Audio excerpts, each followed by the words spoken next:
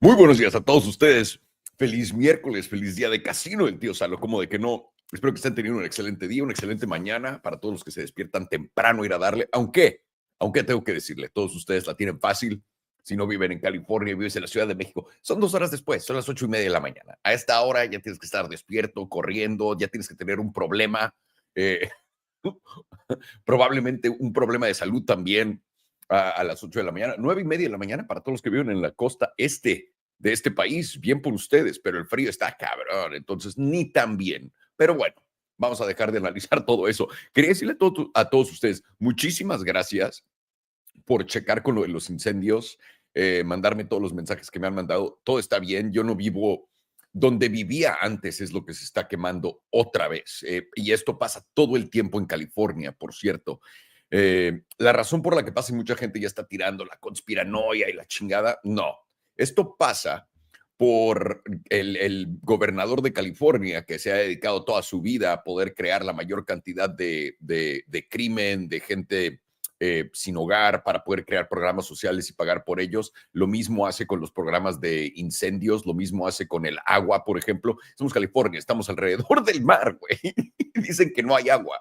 Entonces, esto básicamente son como partes de cómo se maneja California y simplemente es un negocio.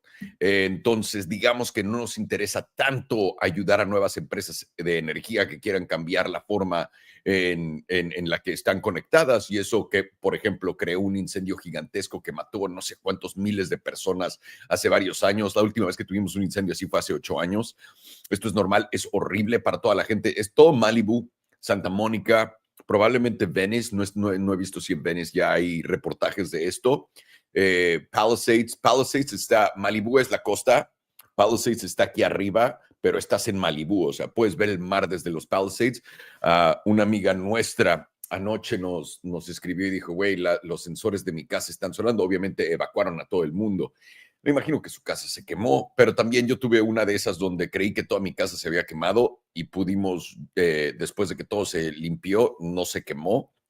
Espero que no les haya afectado tanto. Lo que sí vamos a ver que gente en California somos grandes fanáticos de hacer es llevar nuestros coches estacionados, ponerlos en donde hay un incendio y salir corriendo. Eso te lo juro por mi vida. La mayor cantidad de Rolls Royces en la historia son perdidos así en California, donde los días es que güey, estaba visitando a un amigo y se quemó el coche, que se depreció cabrón y ahora el seguro va a tener que pagar por él cuando nadie más lo quería comprar. Se los juro por mi vida. Si creen que esto es palo, se los juro por mi vida. Eso es lo que está pasando. Ahora, entonces, todo bien de este lado. Vamos a ver qué podemos hacer, cómo podemos ayudar, si podemos llevar algo, si podemos ayudar a animales. Yo creo que eso es de lo más importante. Si estás en California y tienes una camioneta grande y tienes donde guardar animales, yo diría que eso ayudaría bastante. O si tu tirada es, güey, voy a traer a gente a mi casa o lo que sea, ¿no? Ayudar es ayudar, cabrón, en cualquier forma que se pueda, y no te voy a decir que está bien, que está mal, que vale más, que vale menos. No soy de esas personas que dicen, solamente donó ese güey, bla, bla, bla, para el cáncer. Sí, gente. Ok, con eso dicho y hecho, que estamos a salvo y que todo bien, todavía existen estos vientos, están fortísimos. Vamos a ver cuándo se detienen. Hoy salí en la mañana a mi caminata de las 4 de la mañana, me arrepentí a la mitad, me regresé. Está cabrón el viento. Y eso que no es nada aquí comparado con la ciudad. Y también estoy como en una burbujita donde estoy encerrado, no me pasa, el viento fuerte está arriba y el viento fuerte está abajo. Estamos justamente en un lugar honestamente bastante chido en ese sentido. Ahora, hemos llegado a un momento crítico en el mercado y creo que esto es, les he estado diciendo, si ustedes son miembros del Lead Trading Academy y están en nuestro Discord, fui en el Discord antes de Año Nuevo, les dije muy feliz Año Nuevo, y que checaran el dólar y que checaran los bonos a 10 y 30 años, porque aquí está el problema. Aquí está el problema y lo que estamos viendo en grande. La razón por la que estoy fuera del mercado y la que les he dicho a ustedes, y la única razón por la que estamos haciendo trading solamente de diferentes niveles, de un escalón a otro, que es lo único que me interesa en este momento en cuanto a operaciones se refiere en el mercado, es porque estamos en el momento de la verdad. Y este momento de la verdad tiene bastantes repercusiones a futuro. Y el momento de la verdad no es tan claro, no es tan fácil de entender, no es un momento honesto tampoco donde nos están diciendo esto es lo que va a pasar. No sabemos qué va a pasar, pero tenemos que notar una cosa. ¿Cuándo fue, ustedes, la gente que está aquí, cuántos de ustedes se acuerdan cuándo fue la última vez que la Reserva Federal dijo, vamos a bajar intereses o subir intereses y el mercado, los intereses se fueron a lo contrario? ¿Cuándo fue? En 2020 no pasó, 2022 no pasó, 2021 no pasó. ¿Cuándo fue la última vez que vieron esto? ¿Alguien se acuerda? Ni siquiera les voy a dar el dato. Deberían de buscarlo, honestamente. Es bastante épico. La razón por qué les estoy diciendo esto es porque los bonos son el riesgo. Los bonos es el mercado de dinero más grande que existe inteligente porque es, imagínate una vez más, la Reserva Federal tiene 4.3 trillones en bonos, los bancos privados tienen 1.7 trillones de dólares en bonos, los fondos mutualistas tienen, me parece que son 4 trillones en bonos. Son la gente que mueve la mayor cantidad de dinero. No cualquier pendejo puede tener trillones de dólares, ¿no? Y sobre todo, no muchas instituciones, no mucha gente, no es mucha gente, son pocos los que lo hacen. Cuando vemos los bonos actuar diferente a lo que la Reserva Federal nos está diciendo, tenemos que poner mucha atención. Lo primero que les quiero enseñar y quiero compartir con ustedes es, y de nuevo estoy hablando de lo mismo que he estado hablando por un rato, ¿ok? Es el dólar. El dólar, este fue el 2022, donde el mercado estuvo en un mercado bajista por un año, ¿ok? Este movimiento del 2022 fue lo que nos mantuvo en un mercado bajista por un año. Ahora, tenemos este movimiento que viene básicamente de los mismos lugares, porque esto empezó en el 99, este empezó en 99 y acá cuando dijimos, estábamos en el en vivo con Delox y Suriol, dijimos, esto tiene que aguantar, aguantó y nos venimos hasta acá. Si estamos analizando tablas y es la primera vez, por ejemplo, estamos aprendiendo, nos damos cuenta de que habíamos hecho este alto y de ahí hemos hecho mínimos, altos más bajos y bajos más bajos. Pero aquí cambiamos la estructura, creamos este bajo, este es un bajo más alto, barrimos todos estos máximos y estamos acá. ¿Qué es lo único que nos queda para llegar a un lugar importante en nuestra tabla del dólar? Llegar a este máximo, en los 114. Entonces, básicamente estamos teniendo un rally del dólar, una vez más, como en el 2022, y eso causó un mercado bajista por un año. Estamos viendo que el dólar, los intereses están básicamente llegando a niveles donde literalmente este fue octubre del 2023, para que tengan una idea. Desde ese entonces, la última vez que vimos intereses subir a este tipo fue en el 2007.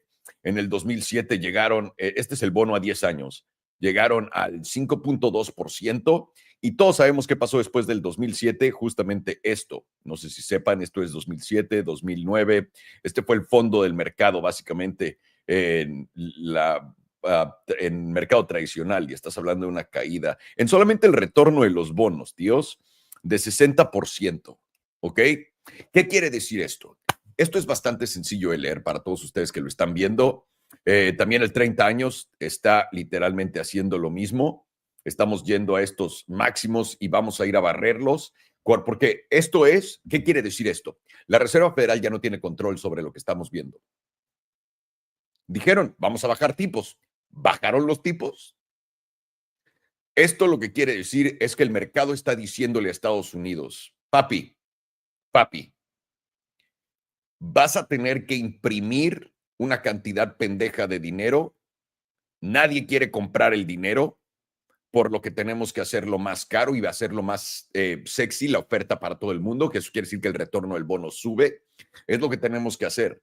Si eso es lo que está pasando y tenemos que refinanciar, este año tenemos 5 trillones de dólares que poner en deuda, porque tenemos que refinanciar 3 y tenemos que crear 2 para cubrir el déficit. Esto es si no van a hacer lo que en Argentina. Si hacen lo que en Argentina, el mercado va a caer de todas maneras. Digamos que nos vamos en esa.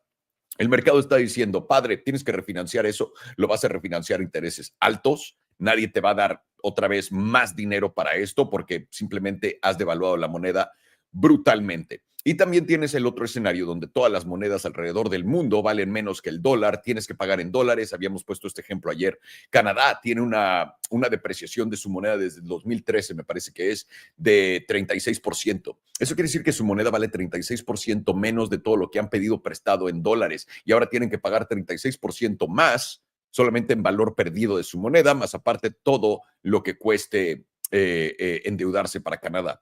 Entonces, estamos en un punto interesante en el mercado donde estamos a punto de quedar literalmente o en la inflación más potente que vamos a ver en la historia. Si creyeron que, no, les dije ayer, si te gustó la inflación del 2020, del 2020 al 2024, la inflación del 2026, porque no va a tomar un año, o sea, no va a pasar instantáneamente, va a tomar un año. El 2026 empezaríamos a ver las presiones inflacionarias y de ahí todo para arriba.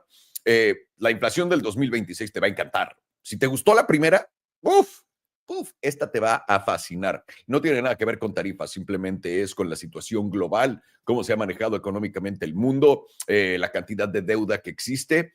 Y es lo que es. Por eso estoy absolutamente fuera del mercado. Por eso estoy solamente tradeando niveles y por eso vamos a empezar este casino con el buen Alex, con el buen Farhan, a darle de una vez con todo para ustedes. Vamos a ver exactamente todo. Ya estamos acá, toda la gente en el E-Trading Academy. Dense una vuelta, aquí está en la descripción.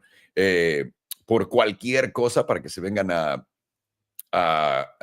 platicar con nosotros y a pedirnos qué tablas quieren ver. Y vamos a darle. Mañana tenemos clase, cabrones. Mañana tenemos clase. Brian Martínez está de vuelta con todo y vamos a empezar. Como de que no, my boys. Good morning. How are you? Good morning, fellas. Doing pretty well. Had myself some rosca for breakfast. Delicious. Fucking delicious. Oh, rosca. Good for you, dude. Those are so good. Mexico knows. Right? They're so good. If we know anything in Mexico, we might not build the best infrastructure. We might not build the best technology. We might be a corrupted country. We might not have enough water for everyone, even though we're in the middle of two gigantic oceans. We might not know how to run a business. We might not know how to run the country.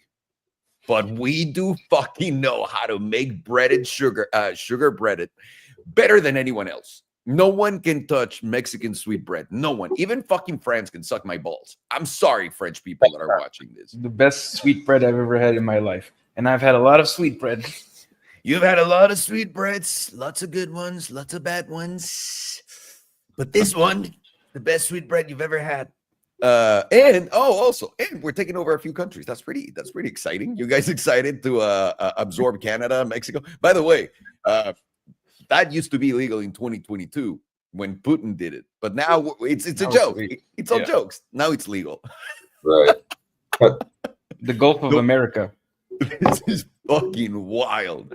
All righty, boys. Of course, Brian Martinez made it back. Apparently, he's back from vacation, and he wants to see that Bitcoin action. Tell me, guys, is he going to go up or down? Because I feel like he could go up or down right now. Yeah, it's going up or down. One or the other. One or the other. There's a 100% chance that it'll either go up or down. Oh, wow. So you're saying that odds are in our favor because we know that. Yes, indeed. Odds are in your favor if your bias is up or down. Get it, son. Let's see Bitcoin. All right, so I'm going to start out with the daily on CME.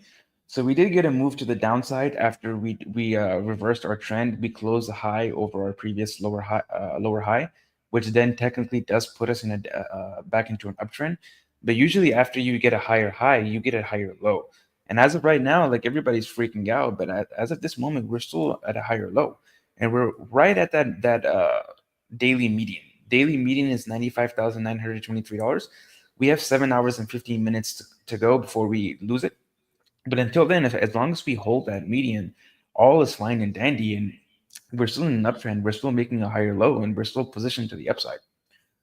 Once you can start, like the point we can start freaking out is if we close in 7 hours, 14 minutes below this median. Then we're likely to continue lower to this 38.2%. Bro, get the fuck off the couch. Bottom 38.2%, likely the 50% down to the 55 EMA, and then that would reverse us back into a downtrend. But until then, we're still on higher low watch and waiting for this, see whether we hold this median or we lose it. And zoom out. Our momentum is kind of currently at a full reset after rejecting the bullish control zone on the first tap around. And now we have this blue background basically telling us that it's at 0% and it's at a reset from going around to the bullish control. And volatility is also at a full reset as well, all the way down to 2.49%. And then we look at our Joule. Joule is still in the upwards posturing, still giving us the light blue cyan buy signal, and it's flipping back up from the bearish control zone. Like we said last time on the last stream, the last time the jewel has flipped around from the bearish control zone was way back here in September, when the price was about like $58,000. And then we did an almost 100% move to $108,000 or $109,000 on CME. So we're getting that exact same type of setup right now, and we still haven't lost the median. So there's not really much to be freaking out about until we lose that median on a daily close. So at this point, we're, like I said before, we're still on a higher low watch. Switch to the monthly. Monthly is right now not the most pretty candle, but we do have 23 days and 8 hours to go, which is an absolute eternity in cryptocurrency land. That's you might as well say on the S&P that we're a year out from our time target, because a year roughly is equivalent to a month in crypto for S&P.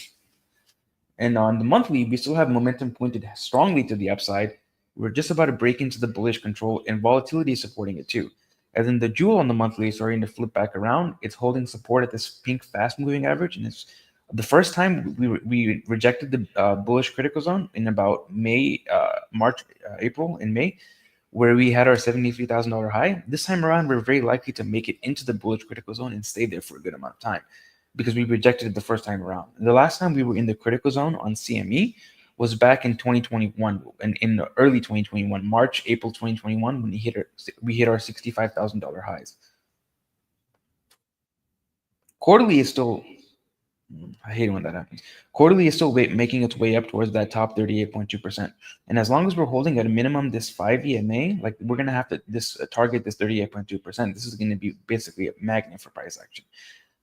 Especially since we have momentum still pointing to the upside, supporting that move, and volatility is at pretty low levels. So once we actually do get to that 38.2%, we're going to start to get volatility flipping up from the lowest level it's ever been on quarterly on CME. That kind of makes it seem like we're going to hit these pretty insane price targets, because above that, we would have the 50%, and the 50% right now sits at $127,800. I don't know about you, but $127,000 for one Chinese Bitcoin seems pretty insane to me. That is pretty good, especially in Greenland. Freedom land now. After we take it over, we're going to call it Freedom Land. On the quarterly and spot, we rejected. Can I say something? I'm sorry. Mm-hmm. Instead of the freedom bullshit and all of that, can we just get like Staples or a company like Home Depot, to name it? You know, like stadiums. Why can we have that? Let's call it Amazon Land. There might be another one though. Amazon might be a little fucked. Nvidia.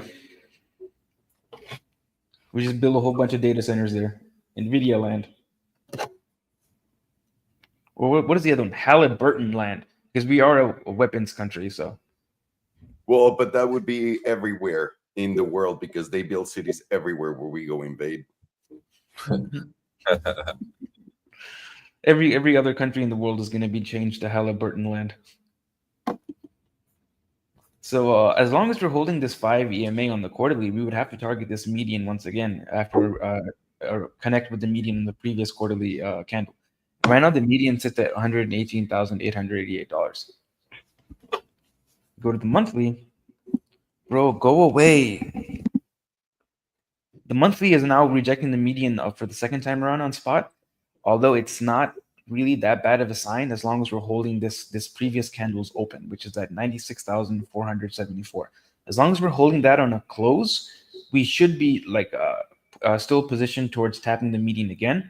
Once we lose that on a close, though, then we would have a 61.8% chance of coming back down to the bottom 38.2%, which right now that level is pretty low, sitting somewhere around $65,500. Momentum on the monthly on spot is still pointing to the upside, with volatility at very extreme levels. It's at 5.68%, only 0.01% more, and it would have been perfect. The 2-week right now is still over the median. We have several closes over the median. We have a close over the 38.2%. Now we're broken back into the 38.2%. This would be worrying if we lose the 5 EMA. If we lose the 5 EMA, then we're very likely to come back down to the bottom 38.2%, which is also around that $65,000 number, a little bit higher at $66,000. But as long as we're holding the 5 EMA and momentum is pointed to the upside, we would have a statistical target of hitting the 50%, which right now is at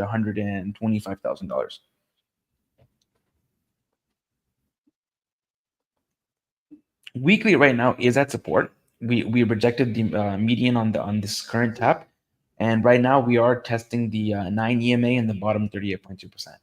This would be a very big cause for concern if we lose this area on a weekly close. If we, that number is right now 91,900, oh, perfect, $91,969. If we lose that on a weekly close, then we're very likely at a minimum to come down to the 21 EMA, which right now is at around $85,000. And this is going to be the area where if we tap this, bulls absolutely have to step in, or else this shit is probably kind of fucked for a couple of months, if not a cycle top.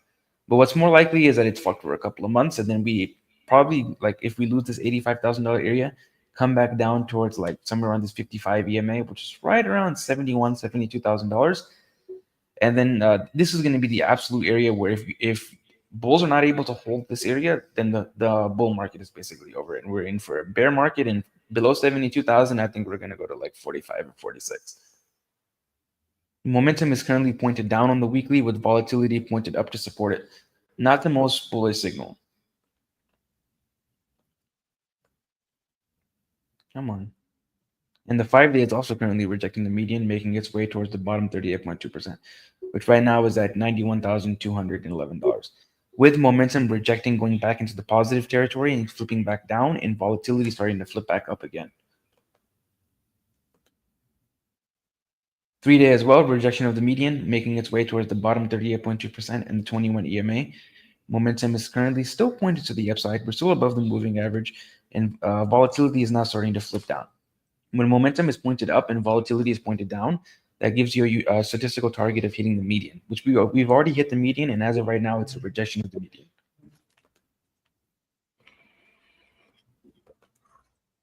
2-day is also rejecting the median, and we're just about to lose the bottom 38.2%. If we lose that 38.2%, we're very lucky to come back down and retest this wick low. Probably doesn't hold because this area has been tested so many times, and we probably come back down somewhere between the 55 EMA and the 100. And the 55 currently sits at around like $86,000, which is very close to that $85,000 area, which absolutely needs to hold. Other than that, we're going to go down to the 100, and the 100 sits pretty low in the 70s. This would be a CME gap fill, because it's sitting somewhere around $78,000, $77,000. And the reason I think it's going to go lower from there is because how many people are looking for that gap to fill? They think they're going to get a perfect gap fill. They're going to get an ultimate entry from the gap fill to generational longs back into the hundreds, like 120, 130. Bitcoin is never that easy. It's going to fuck them. They're going to get an entry at 77, 78,000, and shit's going to drop to 71. So Bitcoin is like the British government, just fucking Yes. everyone, no matter what age they are. It's what the Brits call the cigarette. Or what Cartman calls Harley Davidson riders. Those Harley Davidson riders are the fucking worst. You got any of those in your neighborhood? No. You know what? I was paying attention to this because living in Hidden Hills, which was a really nice neighborhood, and now living here, which is a very fucking nice neighborhood with lots of really rich Asians, like Chinese, Japanese, Koreans. Mm-hmm. Everything is a Tesla, dude. Everything is a Lucid. Everything is a Rivian. Like electric cars now that are in like fancy places are eventually going to be the norm for everyone, because once you get into a trend where rich people are doing something, eventually it's going to happen everywhere. So now I see it more than ever. That's kind of why Tesla originally took off, because the cheapest Tesla you could get at one point was the Model S, and it was like $90,000. Yeah, that was brilliant what he did with that. And on the daily on spot, we are technically under the median. We're about $500 below the median, but $500 is a sneeze when we're at $95,000, like 0.01%, something like that. We still got 9 hours to go. 9 hours. It's not very difficult to push price up by $500 in 9 hours. But if we do lose the median on this daily close, then it's going to be a little bit worrying. It's going to be a little bit more cause for concern, because with our volatility right now at such extreme lows, momentum is going to break down into the bearish area, and volatility is going to flip back up.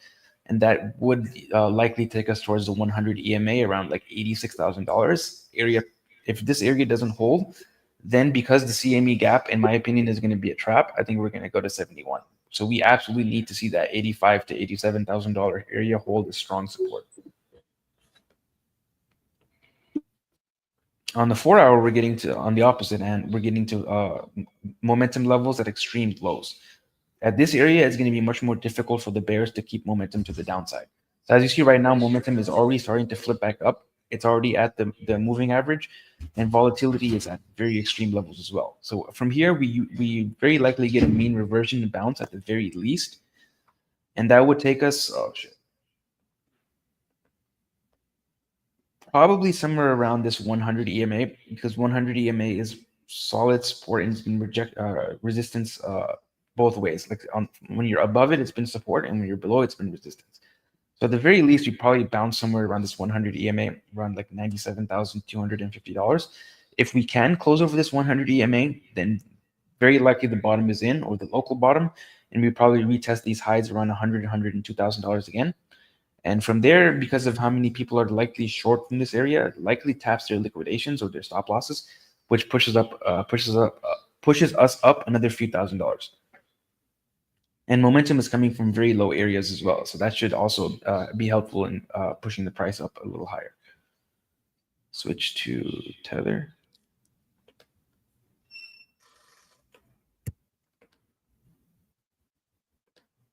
Tether right now is at support, so this is the logical area for a bounce on Tether, and we are forming a little bit of a hammerhead because we're forming it on a downtrend.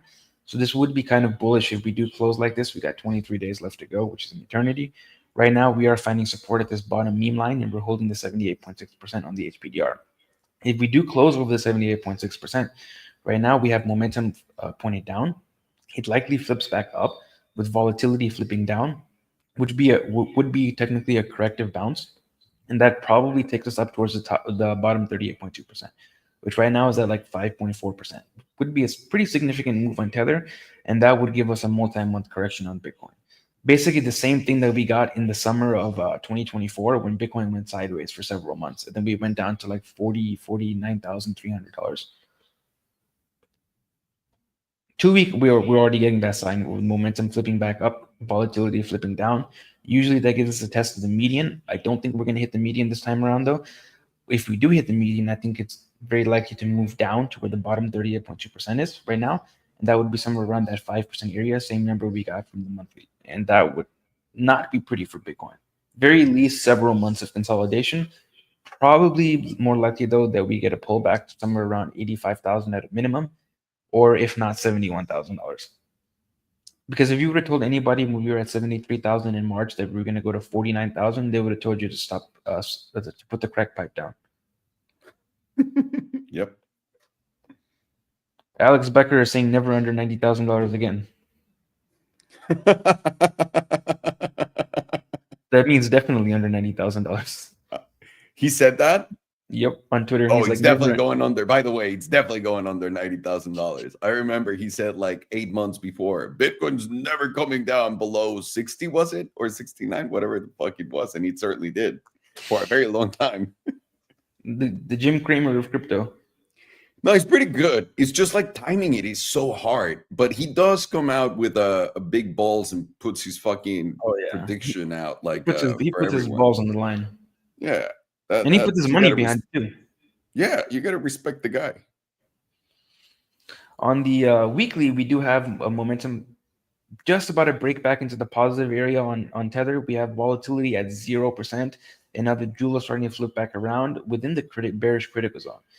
This is pretty bullish sign for Tether right now, because and we're over the median. Median's at 4.21%. If we close over the median on a weekly, that's going to be no bueno for Bitcoin. No bueno at all. It's going to take us at the minimum towards this top 38.2%. And if we close over this area at 4.86%, that's going to be a breakout on Tether. The last time we've closed over the 38.2% on Tether was, let's see, right over here.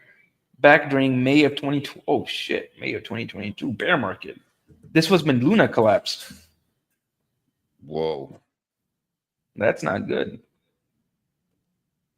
That's on a weekly time frame? Yep. Perfect.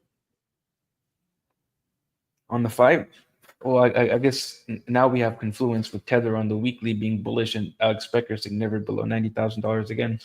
Mm-hmm. What more do you need? On the 5-day, we're already getting momentum. rejecting getting out of the positive area, still maintaining its positive curvature. We're getting volatility starting to tick back up, and the jewel's just now about to exit the bearish control zone. And once it exits the bearish control zone and we get a close out of an exit from the bearish control zone, it likely makes its way up to the bullish control zone. And if the jewel is in the bullish control zone on the 5-day, it's probably getting a decent pump, and Bitcoin is probably getting a decent dump. 2-day is now well within the positive. It's at 13%. The volatility still pointed down. If we close over the median, which right now we are slightly over it, median's at 4.13%, volatility will start picking back up, and it's going to support momentum to the upside. And that likely takes us at least to the 55 EMA and this 50%, probably higher. This is at 4.55%, but this would be a minimum move. But what's more likely is that we come up to tap the 200, which is right now at 5%. This would still be a lower high. Like the trend would not shift. But in the meantime, you would get a pretty nice dump on Bitcoin.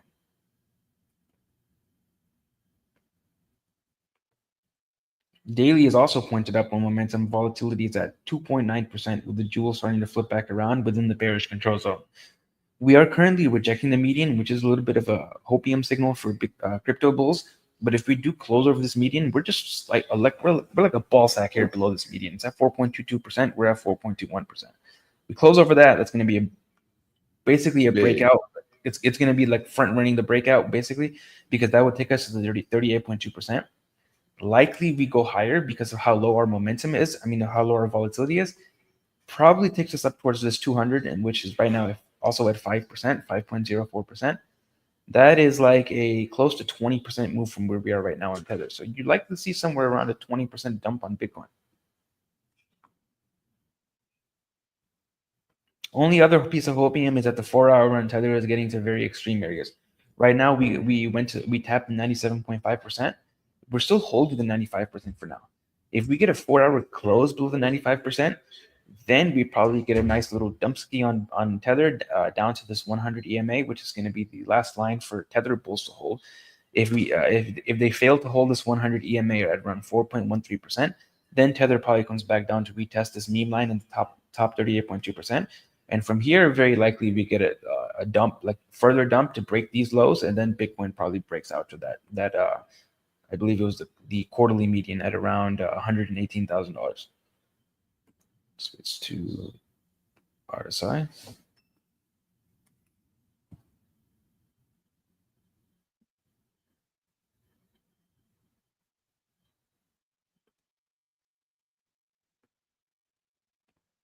So we got that quarterly hidden bullish divergence on Bitcoin.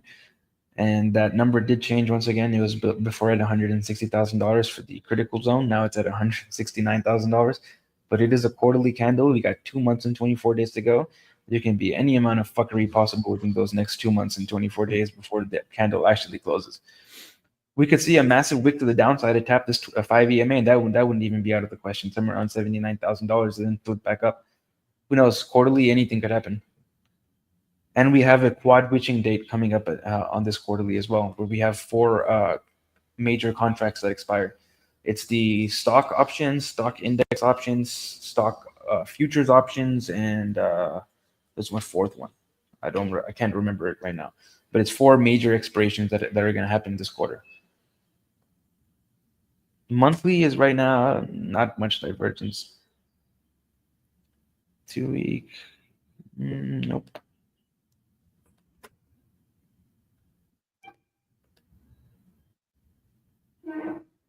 Oh, not nice. No bueno. 3 days Bearish now. divergence, son. 3 days now putting in a third drive of bearish divergence, with volatility expanding from extreme lows. If this divergence does confirm, it, we'd have to close below this number here, 97,283. That would very likely take us towards the edge of the bearish control zone. And right now the bearish control zone sits at 78,844, which is right around that CME gap fill. And very likely we end up going lower, because at that point we're going to probably come back down towards this 100 EMA, because we would have lost the 55. And that 100 is right there at $71,000. So $72,000. I'd say don't worry about it. Becker told us already we ain't gonna see under 90,000. That's for sure. So I guess we can just 100x long from here. Yeah, of course, Guaranteed. Contact Alex Becker for refunds. 2 day is also about to put in many drives of bearish divergence with volatility is just about to start picking back up. That takes us to the bearish control zone, which right now on the 2 day, the bearish control zone sits at 89,585. But since we would have lost this 21 EMA with the volatility expansion, probably come back down at a minimum to somewhere around this 100, which right now is at $78,000, which would have been the target of our 3 day bearish divergence. Daily, nothing.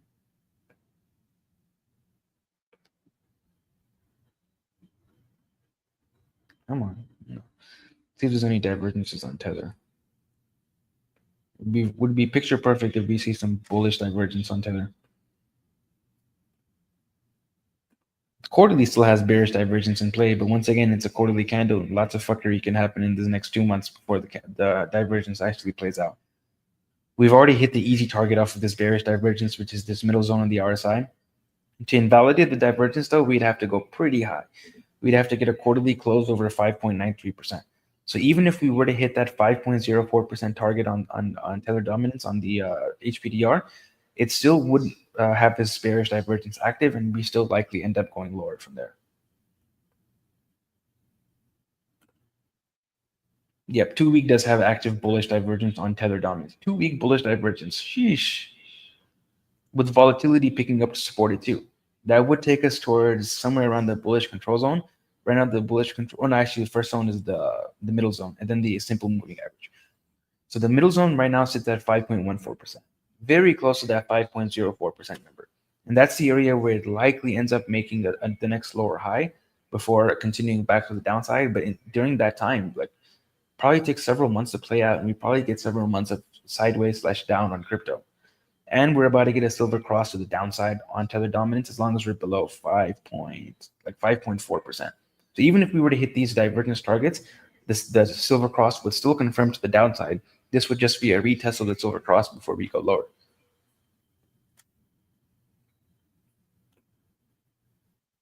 Or Tether bulls just surprise us and send it to the moon.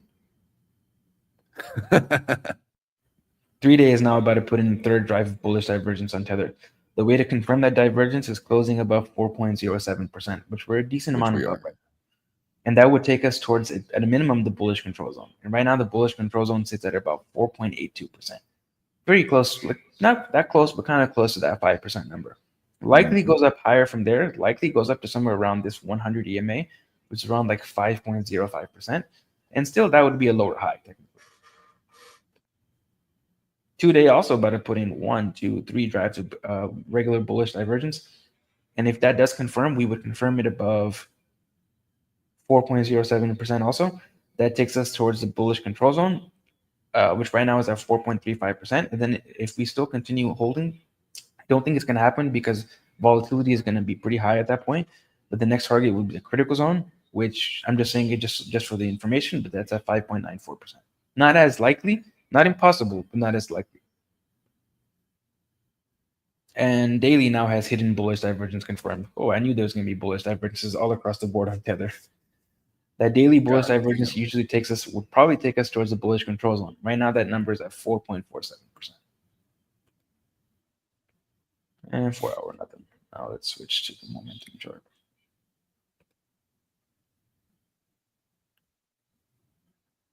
How is this possible? Becker said that we would never go down below 90. He owes me a refund. It makes no sense. Well, we haven't gotten. What if he's right? But and then we look like retards. Yeah, absolutely. Hey, I look like a retard every day, so nothing different. Yeah, I'm not scared of looking how I look. I am an autist, so on the spectrum. Quarterly momentum is still pointed up as long as we're above $60,100. That's not very helpful because that would be a $35,000 drop. And how many people would get liquidated in that drop? Everybody and their mother. Monthly is still pointed to the upside. This gives some credence to what Becker is saying because the monthly pivot is right around $89,850, $89,900. So $90,000 area to $89,000 should be very significant support because that's what it would take for momentum to flip down. But he's not right though, because 89,850 is technically below $90,000. That's right. If we want to get really literal. Hey, everybody on the internet is very literal. Oh, even beyond even literal. even if it goes to 89,999, people are gonna troll him saying he was wrong. Absolutely. 2-week is now pointed down, and if this does confirm to the downside, this Hamas setup is going to be invalidated, because that would be the first time momentum has flipped down in the 2-week after we had this setup. And the pivot right now is $101,200, 101,000. Let's say 250 to be safe. If that does flip down on momentum, then we likely test the edge of the bullish critical zone, and from there bulls absolutely have to step in and hold this bullish critical zone, because then if you don't hold the critical zone, you probably come back down and test the edge of the bullish control zone. And this time around, it likely doesn't hold because we held it last time. So now this time around, the edge of the bullish control zone is going to be weaker. And if it doesn't hold from there, we very likely go to the bearish control zone. And that would line up with us getting a test of $71,000 or $72,000. The last time we went down to the bearish control zone on 2-week was in the bear market. Weekly, it's also flipped to the downside. What's giving a little hopium, though, is that volatility is contracting with the downside momentum. And we're going to be pointed down, and we're going to lose the critical zone as long as we're below $105,900. We're about $10,000 below that right now. Not bad. Yeah, not too bad. We can reverse that $10,000 candle in 5 minutes if Michael Saylor presses the market buy button. Bitcoin is the greatest solution of all time. Look at my tiny little hands. Mortgage your house, mortgage your family company. Get small hands. Do it.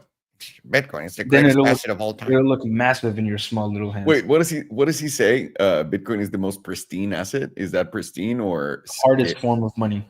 Bitcoin is the hardest form of money. Look at my tiny hands and be distracted. There's only one thing harder than that.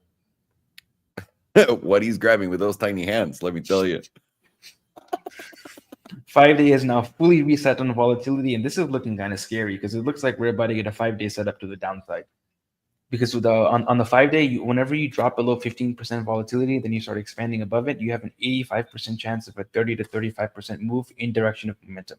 And right now, momentum is pointed down as long as you're below $103,500. So if this does expand above 15%, and we're still pointing down, just for shits and giggles, let's see what 30% down from here is. It takes to about like $65,000, $67,000. Sheesh. Damn. That would bring us right to our monthly pivot, quarterly pivot, which was at $60,000. I don't like that you found like those two together. A little confluence on that downside target. That would fuck the entire crypto market if we go to $65,000. Oh yeah. And that would be very, very, very worrying for me because we would lose the 2021 cycle high. At that point, I would be more in the camp of that we're in a bear market. Well, the 2-day. No, we'll see when we get there. But there's no way. Alex told me that it's not going under 90, so I'm good. Yeah, it's not gonna happen. No way. Impossible. My man Alex Becker knows everything. That's right. 2-day is now starting to flip back up on momentum. A little bit of hopium. We're rejecting the bearish critical zone, and we're going to be pointed to the upside as long as we're above $94,000.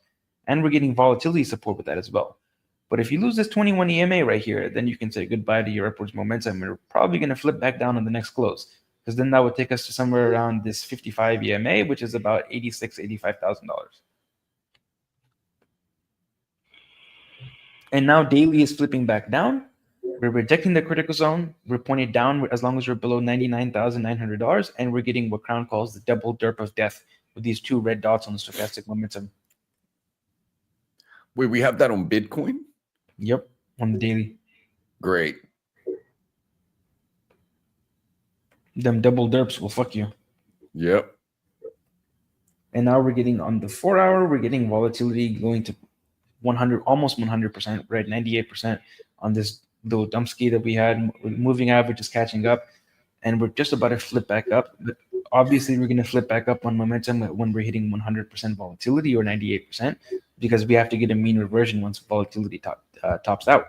And we're going to flip up as long as we're above $95,035, $95,040, which we're like not even a ball sack here.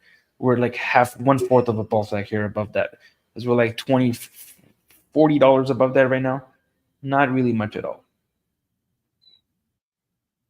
2 hours already getting volatility contraction with momentum pointed to the upside, and we're still within the critical zone, and we're going to be pointed up as long as we're above $94,950, $95,000.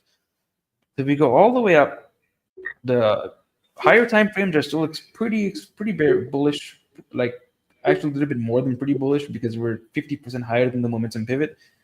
We still have our bullish divergences active, but if you go on to the lower time frames, now Bitcoin is building some bearish divergence. Tether is building bullish divergences and hidden bullish divergences. Momentum is flipping to the downside with volatility expansion on Bitcoin, and momentum is flipping up on Tether with volatility expansion. It's looking kind of bearish. It's looking like we're probably about if we lose our current low of this week, we're probably going to go back down to like $86,000. And if that area doesn't hold, I don't think the CME gap is going to hold around 77 to 78. I think we're probably going to test somewhere around 72 to 73 minimum, if not 71,000. And from there, if it doesn't hold, then it's likely the bull market is over and we go down to like $46,000. We all cry. We get new jobs. Life goes on. And then McDonald's gets another $2 billion of free advertising. And you know that they will. So Alex, tell me how are we not going to lose $90,000, and then how are we very bullish? Yeah, you got the same name as Alex. Oh yeah, I know. That's the in a way, you got two Alexes here, basically. Yeah. I mean, I will be honest. It is looking pretty, not the best for bulls right now. But the hopium is we had a trend shift just 2 days ago. So we were expecting when you make a higher high for a higher low to be formed. Now, the concerning factor on this scenario is the fact that we're not holding that $95,500 level. It's a pretty major zone for Bitcoin. You're going to need to see that close essentially above that today. Like Farhan said, it's only a few $100 away. So, that definitely still can occur when we have 8 hours left in this daily. But if you start losing this zone, well, what's going to happen essentially is you're going to lose that daily median, something we reclaimed back in January 2nd. And at that point, then, bears are going to have more control. We're falling under that EMA 34, kind of the last stand for, in my opinion, for bulls to hold before going all the way back down to that EMA 100. We see here at the bottom of the 38.2%, right at 92,300. So how I'm interpreting this now is, if we don't essentially hold this bottom to 38.2%, you really do run the risk of breaking down and shifting this trend into a downtrend, causing this big pump up to just merely be a bull trap, essentially. What bulls really need now is for this, for Bitcoin now on the daily to actually get a bounce, preferably on that daily median, where then we quickly get reclaimed back above 95.5 before the daily closure. And then we can just say, well, we're back inside this range where support's at 95.5, resistance at 99,300. And we can then make the argument that Bitcoin will be, trying to grind out some kind of higher low. It's a higher low, in my opinion, even if we lose this daily median, until we actually break 91,500. I do think the 2-day shows it nicer. If we start breaking this wick low here, you're really then going to run the risk of us breaking down a lot more. And at that point, I don't see why we wouldn't test that daily EMA 100, which is sitting right around, $87,000. This will keep moving up. Ideally, it matches more around this, right around this 61.8%. The mean line, it moving up closer to that 88,600 level. So I agree, bulls are really going to need to step in like today, or they're going to run the risk of us getting a deeper pullback, after a trend shift here. The ideal, most easiest scenario would be, we just get a bounce from the daily median. This is a daily median retest after reclaiming it on January 2nd. We have volatility still firing off. So once bulls actually take control and start bidding this, we should see a move back up to 100,000 fast, assuming this area holds. If not, then yeah, I mean, my next level is right around closer to the low 90,000s. And at that point, you are really just testing the next higher low on Bitcoin. Shifting that down and breaking the uptrend that just formed would then mean that this was just a bull trap. And unfortunately, then this volatility expanding would be expanding to the downside, most likely then giving us that move to the 80s. Meaning, Alex probably isn't right, and we actually do lose 90s. Who would have guessed Alex being wrong? So that's on Bitcoin's daily. It's going to be really crucial for us to actually get a bounce. And why also there's confluence to this is because if you look at Tether dominance here, you can just see, okay, well, we did SFP that 4%. We got back above. We've rallied up. We've reclaimed that daily 9. We've back tested it. And now what we see is we are testing that daily median. An area we've lost, right? Bitcoin reclaimed it in January 2nd. Tether dominance lost it in January 2nd.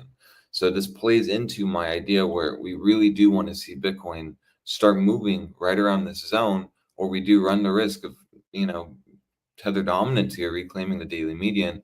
And then next, that would give us the next target closer to 4.37%. But at that point, if we're back above the EMA 34, an area where once Tether dominance does reclaim, we do like to just move quickly to that EMA 100, as we saw here. Slight front ran, came down, then we broke down. Reclaiming the median on top of the daily EMA 34, to me, would be the first area would be the 38.2%. But then the second most important would be that daily EMA 100. But at that point, if we're breaking the 4.37% to the upside, we do run the risk of Tether dominance actually breaking out. And then, this EMA 100, depending on the reaction, could just be a short stop for Tether dominance before trekking up to that 4.69%. An area we have been talking about for a while now. We can see here in December 20th, we never really reached it fully. We slightly front ran it before the major rejection down. So, this is really going to be the spot where bulls are going to want to take control. On Bitcoin, bears need to take control here on Tether dominance. We see the 2 days also closing.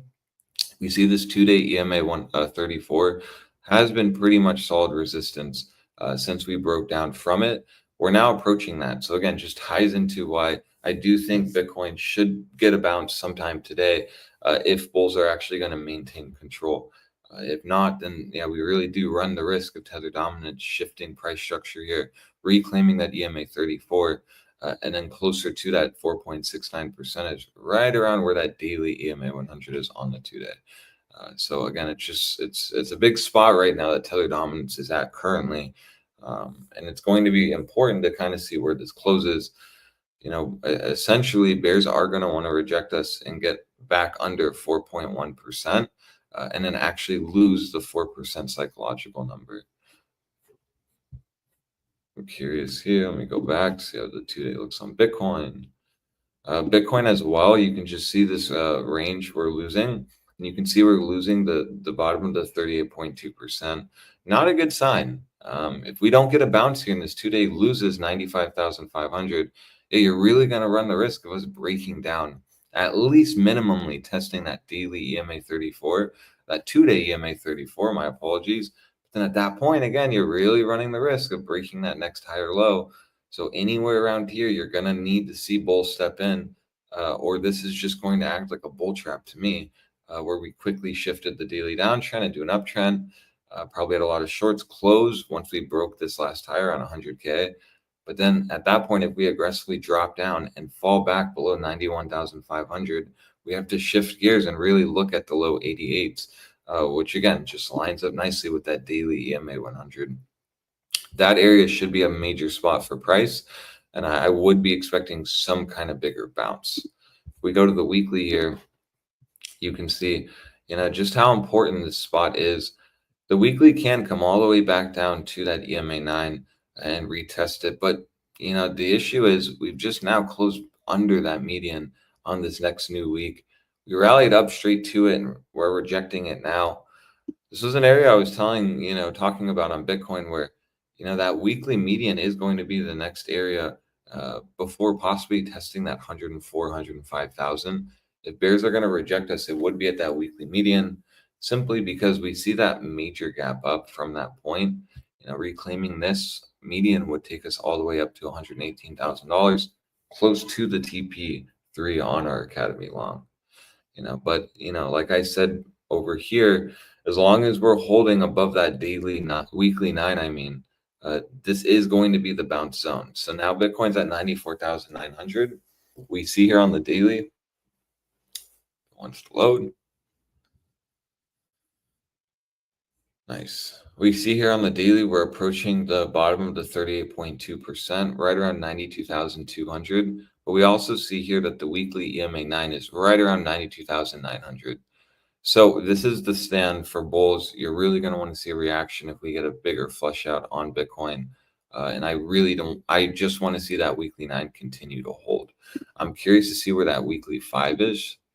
And we are falling under that. So that is just something to take note. But Bitcoin, bears are really going to try to break this next low on the weekly. Of doing so, then this is going to start really looking like a weekly downtrend, with this being the next lower high. But I'm still hoping and on the camp cautiously bullish that bulls are going to step in here soon, and this will just be nothing merely but a higher low on the daily, something we all were expecting. The hard part with higher lows, especially with trend shifts, is just trying to catch where that higher low could be formed. And as it stands now, especially with where Tether dominance on the daily and Bitcoin on the daily, I want to see this actually get a bounce now. We can go all the way to 92,000 region, like I just mentioned, which would test that weekly 9. But then again, it would have to be like a quick flush down, and then today daily would need to close back above 95.5. If we start closing dailies under 95.5, then we have to shift gears and start looking at that area as resistance, corresponding right where that daily median is. And then next level would be closer to 88,000, if not all the way down to 87.3. So it's a pretty crucial daily close today for Bitcoin, if you are a Bitcoin bull. But I will just say, the trend is still up freshly. So you are going to want to find potentially an opportunity for a higher low, but just be aware of that, invalidation, which is basically breaking that $91,500 level. The 5-day is still giving us that setup. It's now on extreme reads on volatility, 0 read volatility read. And this can stay, on extreme lows for a while. But the 5-day kind of ties into what I'm saying. You're going to want to see a bounce here soon, or you're going to run the risk of this 5-day EMA 9 getting lost. And at that point, if the 5-day EMA 9 gets lost here, that hasn't happened since, let me just double check that. Yeah, hasn't happened since July, late July. You can see we were under it pretty aggressively. Once we popped back above it, we essentially held it here. So you're going to want to see this continue to hold. It's very simple. A level that's just been holding since the reclaim that occurred in September of 2024 has been just solidly holding. We did quickly lose it here now that I'm seeing, but it did get quickly reclaimed. And so now what we see is we are retesting it again. Losing this 5-day EMA 9 really does run the risk of breaking these lows. This will then just be nothing more than a quick SFP on the 5-day. And then we even see that median on the 5-day is now solidly rejecting us while putting in a pretty nasty 5-day candle, just solidifying the bull thesis, the bear thesis on why this could be, the next lower high in the making, assuming we do end up breaking this next low that was formed on December 26th. The 5-day posturing of that 38.2% is interesting because really quickly, if we start losing this next low here, we're most likely going to break down just simply based on that trend shift, would be an invalidation of it. But most importantly, we see that we'd be losing the blue zone. Anytime we lose the blue zone, we often get big moves, either up or down. We see here, once we lost the blue zone, that actually gave us a 55% move. We see in this consolidation, 5-day volatility was, fairly low. It wasn't until we actually lost the blue zone where we got that breakout, where we moved up 55%. Now what we see on Bitcoin is we have even lower volatility. I'm curious just where a 55% move would take us, because why not? Let me just see. Yeah, that would be pretty detrimental. I mean, I don't see why that would. God damn. But we do know that the By the 5 day way, statistically does. I'm sorry, just as someone that's just learning this fucking thing, I see that we also Yeah. lost the median for the first time in that whole move. This is the first time we are below. We lost it on that red candle that you're pointing at, and then there's been 1, 2, 3, 4 closes, and this one seems to be the rejection. And Good that point. hasn't happened in a while. Yeah, good Is point. there And so anything that to could look have at? Mhm. that could just give us more what is it, presence, or that could at least give us the vibe of, okay, well, if we're losing that median on the 5 day, which is a great point. I didn't even notice that. We've been solidly above that since September, essentially. Losing that and rejecting it really does then have a leery vibe that this 5 day EMA9 will get And lost. the best part about the HPDR is that it gives you statistical numbers. So if you reject that median, you have a 61.8% chance of hitting the bottom 38.2. Yeah. And that is right around 90,700. Hey, maybe 90,000. Alex Becker will be right. Yeah. Yeah, exactly. I mean, so and at that point, that'll be pretty detrimental. That's why bulls are going to want to get a bounce here, or they run the risk of this EMA9 not holding and then falling through that, testing the lows here. Testing the lows are really going to greatly increase the chances of us breaking down. You have a lot of bulls trapped here at 100K. You have a lot of uptrend bulls bidding, trying to find the higher low. And that's why these bull traps can be very, trappy, because it takes us 5-10 days to come all the way up to this point, only for one 5 day candle to just erase all that move. Losing the 5 day EMA9, would give us the next target closer to 87,000, which is right around where that daily EMA 100 is currently. Excuse me. We also will run the risk of us shifting the trend down.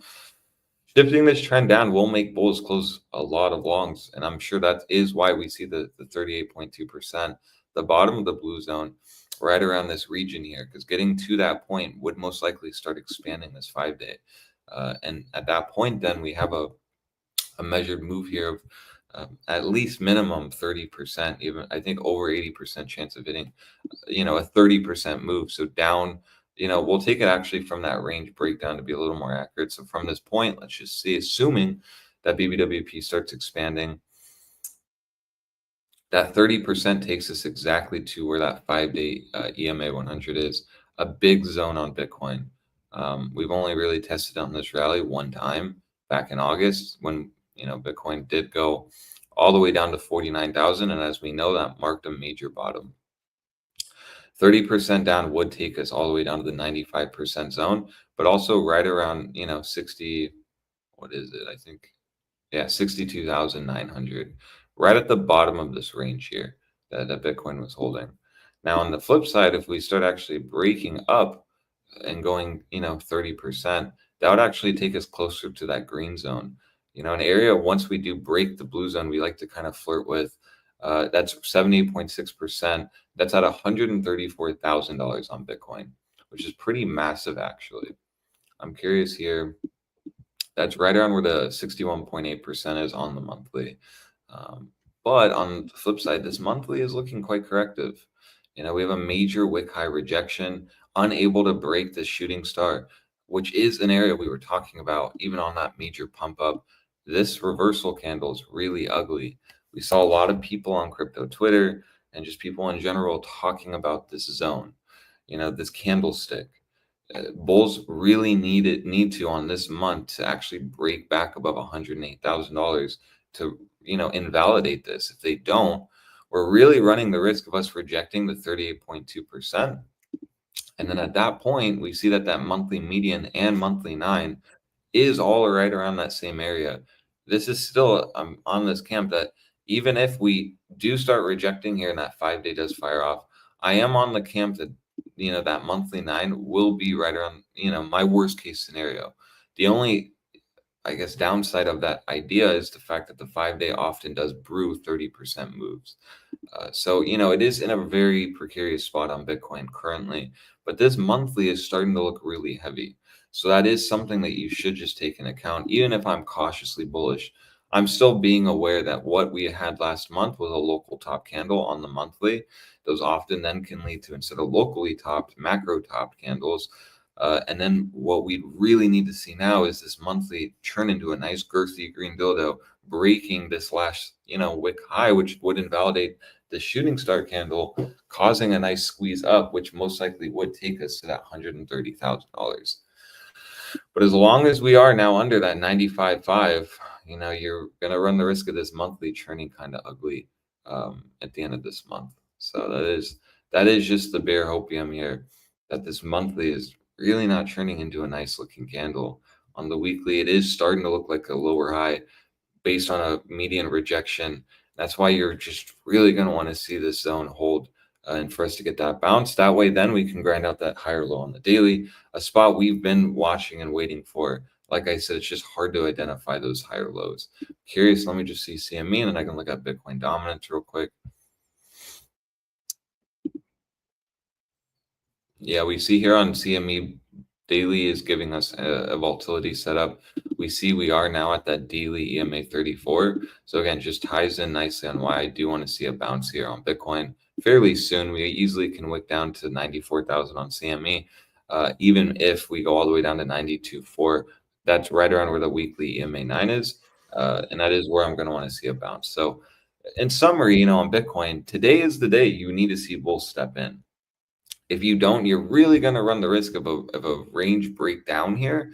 And then at that point, the mid 80s aren't going to really seem that crazy anymore. And this will just be nothing more than a major bull trap. So you're really going to want to see bulls step in here, if not maybe a little lower, around 92,900. But at that point, I mean, you're again just going to want to see that happen, or we're going to run the risk of, Tether dominance reclaiming that median. And then from that point, even up to the 38.2%, still would be a 3% move on Tether dominance. Pretty big so far, because this only really does like to move 3 to 5% on those big spike up. So a 3% move up, I wouldn't see why we wouldn't test the daily EMA 100. So again, just going to be really crucial for bulls to step in here. On Bitcoin dominance, we're seeing, that 57.3% hold. Like I was mentioning last time, that daily SMA 200 is going to be a big spot for Bitcoin dominance.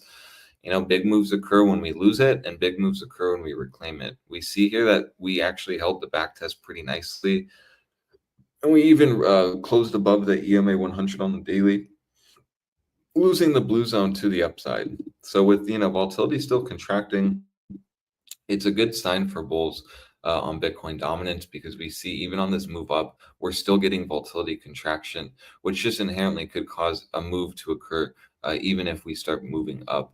The pump up isn't causing volatility to move up, so it's still resetting it, which can be looked at as bullish in my opinion. Bulls are really going to want to hold now essentially that EMA 100 on the daily for an actual chance to pop back above or retest 59.7%. That 59.7% is a pretty massive zone on Bitcoin dominance. We see here that this looks like the next lower high on it on Bitcoin dominance, but even going back above, this zone hitting that 59%, we see the weekly median here hasn't been tested since it got lost in November. We slightly front ran it at this point. So if we do get that busting action on Bitcoin dominance, I am going to be gauging that 59.27% to 59.7% very closely, because this could determine a lot for Bitcoin dominance. We easily could get another move up, hit the median, and then start rolling over. Nothing more than creating another lower high on the weekly. Breaking this wick high will shift the weekly trend. You then want to see the meme line hold plus the median for a chance to actually test these highs and then trek up to the 62.5%. But I'm still going to be on the camp that Bitcoin dominance isn't a downtrend. This is still the lower high. And so any rallies up to this zone, either the 38.2% right around 58.3, or all the way up to 59.2% as major rejection levels. Monthly 9 bounced exactly where we needed to. And this is why I'm still cautious, even if Bitcoin dominance is in a downtrend on the weekly. We want that to bleed into the monthly. And in order for that really to occur is for us to lose that monthly 9. Losing that monthly 9 would give us that next target closer to that 54.5%. Then at that point, you're really testing this wick low, possibly brewing a lower low on the monthly. But as long as this monthly EMA 9 holds right around the 56.8% level, this is still going to act as support. We see on the monthly, we're losing now the top of the 382%, which is what we would need for a breakout. So that is interesting to see that, and it's basing off of it. We see last time we did lose the blue zone on the monthly on Bitcoin dominance. That did essentially take us up, 40, a little over 40% here. And then even losing it to the downside, let's just see from my own curiosity, 51%. So, it's pretty massive actually. And I'm noticing this now that Bitcoin dominance is losing the blue zone in pre-breakout currently. We also see here that Bitcoin dominance volatility is at the lowest read it's ever recorded, essentially. It's just been solidly coming down this whole time for years. We still are coming down, and it's just at the lowest point on this chart. And that is interesting to see because, we would need lots of volatility to actually get an expansion from up here. Breaking these highs on the monthly it's going to be a hard job for bulls, simply because we are still 6% away, pretty massive, and we do see right around breaking that wick high would take us essentially to 62.5%. That monthly EMA 100's never been tested, flirted with on this chart, and so that's going to be the next zone I'm going to be watching very carefully for a rejection or a reclaim. Bitcoin dominance reclaiming this EMA 100 would be pretty massive. At that point, then we really are going to run the risk of us coming all the way back up to that wick high. Rejection, closer to 71%, which is pretty insane considering it's only at 57.9% now. So the posturing on the monthly on Bitcoin dominance is still bullish. We're still above the monthly median. We're still holding the monthly 9, something that's been holding this entire bull market. And we're actually basing off the 38.2%. So, this is pretty important now for bulls to get the expansion from this point. If not, and this actually fills in the bottom of this wick, then we are going to really run the risk of breaking down and actually shifting this monthly into a downtrend while fulfilling losing that monthly 9. But until then, this still has more upside in my opinion, and it looks like bullish consolidation. But even so, I'll still be on the camp that the weekly did put in a lower high here, an area we were talking about. And that's why for me, it's a really easy invalidation for when I know that Bitcoin dominance is in bull mode. Getting anywhere back above the, call it 59.9% level would be extremely bullish for me on a weekly or above. At that point, then, yeah, you run the risk of, right, ETH BTC fully breaking down. The level here for ETH BTC is 366. That has implications for Bitcoin dominance, because if this is under 366, Bitcoin dominance inherently will do well, while other things like alts will just do massively terrible.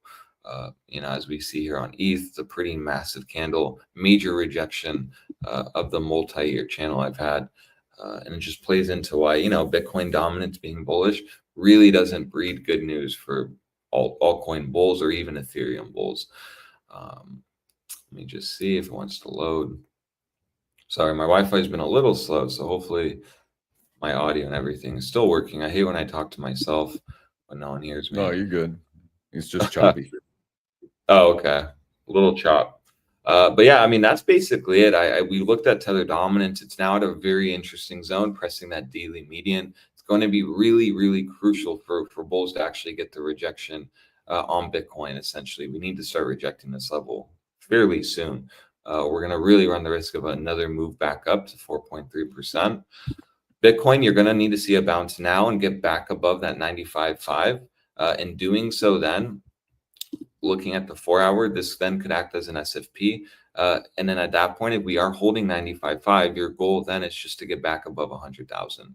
Getting back above 100,000 would, essentially make Bitcoin start looking really good and solidifying that this is the next higher low, because we'd also be breaking the top of the 38.2% and reclaiming this meme line. And at that point, with volatility expanding currently, it really does give us the bias that the 5-day could start expanding to the upside, causing Bitcoin to actually get that bigger breakout closer to that $118,000 level. And then Bitcoin dominance here in summary is looking good. You know, bulls here are going to try to get the bounce that they need off that EMA 100. You're going to simply want that EMA 100 to continue to hold. If it doesn't hold, then this could be the forewarning that we're actually going to go back down and test the estimate 200 right at 57.48%. Right at that point on Bitcoin dominance is going to be a massive level. So everyone should just be gauging that daily estimate 200 in correspondence with the EMA 100. Lose the EMA 100, really good chance we're going to go back to the estimate 200. Lose the estimate 200, then this will really start looking like it's going to start breaking down and going back to this essentially wick low here, right around 56.6%. And at that point, you really do run the risk of, you know, the weekly fulfilling the prophecy, putting in a lower high, and then breaking these next lows for the lower low potential test, currently right around 54.5%. So, you know, crypto today, it's going to be really important to me to get either a bounce if you're a bull or a full-blown rejection at these levels. So it's actually a big decision point today. I'm still going to be on the camp that I am expecting to see a green dildo today. Bulls essentially to trap bears, form that higher low right around that 95.5, and still hold the daily median. Happily, we'll be wrong if we start closing dailies back under 94.5. So that's all I really see on Bitcoin. Need to start seeing bulls get to work, but I'm still cautiously bullish here that we are still grinding out a higher low on the daily. Yeah, possible. Mr. Alex, not Becker. Let's check it out. We have now Rivian and Tesla nexto. Thank you, boys. Fucking Which one? Come on, Bitcoin. Alex, Rivian or Tesla? Either one's cool with me. I can do Rivian. I'll do Tesla. Dunzo. Thank you, boys. Yeah.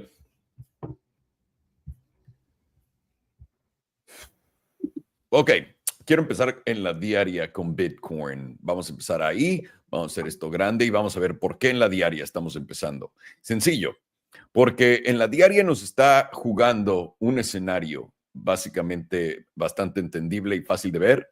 Tienes este alto, un alto más bajo, que básicamente ya jugamos esa jugada acá. Este fue un bajo más bajo y ahora estás en el punto de ¿para dónde vas? ¿A romper este bajo o a romper este alto? Es básicamente en dónde estamos parados ahorita. Por eso no hay tanta claridad con esta caída. Para mucha gente, para mí personalmente, estar arriba de los de esta línea meme en los 98,157 es clave para poder expandir a nuevos altos. Y también estoy viendo que todos mis promedios importantes por acá, el 9, el 21 y el 34, están juntitos en este rechazo hacia la baja. Interesante, lo voy a llevar conmigo. Rápidamente también quiero ponerles el HPDR para que vean esto, dónde estamos situados en esta jugada. La media del canal está en 95,274. Queremos definitivamente cerrar por encima de esto en la diaria, si no la diaria nos está dando el adelantado de lo que viene. Para todos nosotros, sería la parte baja del 38.2% de la zona azul, que nos lleva a 92,777. Lo que ahorita estamos intentando, si somos alcistas, es poder aguantar esto, que sea un bajo más alto que este, y poder continuar llevándonos estos altos en 102,000 y tener mínimo otro chance a poder romper esta zona. Pero atención, puse esta línea meme en diagonal acá. Siempre es bueno tenerlas porque si alguna vez el precio te rechazó una vez, tienes una alta probabilidad de que el precio te rechace y después de continuación. Así que hay un trade bastante sencillo, en mi opinión. Vale, con eso dicho y hecho, y también viendo un segundo. También viendo que la volatilidad había estado expandiendo, pero ahora se está yendo de lado. No tenemos nada en la diaria. Vamos a la mensual. No, a la trimestral, rápidamente. La trimestral, ¿qué es lo que tenemos por acá? Estamos en la trimestral, donde está nuestra media. Estamos siendo rechazados por la media en este momento. Recuerden, todavía faltan 2 meses, 24 días para cerrar esta vela, pero nos gustaría cerrarla por encima del 101,721. De no cerrarla ahí tendríamos una alta posibilidad de ir a la zona baja, a la parte baja de la zona azul que está en $56,000. De nuevo, faltan 2 meses, 24 días, todos tranquilos acá. Lo único que quiero ver en la trimestral en este punto es, uno, ¿dónde está mi promedio del 5? En $77,000, básicamente. La segunda cosa que quiero ver es si hay un cero de volatilidad. La volatilidad continúa expandiendo con el movimiento a la alza, aunque podríamos decir, no, sigue expandiendo bien del punto más bajo en el que ha estado en toda la historia. Así que volatilidad expandiendo, esto tiene cara que puede dar continuación, aunque se puede dar la vuelta tranquilamente la volatilidad, bajar el precio también. Así que por ahora atentos a esto, pero seguimos muy alcistas en este tipo de escenario en el de 3 meses. En el del mes estamos justamente por encima de la media. Habíamos tenido este rechazo el mes pasado, pero estamos justamente por encima de ella. La media, y esto es por lo que es importante esta zona de los 91,233, es donde está nuestra media mensual. De perder esta zona mensual nos daría una alta probabilidad de venir a los 65,325. Obviamente nos podría detener el promedio de las 9, que está en 79,239, que es un poco parecido a donde está el promedio de las 5 en la trimestral, lo que empieza a agregar confluencia. Y también tienes el gap en CME justamente en ese punto de los $77,000, que todo el mundo está esperando ese gran gap, por lo que pensaríamos que si el precio llega a caer, el gap no va a ser la mejor inversión de todas, el gap va a ser una trampa para poder llevarte más abajo. Así que solamente digamos atentos, no hay setup de volatilidad, podemos ver que la volatilidad no está expandiendo, está por debajo del promedio, lo pueden ver acá, así que nada por acá en la mensual. Vamos a ver la de 2 semanas rápido. Oye, Fidel, vamos a ver la de 2 semanas rápido. Estamos a punto de perder este gran setup de jamás que habíamos visto después de 2 periodos de nula volatilidad y expansión. En este momento la volatilidad está yéndose de lado y lo ha estado haciendo desde acá. Es más, ha estado bajando desde ese entonces, que llegó a tocar los 62% el 30 de diciembre. Déjenme pongo esto para ver qué ha pasado después de eso. Ok, nos estamos yendo de lado, lo que nos puede decir que esto simplemente podría ser una corrección y podríamos tener continuación a la alza. Nuestra media en la de 2 semanas está donde nuestro promedio del 5 en la de 3 meses y en la de muy cerca de donde está nuestro promedio del 9 en la mensual.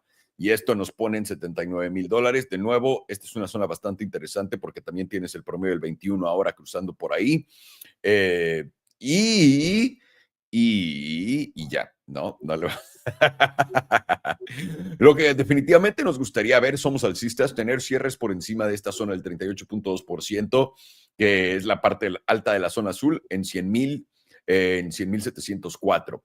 Nos gustaría definitivamente ver. Volatilidad de nuevo está yéndose de lado. En la semanal la volatilidad está contrayendo y atención acá. Pueden ver la media es esta, ¿no? La línea blanca que está siguiendo mi mouse. Y hemos estado por encima de la media desde acá, desde octubre del 2024.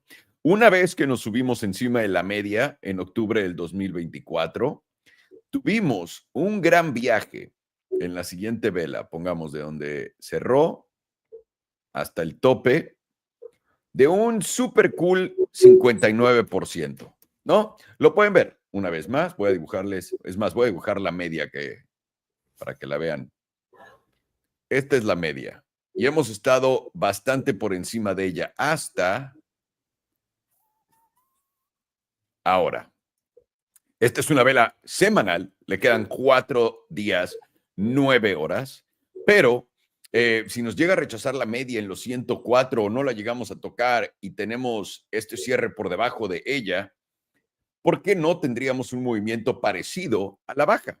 ¿No? Y digamos que lo medimos como en la otra, digamos que vamos a empezar a medirlo por acá arriba para darle, es más, aquí abajo, la parte más baja. Y si lo medimos para abajo, ese fue un 60%. Ni siquiera, solamente lo vamos a medir 30%. Un 30% nos llevaría a $66,000. ¿Ok? Pero atención, una vez más, esta es la primera vez que estamos perdiendo la media. En la de 2 semanas todavía no la perdemos, acercándonos más a la semanal, ya la perdimos y ahora, vean esta. La de 5 días ya lleva un rato que la perdió también. La de 5 días, aquí tienes la media.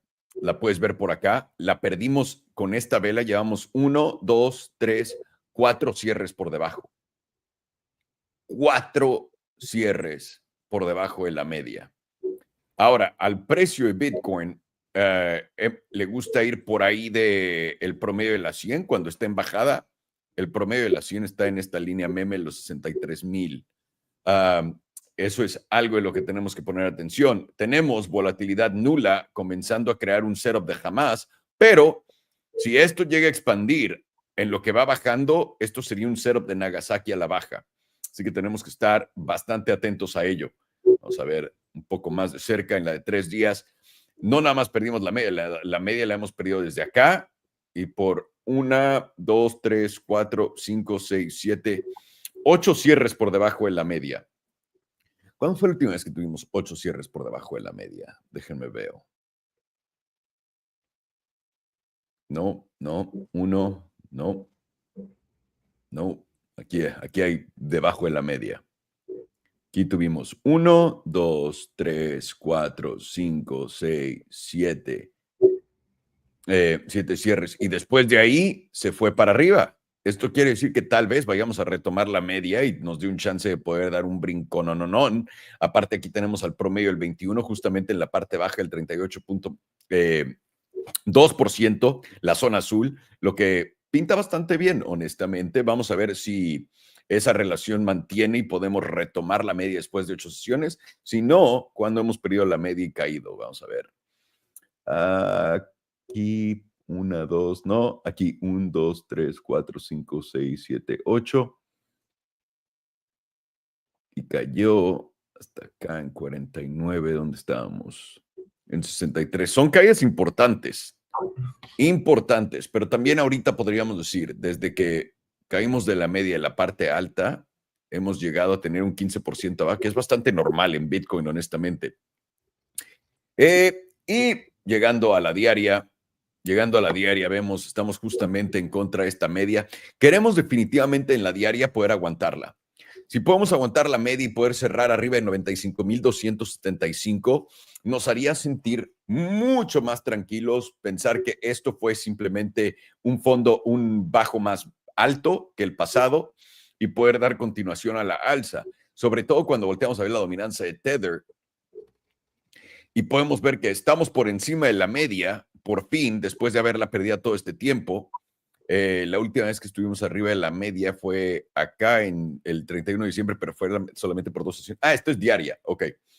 Pero en la diaria es importante acá la relación de USDT, porque si eres alcista en Bitcoin, quieres definitivamente perder esta media. La media está en 4.22. Estamos en 4.22% justamente. Queremos ese rechazo si somos alcistas. Si somos bajistas en Bitcoin y queremos apostarle al otro lado, queremos definitivamente cerrar esta vela en 8 horas por encima de donde está ahorita.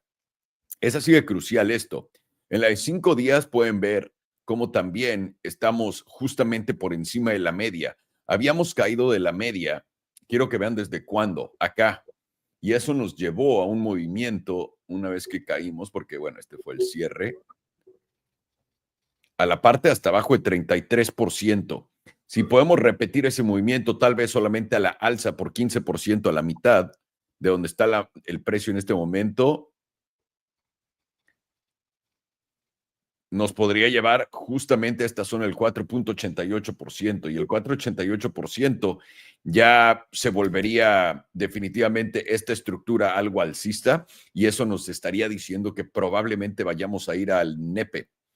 Así que tenemos que poner mucha atención con esto. En la de 2 semanas estamos muy por debajo de la media, pero empezamos a retomar niveles. Ahora vamos a subir al 61.8%, teniendo un cierre básicamente acá, donde estamos, nos va a llevar probablemente al 4.6%, y de ahí nos dé hasta el 5%, un viaje hasta allá.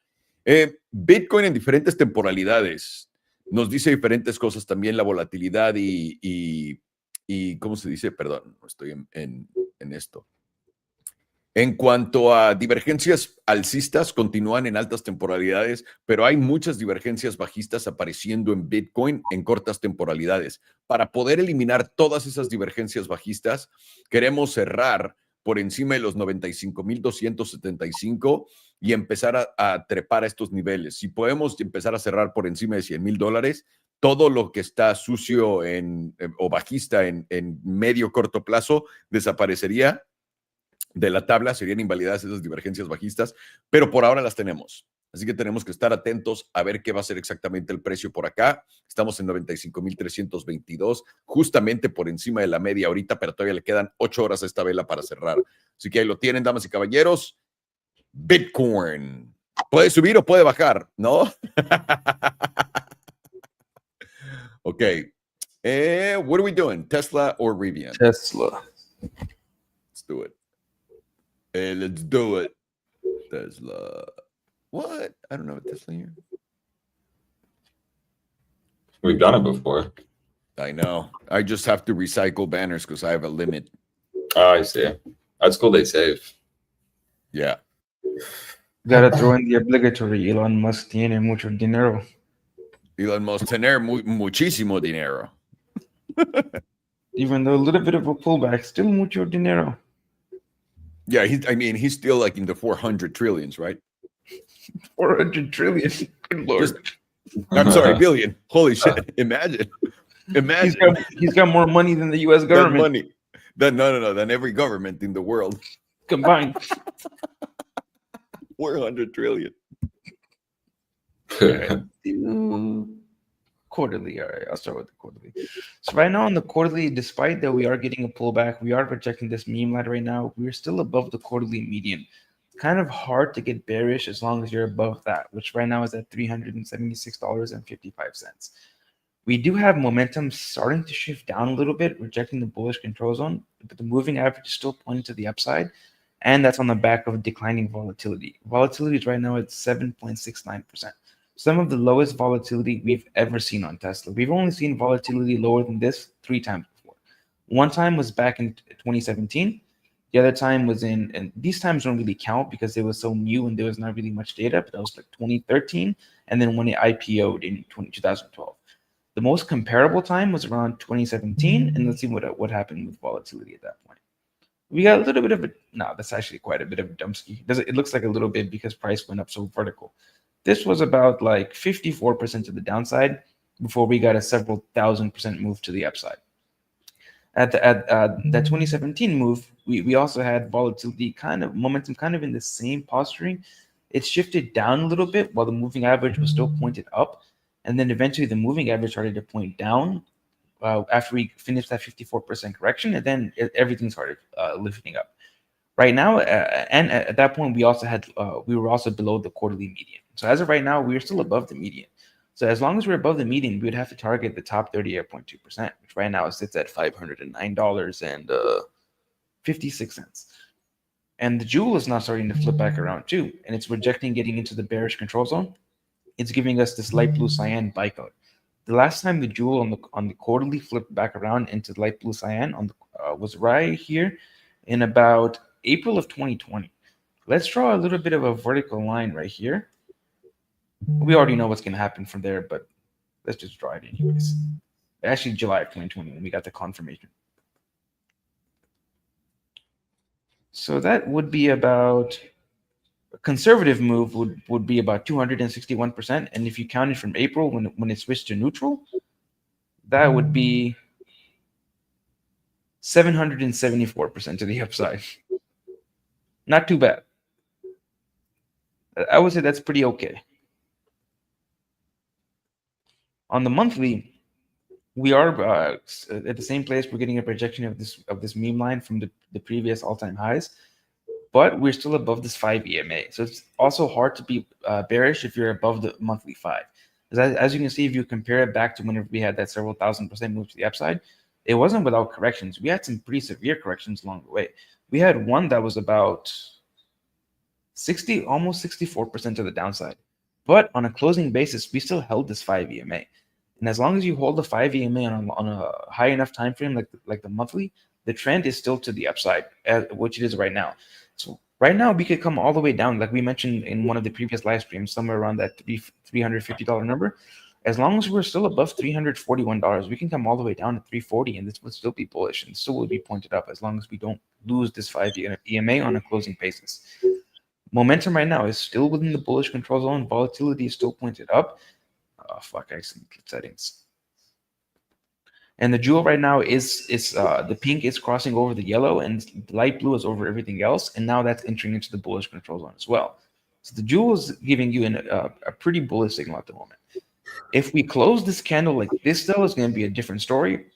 Then we're likely to come back down to retest this 5 EMA at a minimum, somewhere around that and 61.8, which is about $330 to $340.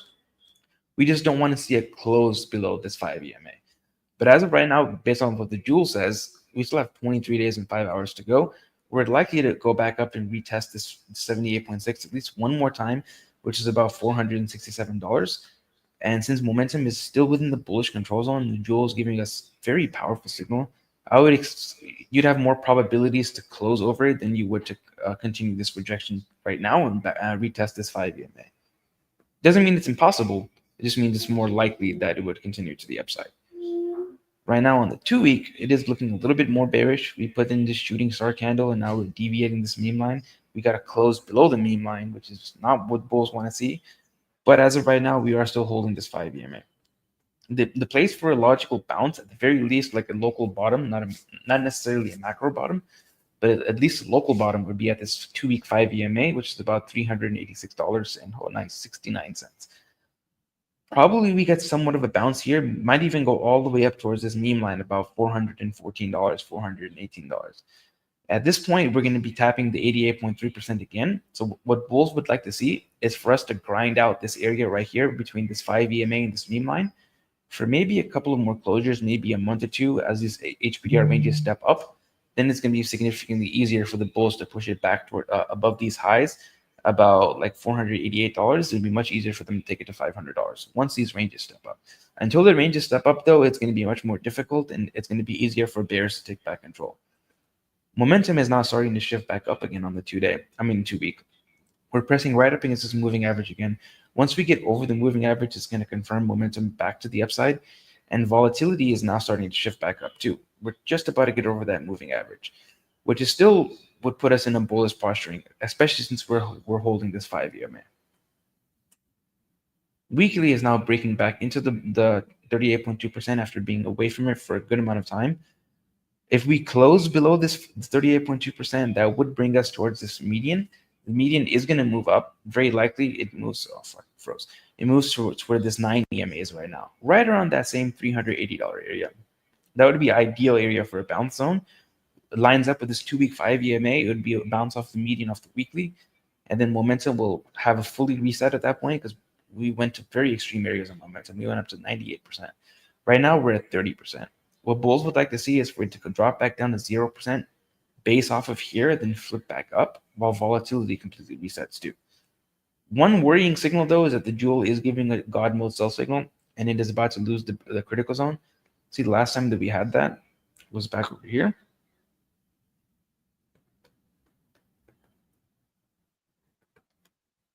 And that led to a pretty significant dump.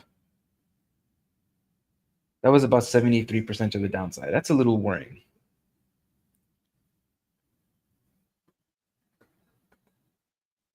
So what bulls absolutely would not want to see is for us to lose this median. If we do lose this median, then we probably retrace this entire pump and come back down towards this minimum to this meme line around like 200 and what number is that? $273, $270.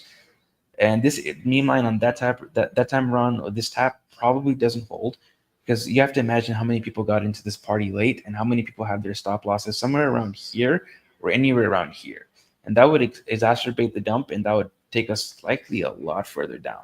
But until that actually happens, it's just bearish opium, because the trend on the higher time frames is still to the upside, and we would have to assume that 2-week 5 EMA and this weekly median would hold until it doesn't.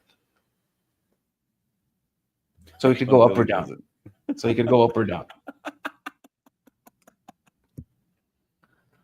The 5-day right now, it's came back down to the top 38.2%, and as of right now, we're still holding it.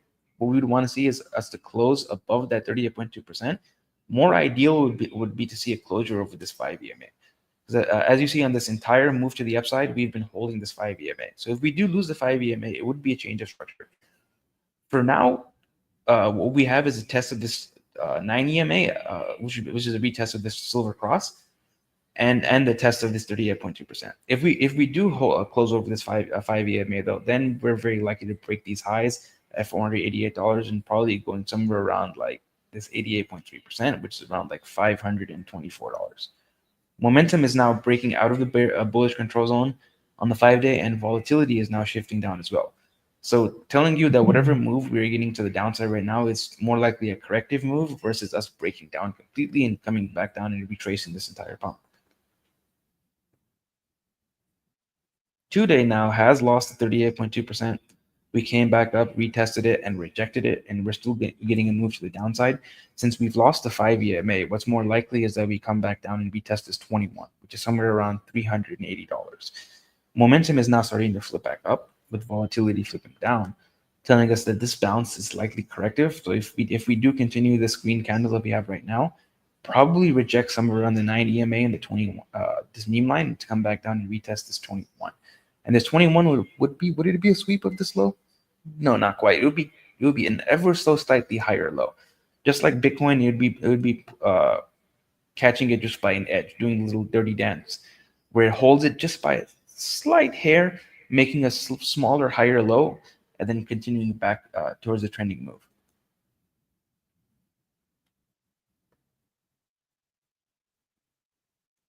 Daily as well is now flipping back up on momentum, with the volatility flips down. Not exactly bullish, but far from being bearish.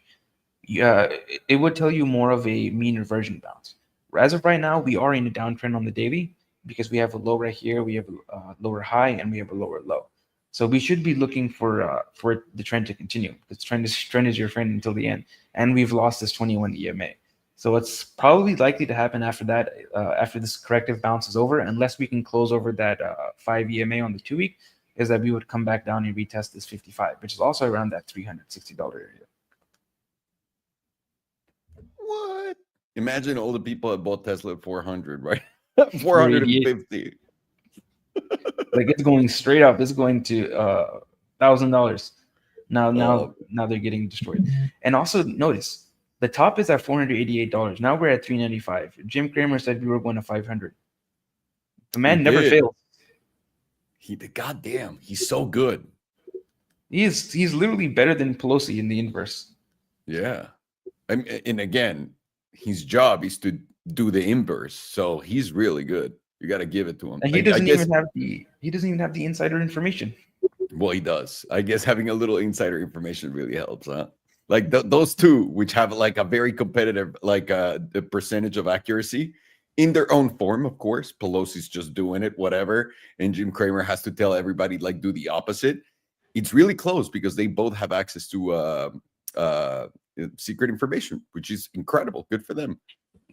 I wonder when that trend is going to shift, though, because a lot of people are starting to notice to just do opposite of what Cramer says. So maybe eventually it'll shift to him being right, because everyone's going to start doing the opposite. Absolutely. And I do think Pelosi is also hiding, or will hide, her portfolio way more. Yeah, it's going to be it'll be a little bit more difficult for her, because with stocks, Congress has to disclose what they buy, but they don't. Well, hang on, son. We've talked about this. There are people that are living trusts, living and walking around trusts, and you give those people anything and all of your money, and those people make all of the operations, and you don't have to say shit. So let us be clear that that's how they're getting mega wealthy. Not what do you think? They're putting all of the corruption in front of you. They're just giving you a little bit, so that you know. Little taste. Yeah, just a taste. On the 4-hour, we have reclaimed this 38.2%. When we're still above it right now, it would be very bad if we lost that. It's around $371. If we lose this top 38.2%, we're likely coming down to the bottom 38.2%.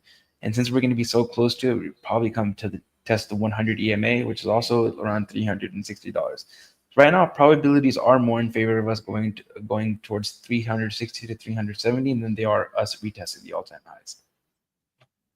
So the RSI. I bet you when Elon saw Jim Cramer say we're going to go to $500, he was like, God fucking damn it. He was so fucking mad. Can you imagine? Probably called him. He's like, buddy, next time shut your fucking mouth. What are you doing? On the quarterly, we still have hidden bullish divergence active, and it would be very difficult for us to invalidate it on this quarterly candle, because right now we'd have to close below about $212.11. Unlikely that we invalidate it on this candle, but on the next candle it would be much easier, because then we'd have to close below $373.04, which is not much farther away from where we are right now. And the volatility is now starting to pick up with the hidden bullish divergence. So if we do invalidate that hidden bullish divergence, volatility is going to continue up, but the move is going to be to the downside, which is then our first target is going to be around this 5 EMA, which is about $320 to $330. Monthly. Is that a higher close? Yep. Technically, monthly does have regular bearish divergence, but it would be a phantom drive bearish divergence. And the way to confirm that right now is you'd have to close below $348.20. Next month, then to confirm it would be a close below $373.04. The jewel right now on the monthly is still pointed to the upside, giving us that nice monthly buy signal. 2 week. Is that a higher high? 436. 47. Yep, so there's no divergence.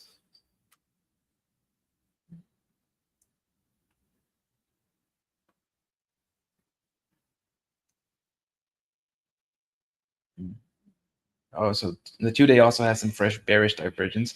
We've already hit the 21 EMA, which would be the easy target. And volatility is still contracting, which is a good sign to see for the bulls, to see the bearish divergence on the back of contracting volatility after hitting an extreme area in the upper 90s. The next target would be, it's kind of unlikely right now because volatility is contracting, but that would be somewhere around the middle zone, which is right about $332, which was that 5 EMA. That would be, like, in my opinion, if we're still bullish, that would be probably the worst case scenario. Worst case scenario, if we're bearish, is probably a lot lower. Well, worst case scenario if we're bearish is 0, but that's not very likely. Probably somewhere around like 270s would be the worst case scenario if we're bearish. Maybe a little bit lower than that. The most worst case realistic scenario. That would be a better way to put it. Got it. But it's still like because I'm looking at this, I would give preference to your scenario where it's going to go to 360, 370 and then bounce from there. Yeah, that's my bias. That goes somewhere around 360, 370 and then retest all-time highs. Check the momentum. Yeah, it's just there's everyone on Twitter is like, I'm buying the dip on Tesla. So whenever I see that and everyone's like really excited and no one is telling Elon how to manage his company, I know that there's the correction's coming. All right. And then when I hear everyone telling Elon that they know better than him, and everyone's like, he should fucking die. He took us all. It's a scam. That's when you buy. It's this, by the way. If you like investing in EVs, you think crypto Twitter is giving you like some insights. You want insights on EVs? Just follow like the normal people on Tesla, normal, and just you'll get literally everything on the market that you need to have without looking at a chart. Literally. And they're probably going to start getting vocal somewhere below $380 to $370. 100%. They're going to be like, we're round tripping, blah, blah, blah. And what I find so hilarious about all those people shitting on Elon, saying Elon is sending the stock price down.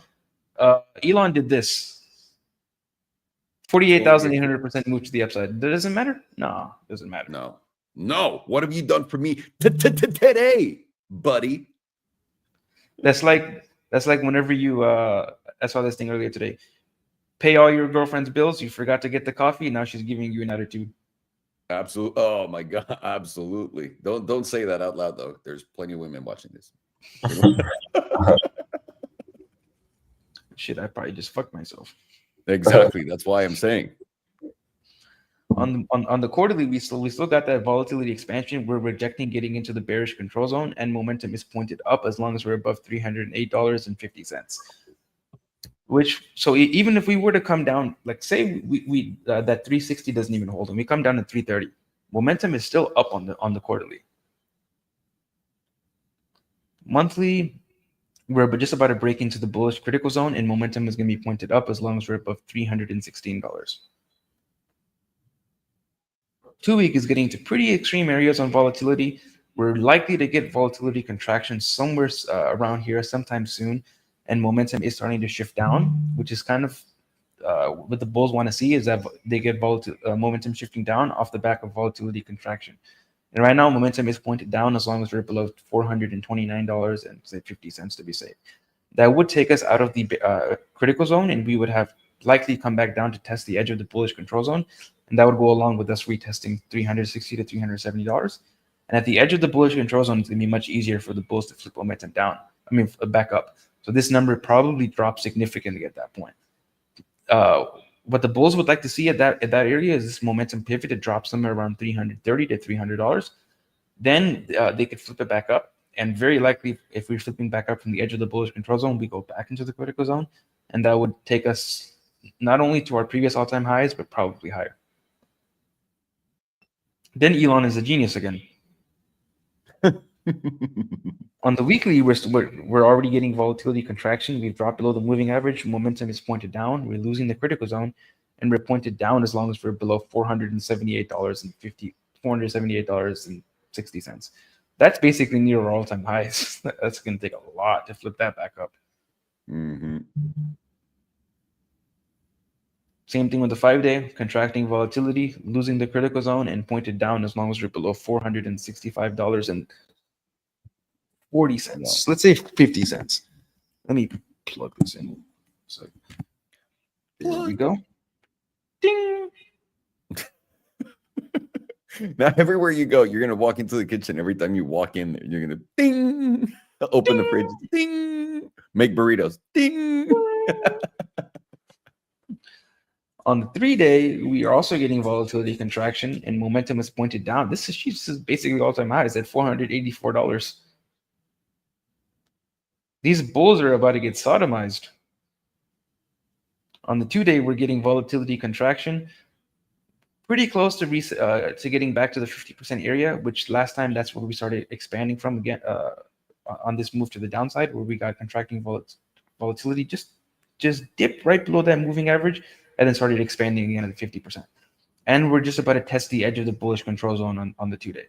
The 2-day probably does not hold the bullish control zone, probably comes back down towards the bearish control zone, and that's where it will be easier to flip momentum back up. And that's probably somewhere around 360 to 370. Right now on the 2-day, we're pointed down as long as we're below $456.50. Come on. Daily is now starting to flip up on a volatility expand. We're not quite confirmed expansion yet because we're still below the moving average. So what is possible is that we would come back up to the moving average, reject it, and continue the contraction. And momentum right now is starting to flip up, but we're rejecting the critical zone, and we're going to be pointed up as long as we're above $383.50. Which we are. So not really the most bullish thing to see volatility contracting while we have momentum pointed to the upside. What's more likely is that we get a lower high unless volatility starts expanding again. As of this moment, technically it's still contracting because it's below the moving average. And on the 4-hour, volatility is contracting below the moving average by a good amount, and momentum is pointed up ever so slightly as long as we're above $394. A little bit more detail. On the 2-hour now, we're getting once again momentum flip to the downside. Alongside volatility contraction, we're getting the single derp of death, and we're pointed down as long as we're below $411.20. So if you go up like towards the higher time frames, we're still technically bullish. Even in the worst case scenario, if we're bullish around $330, it would not flip momentum down. It would that would take us towards somewhere around like the 5 EMA on the 2 week, which is about $330. What's more likely though, in my opinion, right now is that we come back down to 360, 370, test the edge of the bullish control zone on our momentum charts, And then from there, we'd probably flip back up and retest our all-time highs, confirm a little bit of hidden bullish divergence as well, and very likely goes towards that $524 on the HPDR. Then from there, we'd have to reevaluate because hopefully we would see the HPDR ranges step up. Because if they don't step up, then $524 is likely going to be significant resistance. But assuming they step up, then we should be able to continue higher from there towards our higher HPDR target on the quarterly was about, I believe last time we checked, $700 something. Seems a little unlikely right now, but we're getting a very, very powerful jewel signals. We're expanding from extreme levels on volatility, and we're rejecting getting into the bearish, getting out of the bullish control zone. So we want to see that $360 to $370 level hold. We want to see people start getting vocal on Twitter. Yeah. That Elon the retard, Yes. and then we can have a high confidence long to current all-time highs and new ones.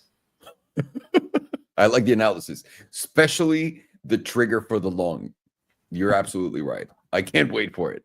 You gotta count the more amount of times Elon's called a retard, the more probability it is to the upside. To go to the upside, it's just feeding. It's just feeding and creating more of a bullish hidden divergence over and over again every time they do that. We're getting divergence on sentiment. I love it. Thank you so much, sir. Hang on. So you already did this. Alex is doing Rivian. Meli, MercadoLibre. MELI, right? Yeah. MELI. Yes, sir. Ok. Estamos viendo Tesla. Para que nos quede claro, Tesla está en una posición bastante interesante. Vamos a hablar primero de momentum. Momentum nos indica, y aparte de divergencias alcistas, en altas temporalidades que Tesla sigue alcista, pero en cuanto te metes ya a medias y cortas temporalidades, medias es semanal, cortas es diaria, 2 días, 3 días, tal vez hasta la de 2 semanas, tenemos potencial bajista. Y tenemos potencial bajista hasta cierto punto antes de esperar una reversión. Vamos a ver. Pero también es muy... Quiero decirles esto a todos ustedes, más allá de analizar la tabla de Tesla. Tesla y los coches eléctricos, en mi opinión, pero en mi opinión, Tesla puede ser la cosa más fácil de analizar de todas. Porque si solo te metes a Twitter y escuchas a la gente hablar, es todo. Si crees que puedes hacer un puedes hacer un trade contrario en Bitcoin y todo esto, en Tesla es el más fácil de todos. No me preguntes por qué, pero esto fue una gran parte de lo que yo personalmente usé cuando compramos el fondo de Tesla, cuando compramos el fondo de Rivian, etcétera. Es cuando ves a toda la gente decir, ya esto valió madres, empiezan a sacar conclusiones de que esto es una estafa piramidal, etcétera. Ahí es cuando compras. Cuando vendes, es cuando todo el mundo está diciendo que están comprando el dip. ¿Quién compró Tesla abajo hoy? Y todos están contentos. Literalmente ninguna funciona tan obvia como la de Tesla, así que les recomiendo seguir a los sospechosos de Tesla. Funciona muy bien. Cuando estén dando consejos a Elon Musk de qué hacer, compras. Cuando le estén diciendo a Elon que qué gran trabajo, vendes. Punto. Ok, pero vamos a técnicas. Podemos ver que estamos por encima, estamos en la trimestral, por encima de la media, por lo que nos da continuación a que seguimos siendo alcistas. Poder aguantar por encima de esta media que está en $376, efectivamente, $376, nos daría probabilidades altas de poder continuar al 510. Pero por lo que estamos viendo, vamos a tener un poco de ¿cómo se llama? De turbulencia en este viaje. Ahora, tienes en volatilidad la expansión de la volatilidad. Junto con esto, lo que al mismo tiempo tienes que analizar es que esto ya no está subiendo tan en picada porque, y lo hemos visto antes, puede que simplemente se vaya a dar la vuelta para abajo. Entonces no podemos estar confiados, tenemos que esperar a ver temporalidades más cortas para poder sentirnos completamente confianzudos en Tesla. Ok, la mensual. En la mensual podemos ver, estamos bastante arriba bastante por encima de la zona azul. Esto es bastante bueno. Nos rechazó el 78.6% y ahora estamos aquí abajo. Tenemos una más alta probabilidad de venir a buscar la siguiente línea meme que está por acá en los 360. Si esta vela cierra cierra en 23 días y 5 horas, pero llega a cerrar por debajo de ¿cómo se llama? De los 360, muy probablemente vaya a tener un viaje gratuito a los 330. Así que atentos, la volatilidad expandiendo, dejó de expandir y ahora la pueden ver, está de lado. bueno, está un poco todavía expandiendo acá en estas velas, pero ya no tiene tanta fuerza. Es donde estamos viendo el momentum básicamente alentarse y perder fuerza. Ahora, en la de 2 semanas tenemos una vela topera, después tienes tu cierre de confirmación acá y tienes un segundo cierre de confirmación por acá que te lo va a dar en 9 días y 5 horas en esta gráfica semanal de 2 semanas. Al mismo tiempo tienes definitivamente a la volatilidad contrayendo, lo puedes ver acá, y eso nos da un objetivo de la parte baja del 78.6% que está en $353, que también tiene un poco de confluencia con mi línea meme en los 360, que en mi opinión es un nivel importante, y también con el promedio del 9 que está en los 353. La semanal, si estamos viendo al futuro, ¿no? En cuanto más nos acercamos, podemos ver que en la de 2 semanas la volatilidad estaba empezando a darse la vuelta por abajo. Podemos decir que está más o menos por donde está mi mouse. Y ahora la están viendo acá, por debajo del promedio, volatilidad contrayendo. Estamos cayendo a la parte de la zona azul en el 38% después de tener esta gran vela topera y después dar esta confirmación. Y vamos a ver si esta confirmación se da en 2 días, 5 horas para Tesla. Llega a dar, vamos a ir a buscar esta media que está en los 365 y nos gustaría rebotar en esta zona. De no encontrar un fondo en la zona de los 360, 370, vamos muy probablemente a visitar la zona de los 330. Y esto todavía no rompería la estructura alcista en muy altas temporalidades, pero sí lo haría en cortas temporalidades. Y ahí es donde empezamos a poner todo este análisis junto, encontrar esa confluencia y empezar a pensar qué es lo que podría pasar. Sobre todo viendo que esta zona es muy importante, es donde tengo mis líneas memes. Saben que Tesla lo tengo medido como el pulso. La primera zona interesante para mí van a ser los 346 y si llegan a perder los 360, personalmente creo que deberían de aguantar los 360, a menos de que tengamos un evento bastante grande en el mundo y que todo se vaya al culo. Pero si no fuera así, pienso que 360, 370 va a ser una buena zona de interés para cualquier, para cualquier imbécil que quiera comprar esta madre. No, no. Perdón. Perdón, ya voy a dejar de hacer chistes tan buenos. No. Vemos que en nuestro gráfico de 3 días tenemos nuestra media por encima ya del precio que está en los 399. Nos gustaría poder tener este cierre por encima de ello. Si no, vamos a ir a nuestro primer objetivo en los 370, que es la parte baja de la zona azul, y eso nos pondría cerca de después ir a tocar el 50% en los 360 una vez más, donde está más o menos nuestro promedio del 21 en la de 3 días.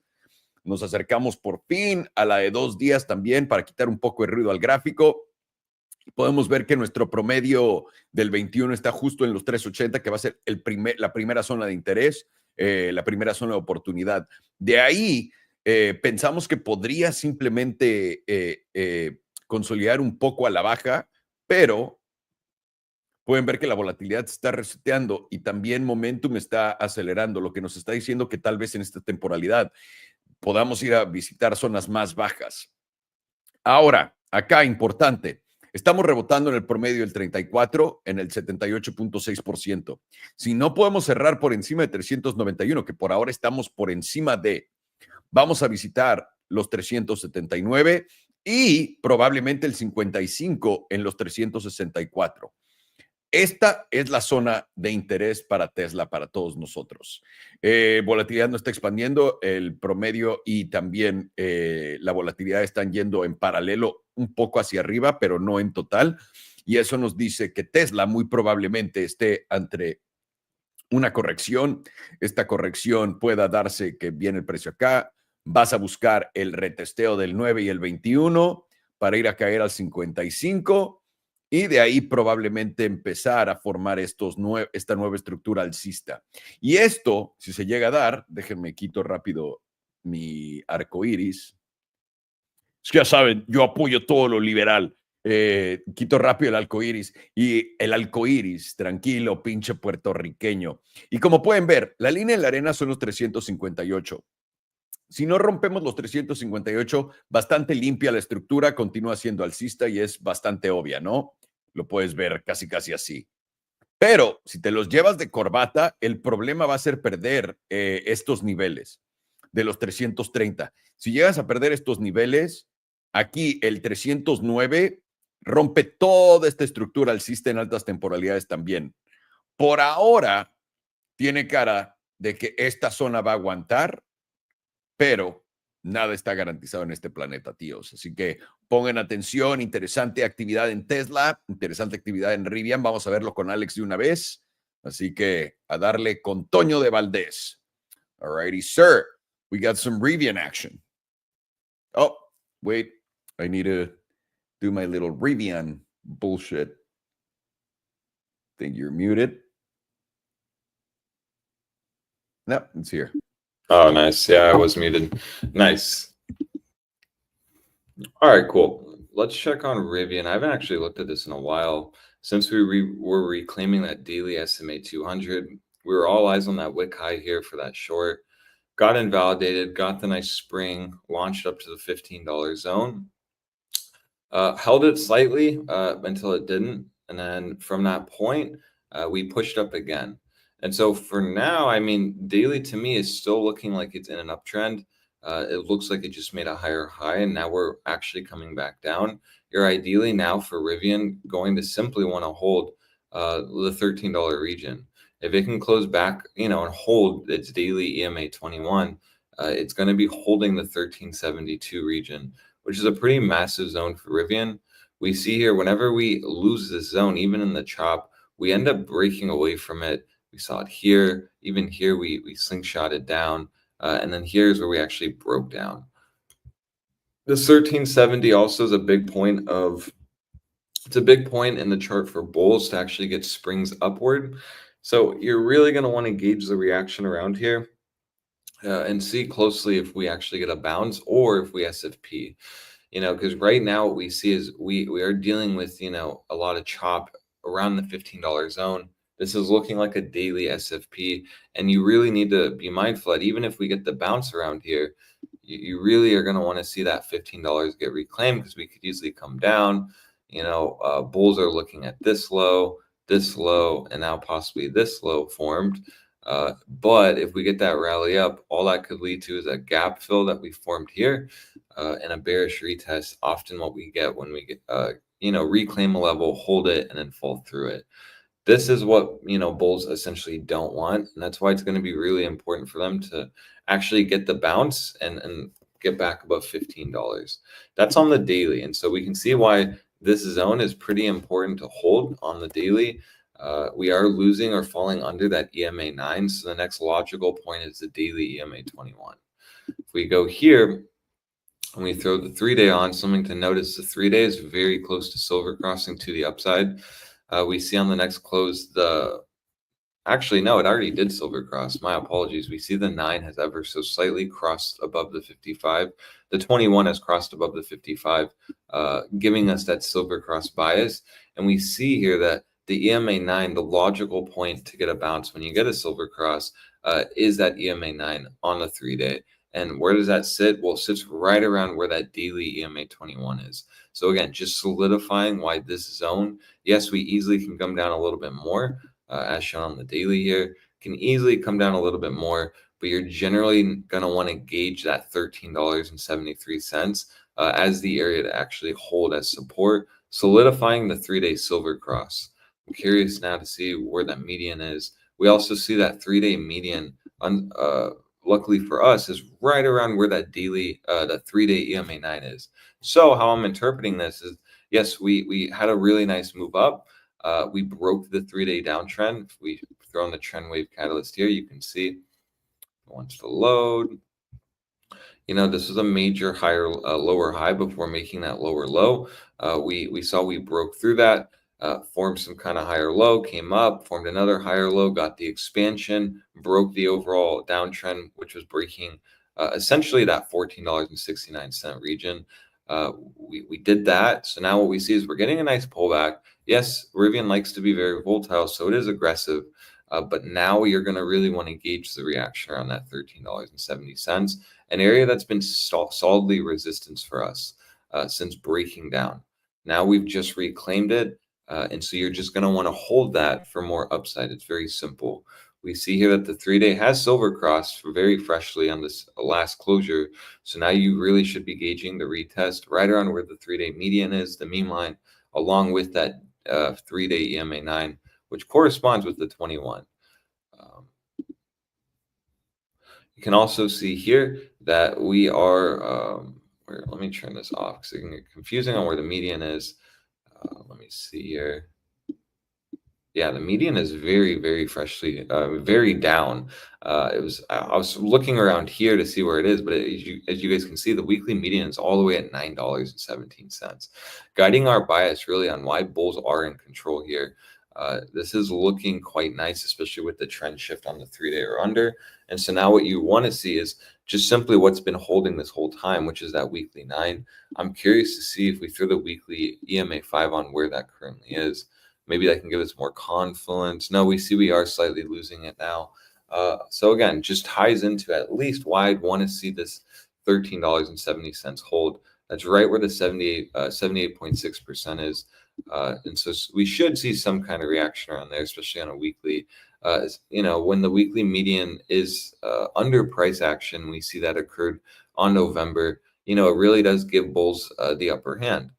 And so now with that higher high on the 3-day, it would really make sense to gauge potentially where that higher low is, so that we then can actually break the overall monthly downtrend. Because this is still looming in the background, which is a pretty strong downtrend on the monthly. Lower low, lower high, lower low. This is where it got interesting because this is where bulls are really trying to step in to actually grind out that higher low around here.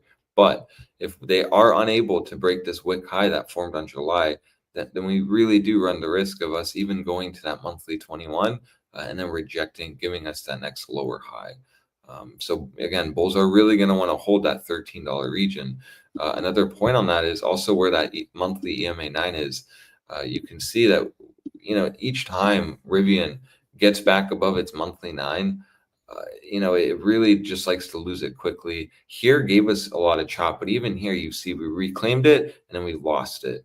And then we reclaimed it and then we lost it. And we reclaimed it and then we lost it. That's why now bulls are really going to want to not lose this.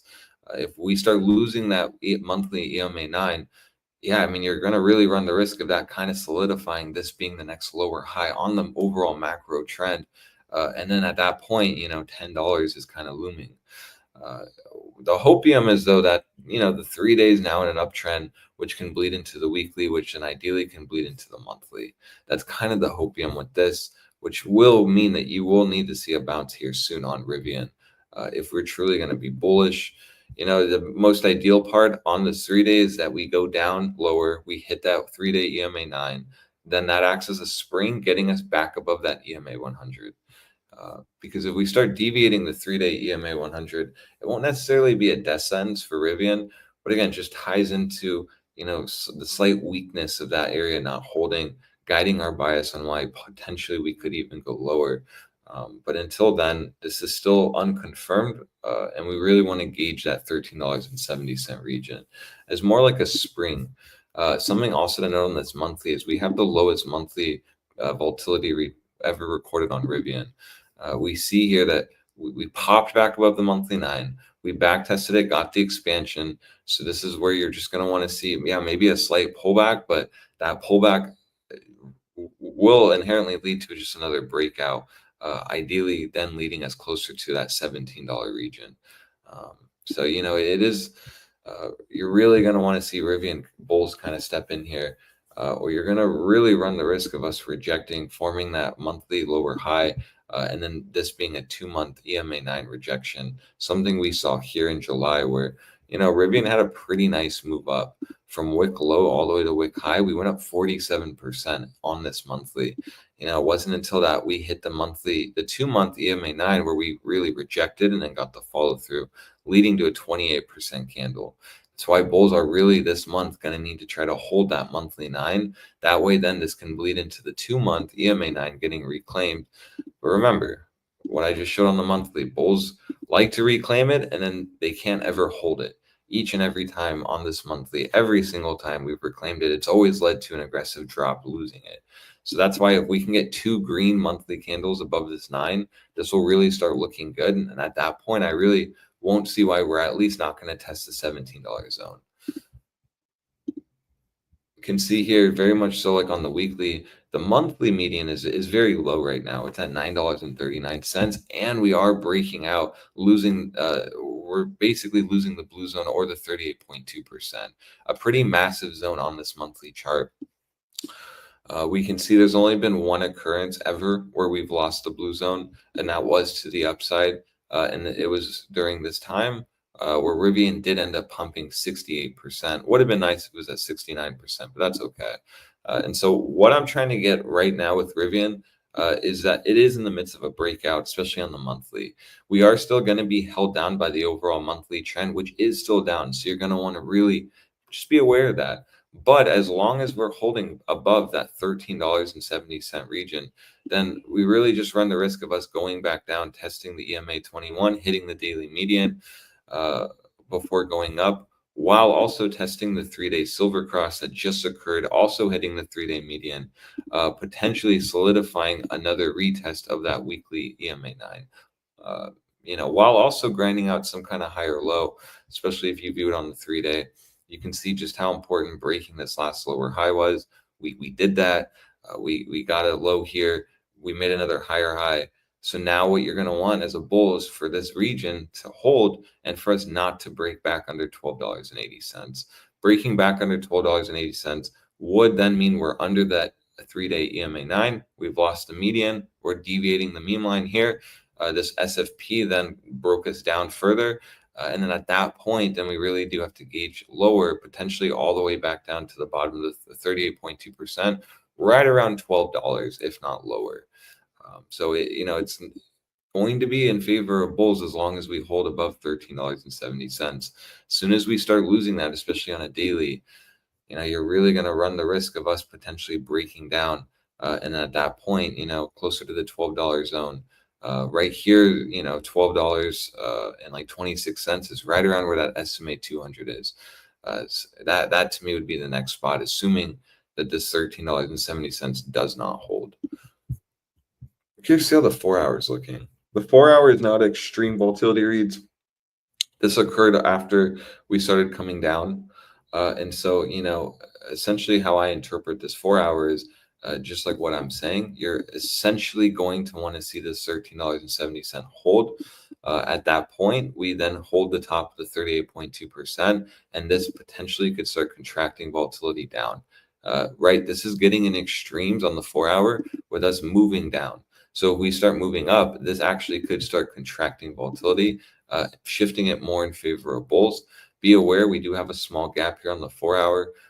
And so you're really going to be gauging that 4 hour EMA 9. What you don't want is the 34 to hold. Maybe it closes, we rally up, fill that gap, hit the 4 hour 9, and then roll over for the breakdown. That's why, again, it's going to be in favor really for bulls to get back above $15.23 to really then start even considering potentially going back up to the $17 zone. Until then, Rivian is still looking corrective to me. We've just freshly lost that 4 hour 9. We're now rejecting it. We're at the EMA 34. If we don't hold this, then the next zone will be the 38.2%, right around the zone I just talked about, which has lots of confluence on the weekly, the daily, and the 3-day. I don't think I looked at the 2-day. Let me just see how volatility is there. Volatility on the 2-day is still resetting, contracting, I mean. We see here that, that SMA 200 deviation was pretty brutal for Rivian. This is why I was saying you really want to start seeing that $15.30 hold, because each time we don't hold, it's usually just really, more in favor of bears that then just lead to an aggressive drop down. That's why for now, I understand we easily can go back down, easily could hit the top of the 38.2%. But at that point, you're going to want to really see this hold, or we're going to run the risk of this giving us that bigger breakdown, leading to potentially that $10 target, if not lower. So on the 2-day, we see we're at the 2-day EMA 9. We just busted on through it. We reclaimed it. This is the first time we've hit it. It was steadily acting as resistance and rejecting after we lost it here. So seeing bulls retest it makes sense. That's why I'm saying if we do get a wick down, I wouldn't be surprised, from like $14.20 a wick down to $13.70 wouldn't surprise me. But again, that's why you're going to really want to see that act as a spring. That way, then we don't risk the 2-day and even the 3-day EMA 9 getting lost. If we can just quickly dump, hit this, solidify the 3-day silver cross retest, and then quickly trek up, retest that, reclaim the SMA 200, specifically the $15 zone, and consolidate. That'll really start looking good. Visually, you could just start seeing, the lows are holding each time. This will be looking like a higher low again. And then the higher high break is when we actually do break that $16.66. Next target easily would be $17. I would expect some kind of rejection around there, $17.60. But again, then you're just going to want to see that this range hold, the SMA 200 hold, for a chance to actually go higher. At that point, if we're at $17, it's going to be, a big spot for overall Rivian bulls, because we see here the last monthly lower high was currently at $18.86. We see that monthly 21 is right around $18.12. As long as that monthly EMA 9 keeps holding, which is going to be a lot of pressure for bulls this month to actually hold it, because we see each time we do hold it on the first closure, we lose it on the second one. That would then give us the next target, assuming this EMA 9 holds, all the way up to that 88.3%, close to that EMA 21, an area we haven't actually tested ever. So then at that point, I'd really be gauging this zone as a major rejection area, or for bears to really take control, solidifying the monthly trend still being down. And as long as we don't break this wick high anywhere around here, specifically right around the 88.3% or the monthly 21, could run the risk of rolling over and being the next lower high on the monthly. So, if you're a Rivian bull, your goal is just to really hold $13.70 and get us back above the $15 mark. If we can get back above the $15 area, the $15.40 zone, then it'll actually really start looking good. And then at that point, it could bleed into the monthly holding the 9, and then the next target easily would be $18, testing the next monthly lower high, and that'd be the next big spot.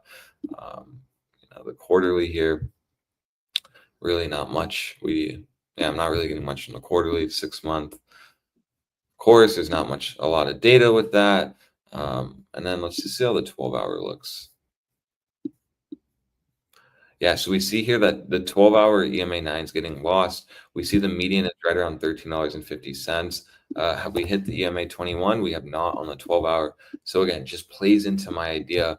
At right around the $13.70, you're going to want to see a quick bounce. That quick bounce ideally will get us back above specifically that 12-hour EMA 9, or right, if you're gauging the daily EMA 9. So we hit this, tap it, go up, quickly reclaim the daily EMA 9, have a potential move back up to $15. At that point, $15 is going to be the big test. Reject it, won't look good. It'll just look like a bearish retest after an SFP on the daily. Reclaiming that would look really good in validating this SFP, giving us the next move all the way up to that $17 zone. That's going to be a big zone, though, because we even see on the HPDR, we're at the 95% basically range when we do hit $17. So, in summary, Rivian's looking still bullish to me. I don't see any reason why you need to be on short watch yet. You should just be gauging the reaction right around the levels that I talked about, right around $13.70.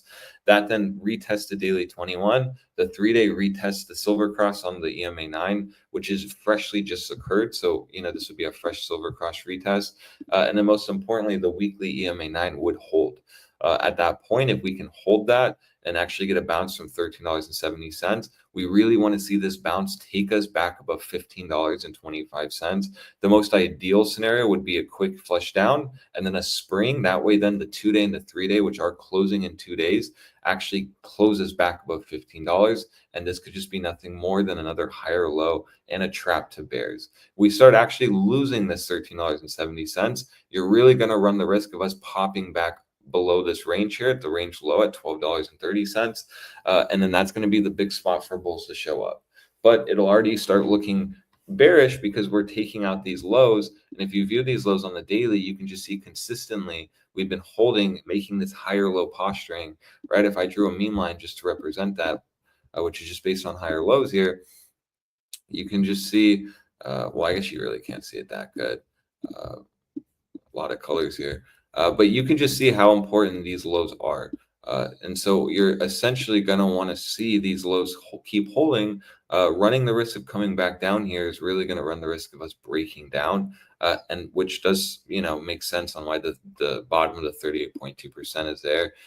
Losing that zone, then it would take us all the way to the estimate 200, which, you're going to want to see hold, because each time we don't hold that, it just leads to a big breakdown on Rivian, which leads to it being solid resistance before going down.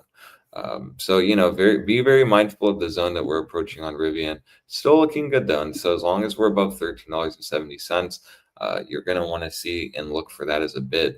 And remember, you're just essentially going to want to not lose this low that was formed on January 2nd, which is right around $12.76. But until then, it's still looking good. Monthly 9 is reclaimed now. There's not been many times in Rivian's chart history where this has occurred. So as a bull, you're just going to really need to see the expansion from here. If we can get 2 green candles above that monthly 9, that'll actually be a big shift to me. That'll be the first time this has ever happened. And that'll just be really good confluence on why we're going to test that EMA 21 and actually get a lower high test on that monthly. But again, that $18 will be the big decision, because even visually you can see getting back above that 21, EMA 21 would be a nice pop back into this range. And, my meme ranges are true. Like, this would mean we're going to get probably a big move up closer to that EMA 34 in the, $24, $26 range. But until then, you're just going to want to gauge this pullback and see, how deep will it occur, and if we actually hold that $13.70. So it's very easy. Sit on your hands on Rivian. I'm definitely not on short watch. Like I said, if we do get the bounce from this point, you're not out of the woods yet. You're going to need the bounce. You're going to need to fill this gap and then not roll over. And then at that point, reclaim $15.20. If we can reclaim $15.20, you're going to invalidate that SFP. If we don't reclaim $15.20 and we start rejecting that, even if $13.70 is held, that could be our sign of weakness, and potentially give us a short scenario here. Where we SFP'd, now we're getting that bearish retest. That bearish retest could, in theory, create the next lower high on the daily before leading to that lower low break, assuming we actually do break that low that was formed here. So that's all I see on Rivian. Cautiously bullish, would wait very, patiently to see the reaction. I wouldn't be scaling longs right now, but I would just be really gauging the 3-day. Because the 3-day is very clean to me. We have the 3-day median right on the 3-day EMA 9 with the 3-day fresh silver cross. That to me seems like a logical place to bid, which is using the previous lows around $12.76 as your stop loss. Because if we break that, it's going to shift the daily into a downtrend. The monthly is already in a downtrend, and then that could just lead to a monthly lower low. Well, let's see if Tesla's not going to fuck us all and take us all down to the ground. But so far, I would agree 100% with you. It's looking pretty good. Just that area, those $15. If you get you see Vinny? This is the first time ever he came to my door and like knocked on it and just waited for me so I could open and give him rubs, because I haven't seen him this morning. So making progress, my little boy. If it was 2 minutes from now, I would have had to say Buenos tardes, Vinny, but it's still morning. Get the fuck out of here. But yeah, I totally agree with you on Rivian. I think moves like getting back to the 15.09 mark, $15 mark, should take us to the next targets, and next range could be between 20 and 40. I really think so. So let's come on. Don't be a dick. Just do this. Come on, Donald Trump. Alrighty. So we have Melly. UNG. Lots of people are curious about natural gas, because we got we bought that shit real cheap. Thank you, sir. Yeah. Vale, estamos viendo Rivian, justo el análisis que nos acaba de tirar Alex, buenísimo. Les quiero poner esto en la mesa antes que nada, como siempre, empezar con un gráfico más choncho, más viejo, más grande, más rico en datos. Y solamente les quiero enseñar esto. Obviamente seguimos en una tendencia bajista en la macro, pero por primera vez en la historia, habíamos comentado esto, logramos estos mínimos y tenemos mínimos más altos. Todavía no podemos romper estos altos, que es justamente el dilema en el que estamos ahora. Vamos a decir que esto fue el tope y ahora nos vamos a dar la vuelta y bajar, o vamos a continuar. Interesante que en la mensual pueden ver la línea azul es mi promedio del 9. Y retomamos el promedio del 9, lo perdemos. Lo retomamos, lo perdemos. Lo retomamos, lo perdemos. Nunca hemos testeado el 21. El 21 está en 8.13 en este momento. Pero por ahora, recuperamos el promedio del 9 y creo que es la primera vez que tenemos dos velas por encima de. Ahora, esta vela mensual tendría que cerrar por encima de $13.28 para validar esto. Para mí, esta vela cerrando encima del promedio del 9 va a ser mi confirmación de compra. ¿Ok? Y ahora va a haber gente que me diga, pero güey, ¿qué tal si compré mucho antes y se me fue el precio a... Se te fue entonces, güey. Se te fue y puedes seguir comprando porque los rangos son violentos. Y creo que aquí lo pueden ver. ¿A qué me refiero con los rangos son violentos? Una vez que retomamos este nivel, este rango, esta línea de los $15, vean hasta dónde ha ido mínimo el precio. Este es un rango real en Rivian, de aquí a los $28. Y de ahí podríamos hacer el argumento que hasta los $40 podrías tener el siguiente rango una vez que retomes el nivel de los 28.17, lo que te daría un rango absolutamente estúpidamente potente hasta los $41. Y de ahí ya nos podríamos platicar de otras cosas. Está mi Vini. Está mi Vini. Perdón, que hoy llegó Vini por primera vez en la historia. Vino y me tocó la puerta, básicamente chocando contra la puerta, y se sentó afuera y nunca había hecho eso. Entonces le abrí la puerta, acariciarlo. Sé que a todo el mundo le interesa mucho y no las tablas. Ok. A regresar en esto, es lo que estamos viendo básicamente en la mensual. No tenemos un setup de volatilidad para nada, así que me lo voy a saltar. Vamos un poco a temporalidades más interesantes como la de 2 semanas. Las 2 semanas recuperó el promedio del 34. Este fue el primer encontronazo que nos habíamos dado con él. Y después de haberlo ganado por primera vez en la historia, lo perdimos instantáneamente. Pero estamos por encima del 9 y el 21. Ahora, el 9 está abajo del 21. Para mí va a ser muy importante una vez que se dé el cruce entre el 9 y el 21 al revés, que veamos el promedio del 9 por encima del 21 en la de 2 semanas, esa también va a ser una confirmación para mí de que nos vamos en long. Si esto no llega a cambiar, y esto está justamente en los 13.52, esta línea amarilla es la línea en la arena. Para mí, Alex lo tiene en los 13.70. Para que lo sepan, entonces háganle caso a Alex, yo no sé ni vergas. Yo la tengo aquí abajo. Esta es mi línea en la arena, donde tienes el promedio del 9, el 21 por acá. Si aguantamos esto y subimos, bien, se va a ver excelente. Vamos a estar muy cómodos sintiendo y sabiendo que agarramos una excelente entrada, pero por ahora, en la de 2 semanas, tenemos la volatilidad llegando al punto más bajo en el que ha estado en toda la historia. Nunca había bajado de 33%, está en 30% en este momento. Voy a bajar esto, voy a eliminar esto, no debería de tenerlo por acá. Y esperar a ver cuándo esta volatilidad, vamos a ver en la semanal qué nos dice, a ver si esto ya se volteó o algo así. Volatilidad en la semanal había expandido por acá. Después de expander por encima de la media, del promedio, vemos que está encontrando techo y ahora se está revirtiendo. ¿Qué está pasando justamente acá? Encontró techo y la reversión de la misma está dándonos esta vela roja. Ahora, esto es el setup semanal y viendo el setup semanal vemos que tenemos nuestro promedio del 100 aquí arriba.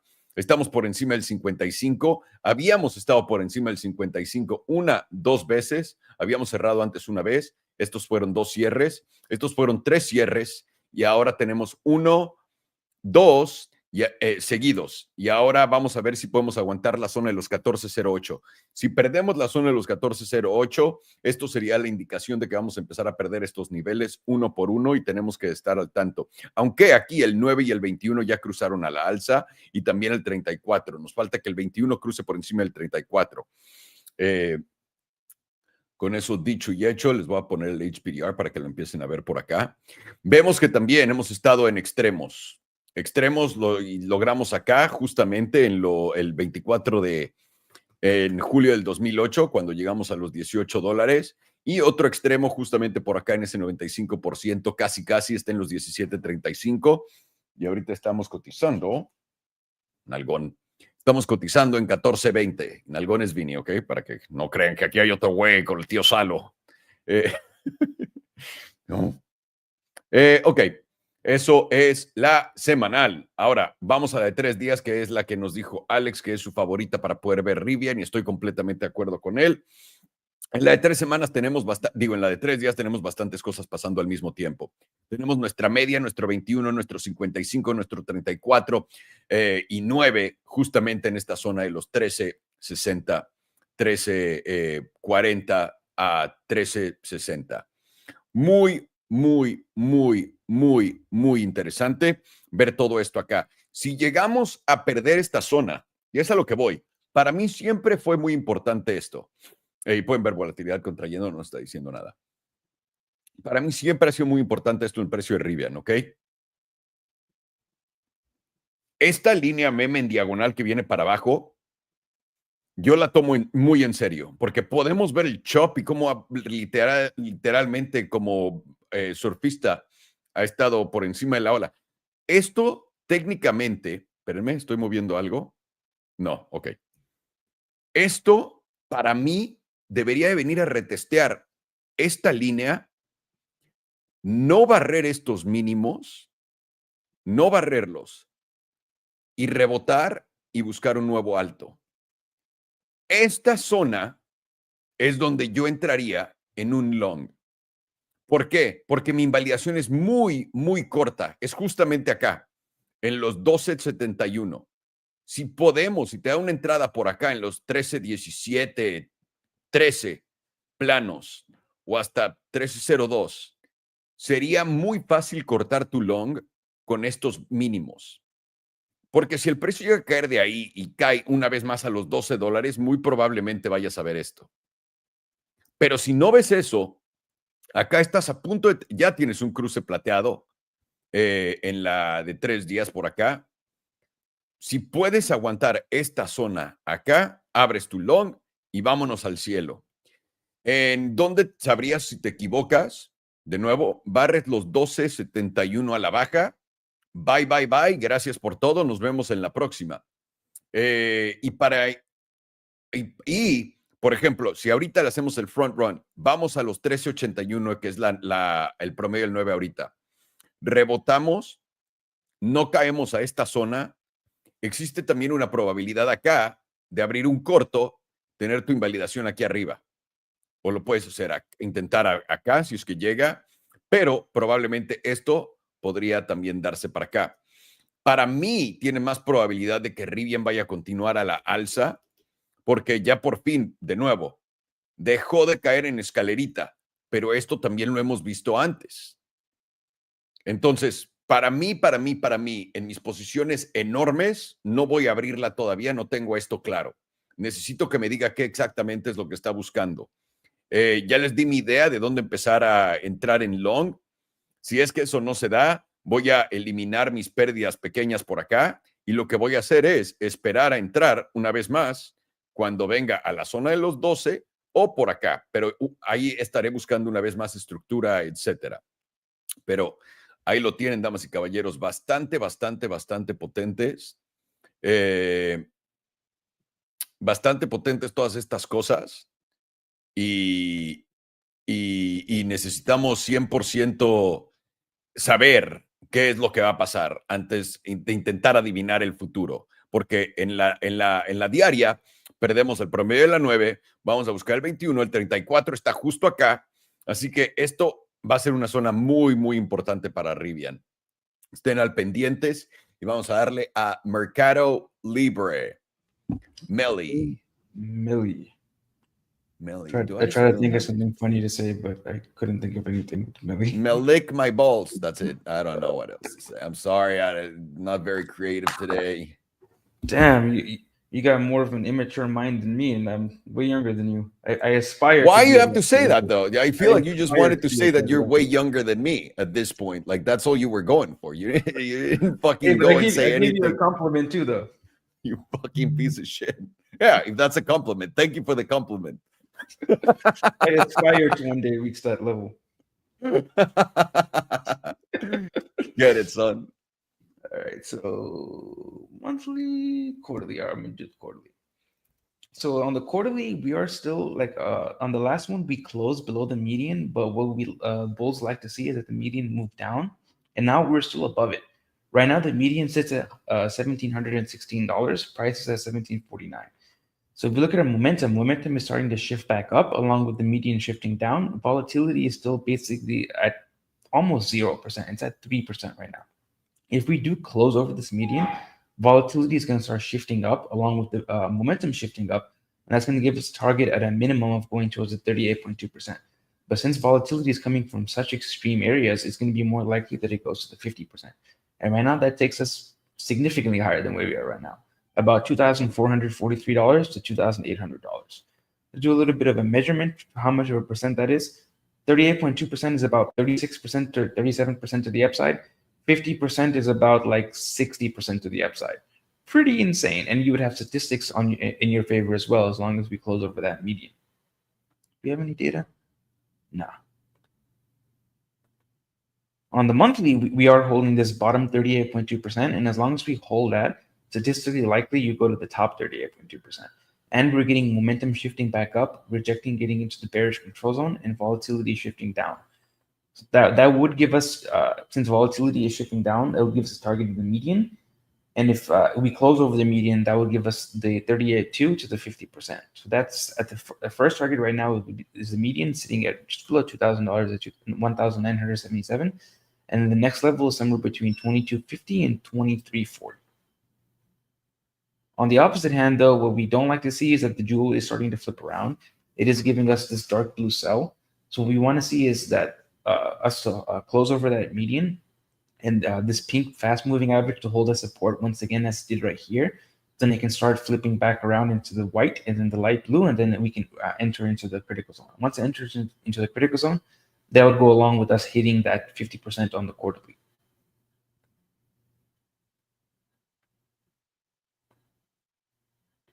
And I see a lot of people, not a lot, but there's a good amount of people on the Discord who do have the HPDR, and they're wondering why my levels don't line up with theirs. Two things. First, you got to double click and go to the settings, got to set the sampling with 7. And then the second thing is the reason why yours don't line up with mine is because I'm using fib levels on mine. I'm not using the default levels. So I will screenshot those and post them on the Discord later today for anybody who is curious why our levels are not added up. On the week, say that again. There are some people asking why my levels are different from theirs on the HPDR bands. Is because they haven't changed the sampling limits to 7. Yes, they're 0.8, And also, 0.7, all that bullshit, yeah. right? And also because I have the Fibonacci levels on my HPDR instead of the default ones. So it's slightly more accurate. I'll post a screenshot on the Discord later today if anybody wants to copy them. Please. On the 2-week right now, we are getting momentum shifting to the downside. It is projecting getting out of bearish control, and volatility is shifting up. Right now, we have lost 38.2%. We've retested it and rejected it, and we've lost a 21 EMA. From here, what's more likely is that you come down and retest this 55. And since we already have several bounces off that 55, it's not as likely to hold. It's not impossible, but it's not as likely. Right now, the 55 sits below 1600 at 1587. And since this is not likely to hold, what's more likely to happen is that it comes down and tests this 100 EMA right below this 88.3. That's sitting at right about $1,400, $1,397. Weekly is also dropped below the 38.2%. We tested it, rejected it, with momentum firstly breaking back into the bearish control, deviating and rejecting getting out of it. Volatility is flipped up, and we've lost a 55 EMA. Makes it significantly more likely we come back down, since we're coming from 20-25% of volatility, likely to come back down and retest this 200, and that lines up with our 2-week 100, which is about $1,400. On the 200, it's about $1,369. Beautiful number. 5-day also lost at 38.2%, but a sharp wick to the upside, rejected the 38.2% and the 9 EMA and the 5 EMA and the 55 EMA. We rejected a lot of EMAs there. And if we close below, especially the 50% and the 55 EMA, likely to come back down somewhere around the 88.3 towards the 200 SMA. That's about like $1,470 to $1,370.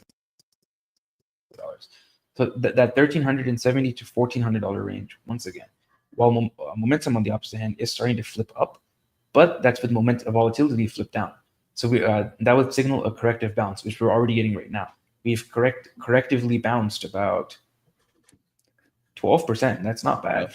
I like the correctively bounced. Correctively bounced. I was trying to figure out what to say, and then it just came to me.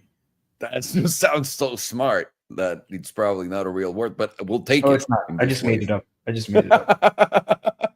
You can call me Shakespeare, the way I got away with words. Shakespeare. That's how you really pronounce it. The Mexican Shakespeare. The Mexican. Ding. 2 days now, rejecting the median, and we're getting a move down from it. The median's currently, we're slightly above it, actually. It is at $1,745. Price is like $1 above that. It's $1,746. So technically, Hopium is still alive because we're still over the median by $1. If we close below that median, though, this bottom 38.2% is probably not going to hold because we're coming from 0% volatility, and this momentum is likely to flip back down, rejecting getting into the positive area. We're going to expand from 0% volatility, probably go somewhere around the 88.3%, which right now is sitting just over $1,400 at $1,430. If we do close over the median, though, volatility is going to expand to the upside, and we probably invalidate this silver cross to the downside and go somewhere around the 88.3% to the upside, which would fill this gap, and it would be somewhere around like $2,100. So it can go up or down. No. It's definitely just doing a bearish retest and then gonna go further down. The daily is now. I'm pretty certain. Yeah, much more likely, especially with the silver crosses to the downside. Yeah. Daily is now bouncing off of this median right now, but on the higher time frames, we are getting a signal of a corrective bounce. So even if we do bounce from the median, it's still going to be bearish. We likely get a bearish retest of this 200 SMA somewhere around $1,800. And then from there, we probably put in another lower high and continue towards the downside towards $1,400. Which goes along with the 4-hour getting a bounce right off the bottom of this 38.2%. Right now, momentum is breaking down on the 4-hour with volatility starting to pick up. So even if this area does hold, it will just be a bearish retest of around $1,800, which is the top of 38.2%, before we end up making another lower low. If we do lose this 38.2% on this close, then that idea of a lower high bounce is out the window, and we're just going to go down from here.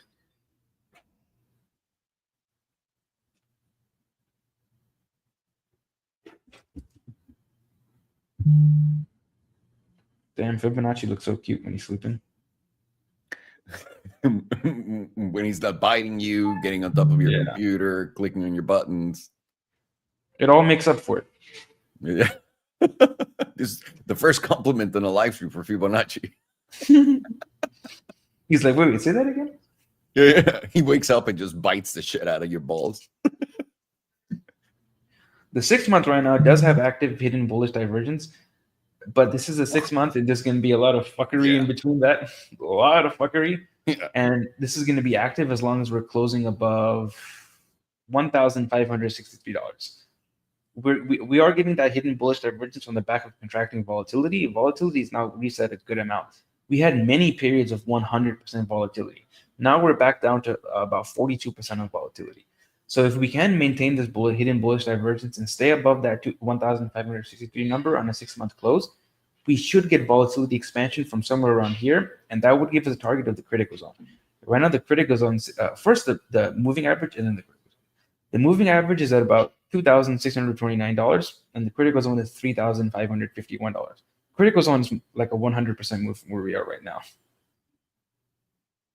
3 month also has hidden bullish divergence. It's going to be active as long as we're closing above $1,646. First target would be the moving average is in the bullish control zone, especially because we have volatility expansion with that hidden bullish divergence. I am so sorry, might be getting a brain fart. Isn't that bearish divergence? Here? No. On the higher high that the price made, you made a lower low. Yeah, but it's not confirmed yet. It's possible. Got it. Okay. So if we close below 1646, then the bearish divergence will be active, and this hidden bullish divergence will be invalidated. Interesting. Okay. And then that would give us a target of the bearish control zone, which right now that number sits at about, this number is not, what's the word? Relevant at all right now because Okay. it's too low. You have to wait for it to update. Right now it's at $663. But imagine if that number is relevant, and I'm just being too hopeful. It could be. And then it goes there and people clip me saying it's not realistic. That'd be incredible. Hey, I don't think, by the way, I've never seen anyone being clipped for talking about MercadoLibre's stock price. So I think you're safe. If you were doing this on Tesla, Bitcoin, or some shit like that, maybe. oh yes, But, shit that people actually care about. Yeah. Let's see, there might be, yep, there's bearish divergence on the monthly as well. Right between these points. Yeah. That would give us, if we get a monthly close below 1,646, we get that bearish divergence, and our two targets would be the middle of the RSI and then the bearish control zone. The middle right now sits at 1620, and the bearish control zone sits at about $1,100. And once again, this number is going to reset. I would love to see it go to around 1,400. If it gets there, then we have the ultimate confluence for that bounce at $1,400. Make another nice higher low on the macro, scare the shit out of everybody, and then run it back turbo. Because from our current top, $1,400 would be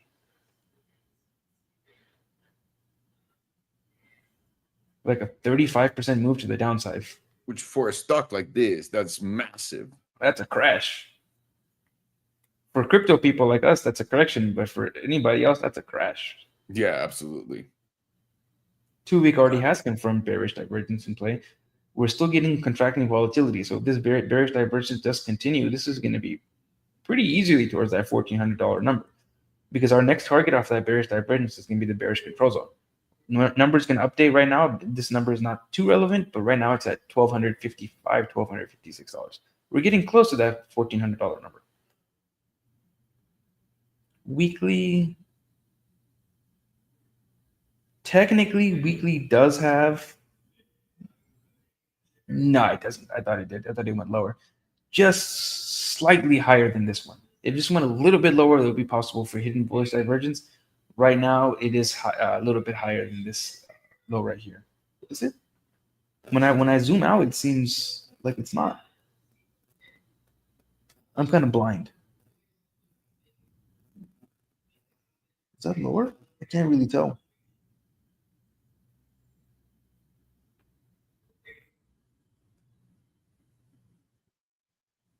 Yeah, it is technically like nothing. lower. Yes, Yeah. it is.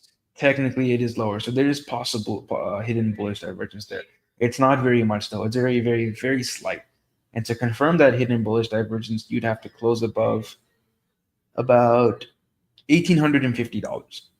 That would give us, if confirmed, a target of this moving average. Right now, the moving average sits at about 1,922. And that's not that much of a high target because it's not a very significant drive of hidden bullish divergence. And we're getting volatility expansion off the back of it. So if we do close over that $1,922 number, it likely goes a little bit higher based off of the volatility expansion. But that wouldn't be a number that you would get from the RSI because the hidden bullish divergence is very, very, very slight.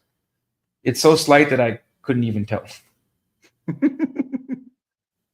The 5-day already has confirmed bearish divergence.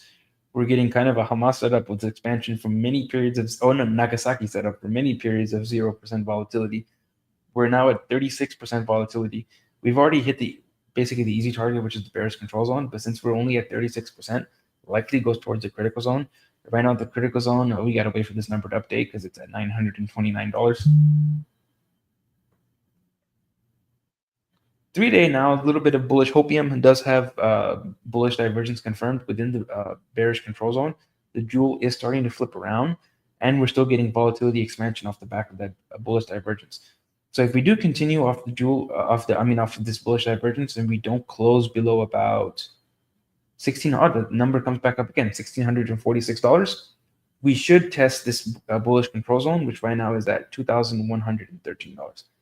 Assuming we don't close below 1646. If we close below 1646, we probably go straight to 1400. 2-day, it had some bullish divergence, but now it's invalidated. And kind of puts in the 3-day one into doubt. Daily now has possible hidden bearish divergence because we went higher than. No, this is actually higher. Never mind. No hidden bearish divergence. Sorry, bears. I almost gave you some hopium. Although, do you really need hopium when it's in a downtrend? No, they're good. 4 hour had some bullish divergence. Now that's invalidated. Switch to the momentum chart. The bulls are the ones that need the hopium. The only hopium going for them right now is that 3-day hit bullish divergence. Better hope it doesn't close below 1646. I'm sorry? I was going to say that fucking weird 3-day bullish divergence, only in one time frame. That the 3-day and nothing else. What is that? But you know how it works, right? You just change the time frame until it fits your price. Oh, now it makes sense. We're bullish as fuck, guys. Yeah, whichever time frame is bullish, that's the one you go with, even if it's 30 second. Yes. No. The quarterly now is still expanding on volatility. Momentum is pointed to the upside, and we're going to be pointed up as long as we're above 1586, and we will enter into the critical zone.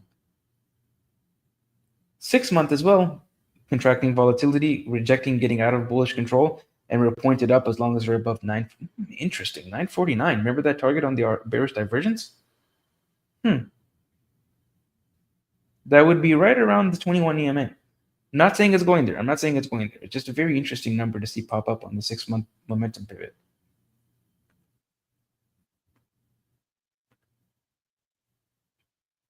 Monthly volatility is still contracting while momentum is pointed to the downside. We are making, zoom in on that. Nope, it's higher, lower high. So lower high off of momentum, higher highs off of price action, bearish divergence on the monthly stochastic as well. And we're going to be pointed down as long as we're below $2,103. 2 week contracting on volatility, double derp of death, and we're pointed down as long as we're below $1,958.50. All signs are pointing towards lower. Weekly expanding from 0% volatility, about to enter into the critical zone, and we're pointed down as long as we're below 1901.50. 5-day Nagasaki setup. Oh boy. Expanding from many periods of 0% volatility, double derp of death, pointed down, and going to enter the critical zone as long as we're below $1,956. Which we are by quite a margin. 2-day now starting to flip back up, getting out of the critical zone, but it's doing it on the back of contracting volatility, which we're getting a corrective bounce in the meantime. We're just getting a retest of this silver cross to the downside. And we have a perfect rejection from that silver cross. And momentum is going to be pointed up as long as we're above $1,710, $1,711. Barely above that right now. What's more likely is that we continue to get this rejection off the silver cross, test the edge of the bearish control zone, and then this number goes up significantly. Ideally, you'd like to see it above price if you're bearish, and that takes us probably towards 1,400. Daily is now also flipping up on momentum, about to enter into bullish control, with volatility still contracting, and we're going to be flipped up as long as we're above 1691.50. And the 4 hour now is once again contracting on volatility, getting a single derp of death, and we're pointed down, exiting the bearish control zone as bullish control zone as long as we're below 1845.50. So if you go all the way up on the higher time frames, it's still bullish. We still have hidden bullish divergence active, like on the quarterly, and we're going to be pointed up as long as we're above like $1,585. On the 6 month, we're pointed up as long as we're above $950. But then you go back down to a little bit lower to the monthly. We have bearish divergence, very possible. We already have it on the stochastic momentum. We're going to confirm it on the RSI if we close below 1646. And that would likely take us down towards $1,400. And then if you go a little bit lower, like on the daily and those time frames like that, momentum is starting to shift back up. But we're getting that with contracting volatility, giving us the idea that whatever bounce we're getting right now is likely corrective before the bearish divergence on the monthly confirms, and that probably takes us towards somewhere around $1,400. somewhere in the range of $1,300 to $1,400, and then I would expect a major bounce there, if not a macro low, and then a reversal back to current highs. Very nice, sir. Look at Bitcoin while I do this. Let's see Bitcoin. And enjoy. Fuck, low, Hey, low. Becker is sweating right now. Oh God, The Baxter. 93K. Yeah, I mean, it was 92 It's- like 2 seconds ago. Oh, 92.9 now. There you go. This dump is All right. not stopping. The dumb. Okay, I'll get going. MercadoLibre. No. Ah, es un doble tap lo que tengo que hacer. Es la primera vez que lo cacho. Estamos viendo MercadoLibre en la diaria. Lo voy a poner, obviamente, en temporalidades altas para poder empezar con ustedes. Quiero que sepan, en la temporalidad de 6 meses, y es más, creo que por decirlo, tengo que ponerla, si no me arrestan en el Reino Unido. En la temporalidad de 6 meses tenemos una divergencia alcista todavía activa. Ahora, tienen que entender, todavía faltan 5 meses y 23 días. Acabamos de empezar los 6 meses, básicamente hace 7 días. Tenemos que entender que esto, literalmente tal cual lo están viendo hoy, aunque tenga una, ¿cómo se dice? Una divergencia alcista en esta temporalidad, va a tomar bastante tiempo en jugar y no lo tomaría más allá de cada que se ponga barato el precio de esta acción, voy a entrar. ¿Me entiendes? Si es algo que quiero yo acumular, si soy fan de Mercado Libre, definitivamente y quiero acumular, voy a buscar puntos de interés donde acumular, sabiendo que cada que caiga más agresivamente va a ser bueno. ¿Por qué? Porque estoy viendo que la volatilidad también está reseteando y está preparando el putazo de volatilidad más, ahora sí que a la alza que vaya a tener del punto más bajo que ha estado. Así que en la de 6 meses, bien, si esa es tu estrategia con Mercado Libre. 3 meses, volatilidad por encima del promedio, pero está topando algo, por lo que lo hace un poco, o sea, literalmente 54.63, no, está en 54.39 y en este punto estaba en 53. Solamente ha subido 1% en cuántos periodos, en 1, en 2. No está expandiendo oficialmente la volatilidad, lo pueden ver acá, es justamente lo que está viendo. Ok, tenemos esto. Ahora, normalmente diría, líneas memes en diagonal son una payasada, pero pueden ver lo que está pasando acá. Esto es un retesteo bajista. Un retesteo bajista que te dice, pierdes la zona, vienes a volver a buscar entrar a la zona y después vas para abajo. Eso es un patrón normalmente bajista. Cuando ves que se pierde una zona que no se ha perdido y luego vienes a retestearla, normalmente a la baja eso es bajista, a la alza es alcista, obviamente. Queda sin más ni más. Ok, voy a poner el HPDR y vamos a empezar a platicar de estos niveles. Ok, esta es la trimestral. En la trimestral justamente estamos por encima de la media. La media está en 1716.26. Estamos en 1733.44. Faltan casi 3 meses para que esta media cierre. Tenemos un gran chance después de este gran rechazo que vimos, que esto probablemente vaya a buscar la parte baja del canal, que está en los $1,469. ¿Ok? Eso sería abajo del promedio del 9, que está en los 1,500, entre el promedio del 21, que está en los 1,300 en este momento, bueno, 1,191. Vamos a la mensual. La mensual, y aquí pueden ver el front run, ¿no? De qué es lo que va a pasar en la trimestral. Pues en la mensual ya perdimos la media. Habíamos estado por encima de la media por 1, 2, 3 meses, 4 meses. Habíamos estado por debajo por 1, 2, nada más. Y hemos estado ahora por debajo 1, 2 de la media. La media está justamente en 1970, que está acompañando nuestra línea meme por acá. Y la parte baja de la zona azul está en los 1672. Importante poder mantener y aguantar el promedio del 21 en 1635. Pero lo que nosotros pensamos es que muy probablemente por todos los retesteos que le hemos dado al 9 y al 21, vayamos a caer todavía más profundamente en esta. La volatilidad está en la zona más baja que puede estar, vamos a ver, comparado con el pasado, está por ahí, de la zona más baja que lo ha visto en la volatilidad mensual en Mercado Libre, preparando un movimiento agresivo, sea arriba o abajo. La de 2 semanas bastante por abajo de la media, pueden ver, nos estamos acercando más al presente. También tenemos un setup de volatilidad que se está formando después, más o menos parecido a este. Estamos llegando a niveles muy bajos, estamos en 5.95%. Y el precio en este momento está en 1,732. Había logrado un máximo histórico en 2,155. Entendiendo que estamos justamente cayendo en este 61.8%, nuestro siguiente objetivo debería ser el 78.6%, que es debajo de esta línea meme que tenemos.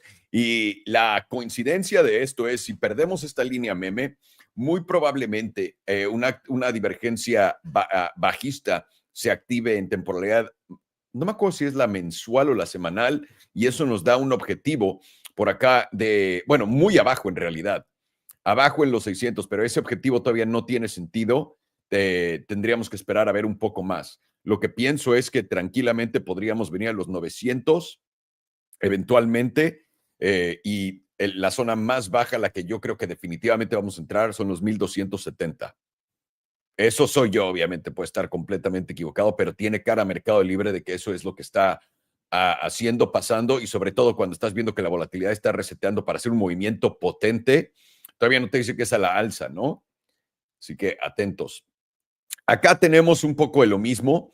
Estamos en la semanal muy por debajo de la media está en 2100, casi en altos históricos, junto con esta línea meme morada. Y estamos entrando en la zona del 61.8%. Ahora, nuestra línea meme acá en los 1642 es zona importante, viene el promedio del 100 por acá, y acá tienes la zona baja de esta. Si venimos acá, vamos probablemente a perforar y buscar el SMA 200, que se encuentra en 1,369. Nice. Eso nos pone un poco arriba de esta línea meme, que es donde yo creo sería un objetivo bastante realista para el precio de Mercado Libre en esta temporalidad. La volatilidad comienza a expandir. Vamos a ver. La volatilidad subió por acá y comenzó a expandir acá. ¿Qué nos dice eso? Absolutamente nada.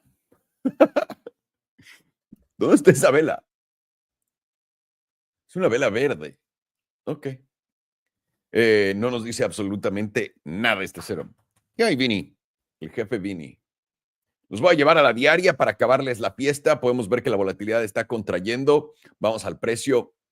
El precio está perdiendo justamente la media. La media está en 1,736. El precio está en 1,732. Lo que pone la zona azul como un candidato potente si tenemos este cierre en 3 horas y 22 minutos, y eso sería 1,680. No creemos que la zona azul vaya a aguantar y creemos que el 61.8% se dé. Eso barre este mínimo, lo que nos haría caer aún más, pero por mínimo ahora estamos viendo que este va a ser el movimiento que se va a dar. Así que estén atentos. Mercado Libre tiene cara de que está ajustando. Y también entiendan, estas empresas son bastante buenas para invertir si lo haces a largo plazo. Personalmente, yo vería esta oportunidad, estas fechas, como una excelente oportunidad para comprar algo que sé que a largo plazo va a continuar subiendo, porque Mercado Libre definitivamente no va a ir a ningún lado. Y lo pueden ver, está en una clara tendencia alcista. Y eso es a lo que me refiero.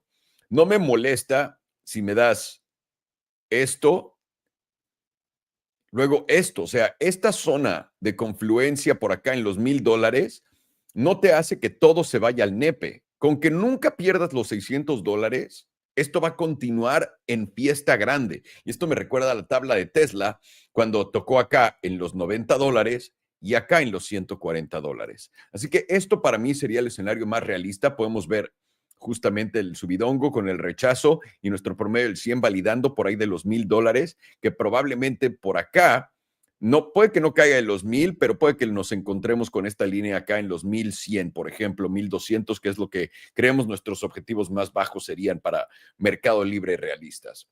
Así que ahí lo tienen, damas y caballeros, Mercado Libre para todos ustedes. Nos vamos a ir con el gas natural, por supuesto.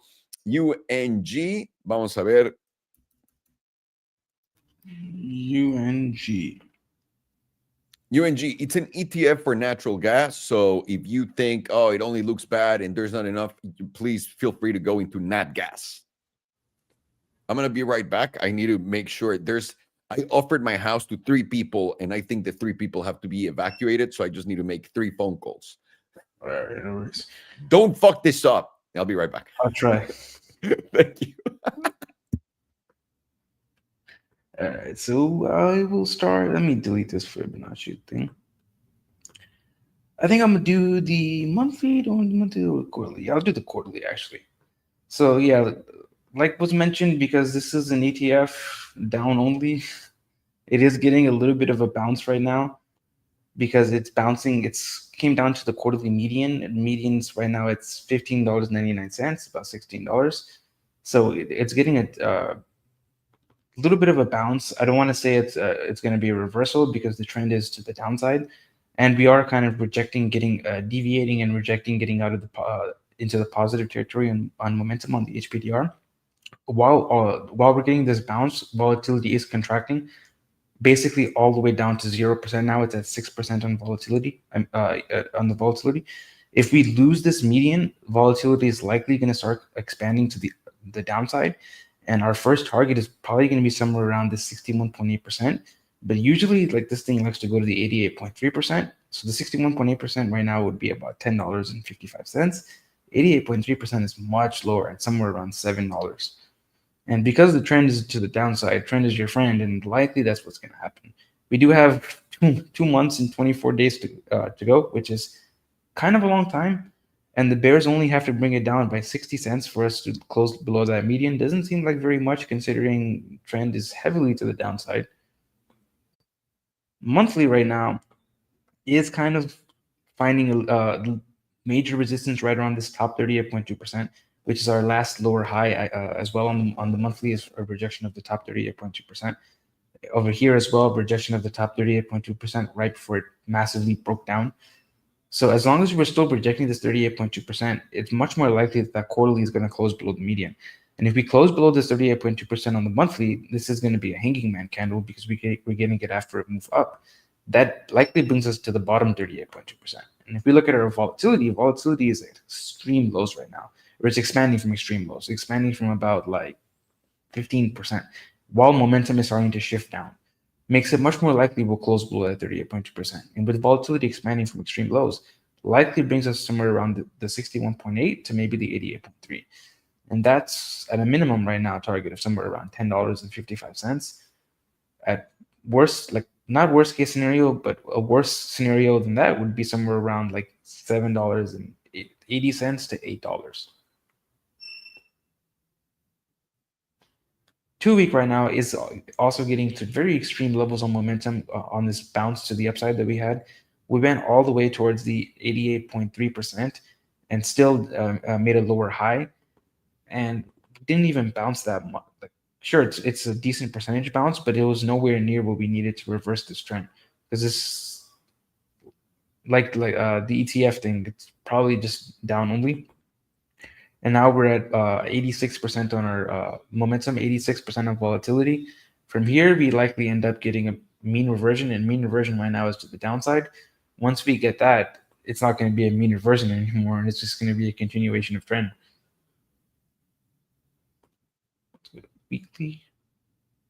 Weekly now is a rejection of the 50. Oh, fuck. Weekly is a rejection of the 55 EMA, deviation of it. Last time we tapped the 55 EMA, let's see, was it? Yep, last time we tapped this 55 EMA was when we initially broke down. And we were about at $86 whenever we tapped the 55 EMA. Now we're at $16. And we have a silver cross to the downside, and the silver cross is still holding because we're rejecting this 55 EMA.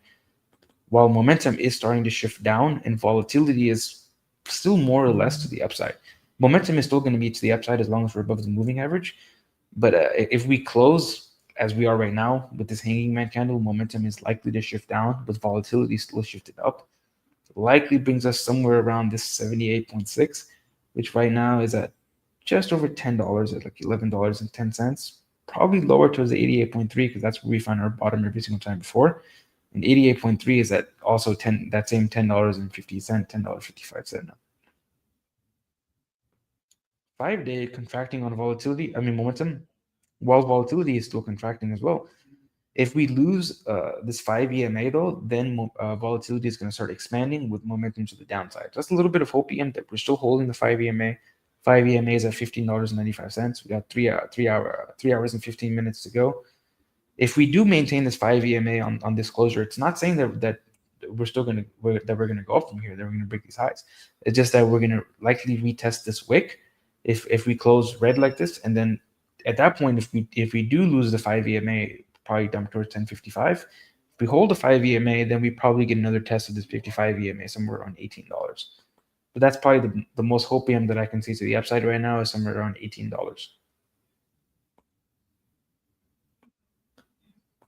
2-day is now also getting to very extreme areas on momentum to the upside with this little bit of a bounce.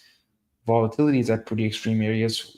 Although we do have a little bit of bullish hopium here that we have a silver cross to the upside on the 2-day. We have gotten just now retested this 9 EMA. So what bulls want to see is absolutely want to see this 100 EMA hold. The 100 right now is at $16.36. If this does continue to hold, we'd like to see this HPDR ranges step up. Then maybe we can get a retest of this 200, which it's going to keep going down, but right now it's at about the $19 range. Maybe we can get there, but even if we were to get to $19, the trend would still be to the downside, and we still likely go back towards 1055 eventually. It's not if, it's like more of a when. Daily's still above this 38.2%. As long as we're still above the 38.2%, I wouldn't say that we're going to get a breakdown immediately. What's more likely to happen is that we continue that little bit of a bounce, maybe to somewhere around this gap fill, maybe around that $18 area. And then from there, if the ranges don't step up, we're likely to end up, because that's going to be at the 95% range, very likely to end up ending this bounce and this momentum to the upside, and we probably end up once again going towards $10.55. 4 hours now dancing on the edge, right at this 38.2%, which is at $16.53. If we do lose this 4 hour 38.2%, all that idea of a bounce goes out the window, and we probably just break down from here. Right now, momentum is flipping up on the 4 hour alongside us holding the 38.2% with volatility to the downside. So this bounce technically is still corrective. We'd want to see a closure over this top 38.2% for this to no longer be a corrective bounce. And even if it's not a corrective bounce on the 4 hour, that takes us to what, like 95%, 97.5%, about $19. Doesn't really change anything on the macro. Still going to be trend to the downside.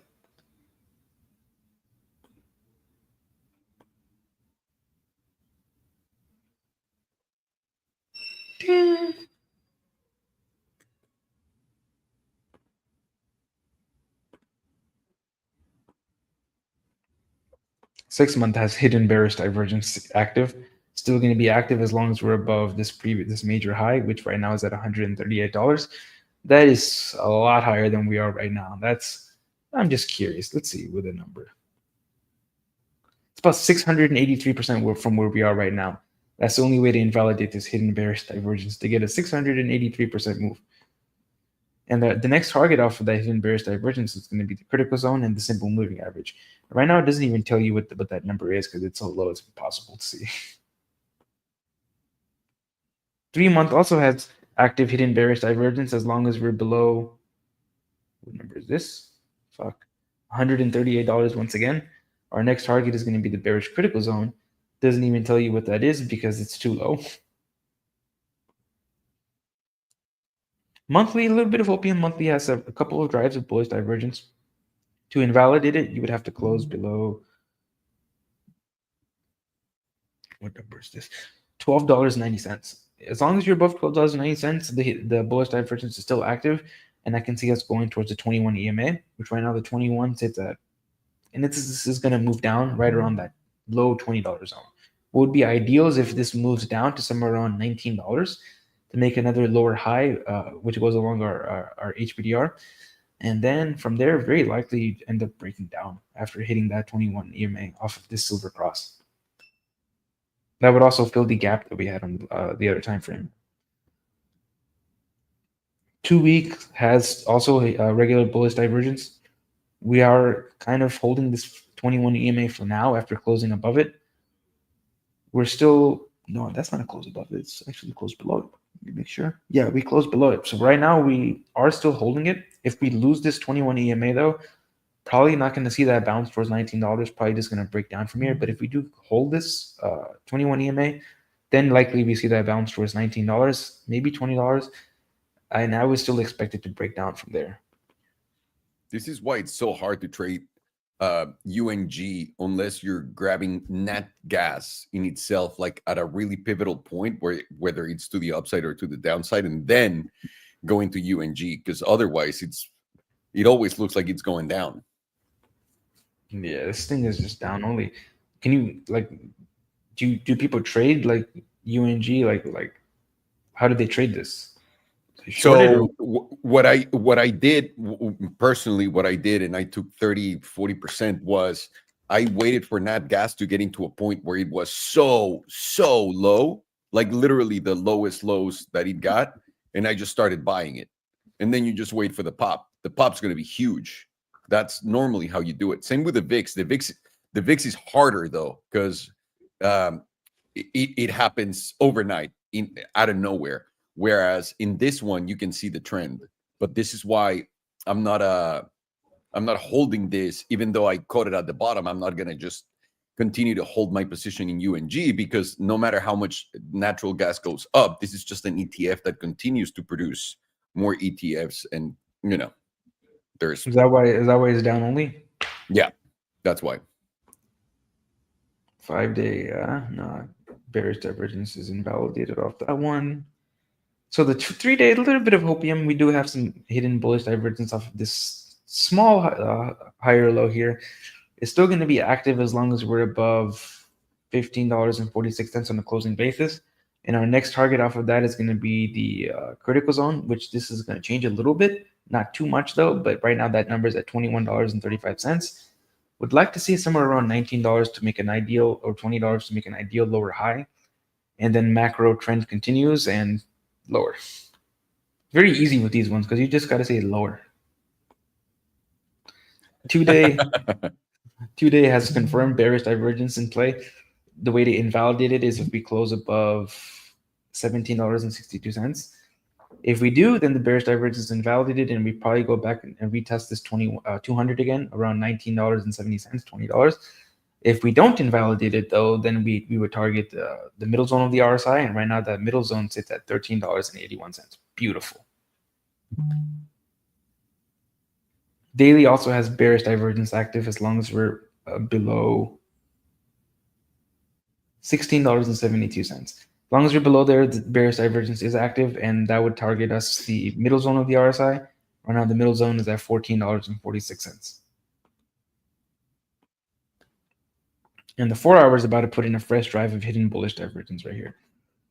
While volatility is contracting from many periods of 100%, so before people get too much hopium, this is very likely to be a corrective bounce if the divergence does confirm. And that would take us towards the moving average. And right now, the moving average is at $17.20. And that's not even a 60-cent move from where we are right now. That's like nothing. Go to the momentum chart.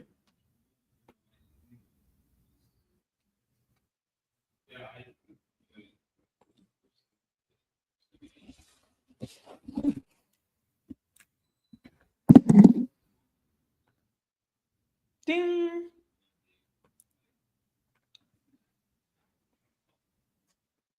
All right. Quarterly is getting to pretty extreme areas on our volatility right now off of this major dump. Let's see how much of a percentage this was, just for my curiosity.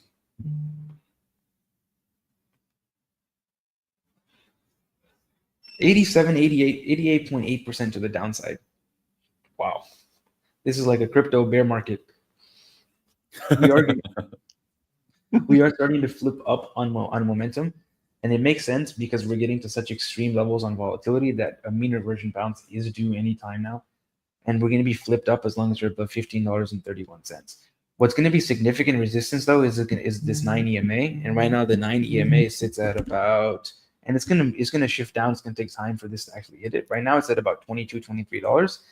Would be nice to see it around $19 to give more confluence to that idea of a lower high bounce. But technically, on the macro, anything below $138 is still a lower high. And like you said, though, like whenever it does pop, it pops. Like if you see right here, this is a 319% move to the upside. And this was still just another lower high off of a series of lower highs. But that's why, because it's a fucking ETF. Monthly is also contracting on volatility. We're getting pretty close to fully reset now after many periods of 100%. While we're seeing monthly momentum to the upside, as long as we're above $12.83, I'm not very bullish to see momentum going up while volatility is going down. And right now we're about to test the edge of the bearish critical zone. Even if we break out of the critical zone, we test the edge of the bearish control zone, this number likely goes up at that point. And this likely goes up a lot. And then it's going to be much easier for bears to turn momentum back down. 2 week also pointed to the upside, and we got the double derp of life with the 2 green dots. And momentum is going to be pointed up as long as we're above $12.90. But as long as volatility is still contracting, it doesn't really mean that much. Weekly is getting volatility expansion, rejecting getting out of bullish control, and it's going to be pointed up as long as we're above $14.54.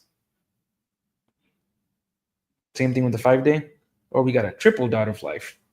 We're volatility expansion from about 10%, and we're pointed up as long as we're above $14.16.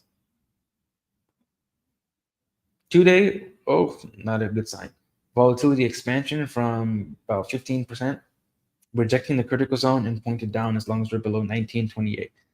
So that gives a lot of confluence to the idea that we could bounce towards $19, reject that area, and momentum would still remain to the downside, then make new lows. Daily also pointed to the downside while volatility is contracting, and we're going to be pointing down as long as we're below $17.68.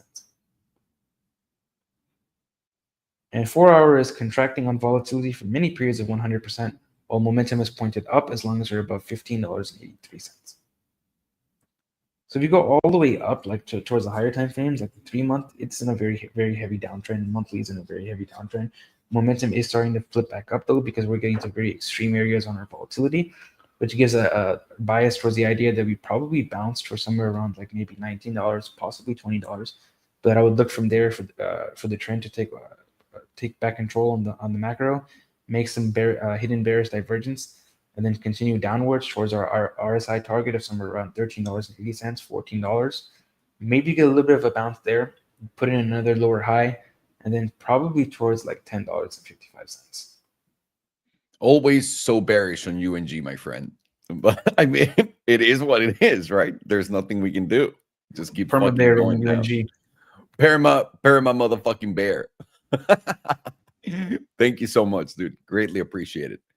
I'll be right back with you. And then after this, we got 1 second.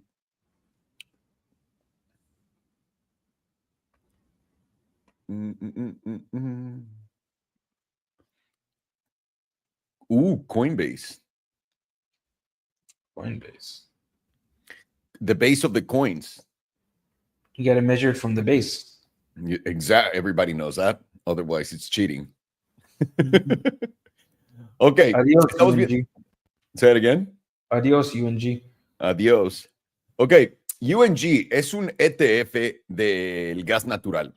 El gas natural y el precio del gas natural no son reflejados directamente en esto. La idea de comprar estos ETFs es cuando sabes que el precio del gas natural está a punto de tomar un movimiento brusco a la alza o a la baja, y ahí es cuando quieres comprar o comprar en short, o básicamente hacer opciones de esto. Los ETFs a través del tiempo pierden todo su valor simplemente porque continúan emitiendo papel, y es básicamente porque se ve esto en tendencia tan bajista. Y, por ejemplo, cuando volteas a ver, es más, lo tengo acá, al gas natural no está en una tendencia bajista. En realidad estás creando un nuevo alto, un nuevo máximo, y esto está continuando. Entonces, ¿qué es lo que podemos ver y analizar con esto si es que no ponemos todos nuestros huevos en la gallina diciendo que UNG tiene que llegar a máximos históricos como lo hizo el gas natural? Lo que sabemos es que puede llegar a esta zona tranquilamente, a la zona de los 4.3 y después tal vez hasta los 5. Eso, traducido a UNG, va a dar básicamente lo que estamos viendo en este gráfico mensual, estamos por primera vez, después de todo esto, encima del promedio de la 9 y ahora vamos a ver si podemos aguantar en los 16.35. Eso nos ayudaría a ir a buscar esta zona de los $21. Hay algo de volatilidad, la volatilidad se está reseteando en este momento, no nos está diciendo absolutamente nada. Vamos a acercarnos un poco más a la de 2 semanas. La de 2 semanas estamos por encima del promedio del 21, intentando ir a tocar el 34. Podemos ver que esto sería considerado un alto más bajo que este, pero este es un alto más alto que este, y este es un bajo más bajo que todos los demás. Así que importante tener eso en mente. Además de tener esto, estás por encima del promedio de la 9, que bastante trabajo le cuesta, y ahora vas a treparte por encima del 21. Esto, si eres alcista, definitivamente quieres aguantar esa zona de los 16.35 para poder empezar a moverte aún más para arriba. Volatilidad comienza a intentar expandir, pero todavía está por debajo del promedio. Vamos a ver qué nos dice más cerca. Volatilidad está expandiendo, pero la volatilidad está expandiendo, y malas noticias acá, en una vela roja. Vamos a ver cómo cierra esta vela semanal en 2 días, 3 horas. Si cierra verde, sería muy bueno y sería muy alcista, y podrías decir que esto va a ir a buscar el 21.65 y si no el 25.77. Simplemente basado en la tabla del gas natural, una vez más, dándole a eso de predeceso, ¿cómo se dice? De ponerlo a priori de mi análisis. Verga, qué bien hablo todos los idiomas. En la diaria estamos viendo volatilidad contrayendo y vamos a ver qué nos dice el precio. Tenemos esta vela más o menos topera, no es una vela topera porque no es el 25% del cuerpo la parte gorda de la vela. Y tenemos todos nuestros promedios aquí abajo. Este tipo de estar por encima del S&P 200, encima del 9, de todos, es bastante bueno. Tienes un cruce plateado también activo. ¿Qué es lo que estás buscando? Básicamente poder aguantar yo diría, en la diaria, la 9, pero también el 21. Si puedes aguantar entre el 9 y el 21 y no cerrar por debajo de 15.71, estás creando formación alcista. Y lo puedes ver acá. No tienes que ser un genio para ver esto. Ahora, ¿el precio puede volver a caer, retestear más o menos por acá y después impulsarse? Sí, y no rompería la estructura. Simplemente ahorita estás en medio de la nada. Aunque tienes 1, 2, 3, 4 cierres arriba del promedio del 9, pero luego esta te cagó todo y luego este te cagó todo. Vamos a ver si los puede aguantar para después de aquí irnos a ver para acá. No hay un trade tan en tu cara en esto, simplemente por dónde está el precio de UNG, de nuevo, que es un ETF y no toda la vida sube tal cual 1 a 1 con el gas natural. Tienes que agarrarlos de diferente forma. Pero aquí lo tienen. En temporalidades altas, UNG se ve bajista de a madre. En temporalidades cortas, tiene cara que esto puede darnos la sorpresa de ir a buscar esta zona del 21 una vez más.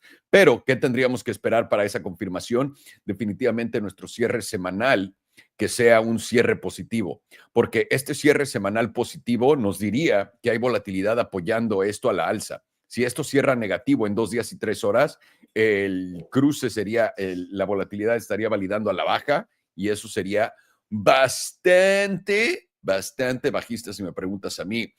Déjame ver una cosa, que tenemos al 9 cruzando por encima del 21. ¿Cuándo fue la última vez que eso pasó?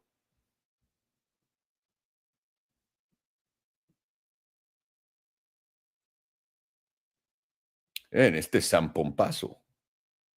¿Ese zampompazo de cuánto fue?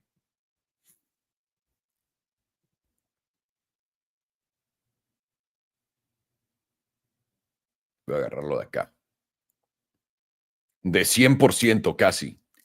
Así que se ve honestamente bastante bien. Lo único que tienes que hacer es aguantar esa zona.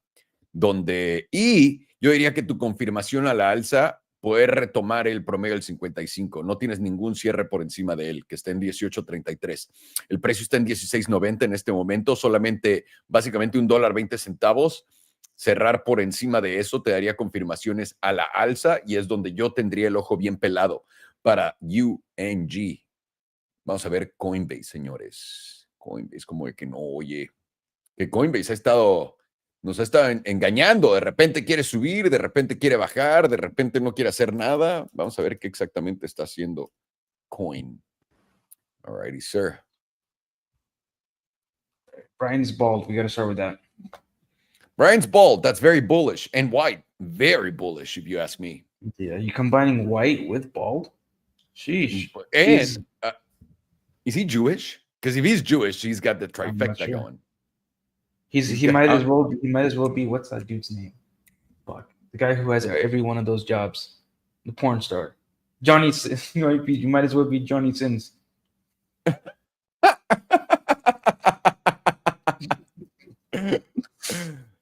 retarded. 1 second. Brian Armstrong is he Jewish? There's not a straightforward answer, so I'm guessing yes. Yes, then probably yes. Yes, he is. All right, so yeah, it's a trifecta. You want to definitely you invest got in all Coin. three. Yeah, Can't possibly fail. trust So me. No, just trust me. Oh yeah, I trust you. I trust you fully. Gonna leverage out everything I own on it. Leverage the net worth. As you should. On the monthly, we are getting momentum starting to shift back up to the upside, with volatility starting to shift up as well. But the confirmation is going to be for the breakout is that we'd have to close over this 38.2%, which right now is still being rejection. That number is at about $302.49. As long as we are rejecting this area, probabilities are more likely we come back down to retest this median, which is at about $236.15. But as long as momentum and volatility are still pointing to the upside, what's more likely is that this median is used as a spring to continue higher. And what I like to see is that the median lines right up with this 5 EMA, because usually it likes to hold the 5 EMA, and then like this time around it came right a little bit lower because the 21 was very close to the 5 EMA. But right now the 21 is a lot farther than 5 EMA, so it's significantly higher probability that it holds the 5 EMA and the median, and then uses that to spring onto the 61.8% at a minimum, because we're coming from pretty low levels on our volatility. Assuming that happens, that would take us to the 61.8%, which would be a retest of our current all-time high, somewhere around like $395 to $400. So Jim Cramer was right. He was just wrong on the timing.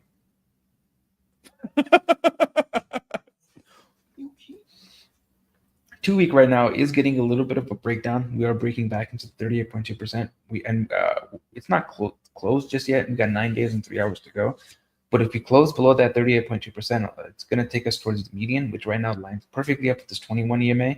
That's about like $230. If we were to shift back to the monthly, that number for the median on the monthly is about $235, $236. Very close to that 2 week median as well.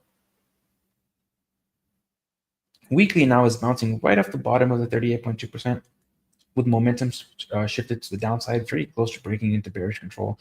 Volatility flipped up, and the jewel is curving back around now. It's about to exit bullish control zone, and it's giving us the dark blue sell signal. If we lose this bottom 38.2%, likely get a breakdown towards this 55 EMA, a little bit lower than our monthly median, which is right now sitting at about like $216. If we were to go back to that area, though, bulls are going to be on very cautious watch, because if we lose this whole pump is likely to get retraced. Probably going to break this $149 low, and probably going to go a little bit lower than that. But until that's actually happened, it's just an idea and just something to look out for. What's more likely is that somewhere around $215 to $235, we end up getting a bounce and then continue on the route. 5 day is not pretty at all, though. 5 day has lost 38.2%. Now we're getting a clean rejection of it. Momentum is breaking into bearish control. Volatility is pointed up. We're still above this meme line, which is a little bit of hopium, but meme lines are not nearly as important as its statistical ranges. And since we're closing below the 50% as well now, probable that we go somewhere around 78.6, and 55 EMA probably moves up to catch up to it, and that's around $230. 2 day now is at the bottom of the 38.2% after losing our 9, 21, and 5 EMAs, getting a little bit of a bounce off of it. Momentum is starting to shift back up on the 2 day with volatility shifting down. That usually gives you a target of the median. Right now, the median sits at $275, but that's only if it happens within the next 2 days and 3 hours. Because if it doesn't, then the median is likely to come down lower, line up with this meme line somewhere around like $255, and then probably rejects that area and then continues down towards 230s. Daily also is getting momentum shifted to the upside with volatility shifting down, corrective bounce, somewhere around the median, which right now we're basically already tapped the median on the daily. Our high of this candle was 267, median's at 264. So we have tapped it on the daily.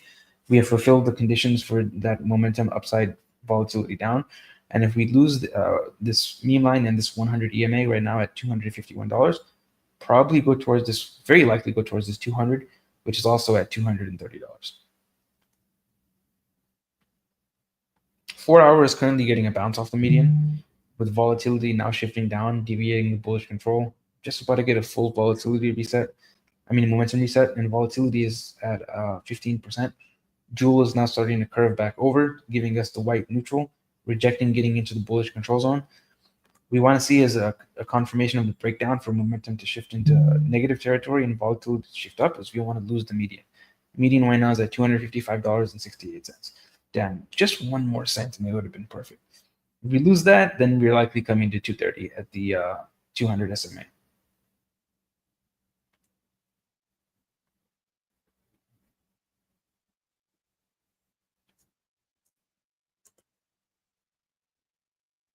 Ding.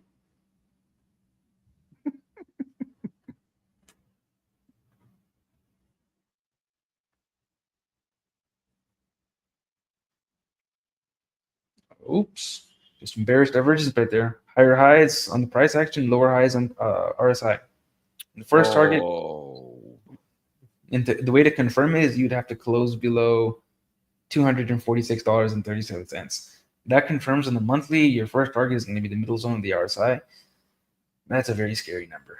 I'm thinking it's going to reset, but we still have about 23 days and 3 hours for that to go. Likely resets, but how much will it reset? Not by that much. Right now it's at $124. Maybe it goes up to like 150, 160. It's impossible to guess beforehand, but it's likely not to go all the way up to 230. Maybe it does, but very unlikely. That's not a good sign. See that bearish divergence on monthly. The last time we had bearish divergence on the monthly was like over here. And we had a dump of 43%, just a small 43%, tiny 43%, over the span of March until September. So about 6 months, we dumped 43% on a stock. 2 week now has confirmed many drives of bearish divergence alongside volatility expansion. We've already hit one of the easy targets, which is the middle zone. So that what's more likely is that because we're bouncing off of that middle zone is that we hit it again. Right now, that number sits at $218. Pretty close to 230, but a little bit under it. Nothing on the weekly. Nothing on the 5-day. 3-day has some confirmed hidden bullish divergence in play. It's going to be active as long as we're closing above $246.37. We've already hit the bullish control zone though, and we've rejected it. So one could argue that it's already been played out. The way to continue it to the upside though and get the higher targets is we'd have to close over this high, which is $293.60. And that would take us towards a simple moving average. And right now that number is at $399.98, about $400. Significant move up from where we are right now.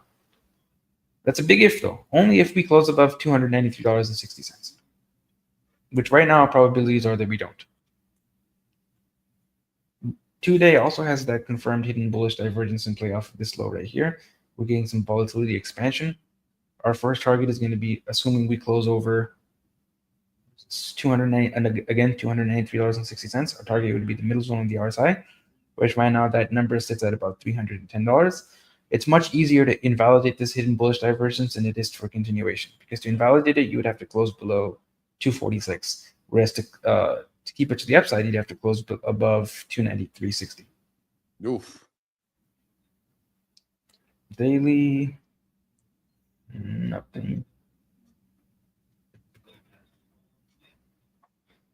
4-hour now has a fresh drive of hidden bearish divergence off of this lower high right here. While we're getting volatility expansion and you're getting the jewel curving over, rejecting the bullish control zone, giving us the white neutral, very likely the next opening shifts to dark blue sell. And the hidden bearish divergence is going to be active as long as we're closing above 200 or below $293.42. And our next target off of that hidden bearish divergence is going to be the simple moving average. Right now, that number sits at about 255. And then since volatility is not really even close to being tapped out yet, probably going to go to the bearish control zone next. That number sits at about 237.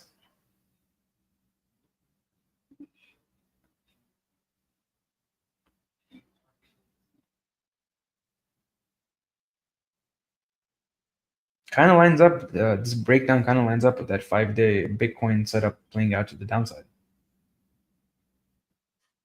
Say it again. This how Coinbase kind of looks bearish kind of lines up with that Bitcoin 5-day setup playing out to the downside. Yep. Well, Coinbase fucking destroyed that uptrend that it had that it started on November. It's now down. To me, it looks like it's doing an SFP at that area. But either way, I'll show you when I pull my chart. Mm-hmm. Monthly is still contracting on volatility. Momentum is still very slightly pointed to the upside. And we're going to maintain the bullish control zone and flip up on momentum as long as we're above $256.69. Beautiful. Love that number.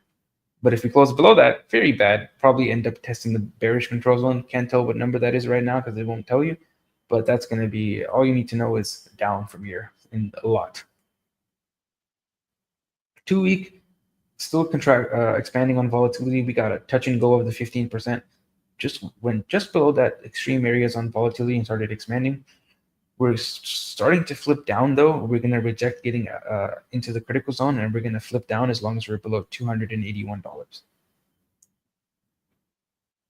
Weekly is now contracting on volatility, deviating the critical zone, and we're going to be pointed down as long as we're that's a high number, $332.40. 5-day as well, contracting on volatility, deviating the critical zone and pointed down below 322. 2-day getting volatility expansion while momentum is pointed down, and we're entering the critical zone and we're pointed down as long as we're below 267.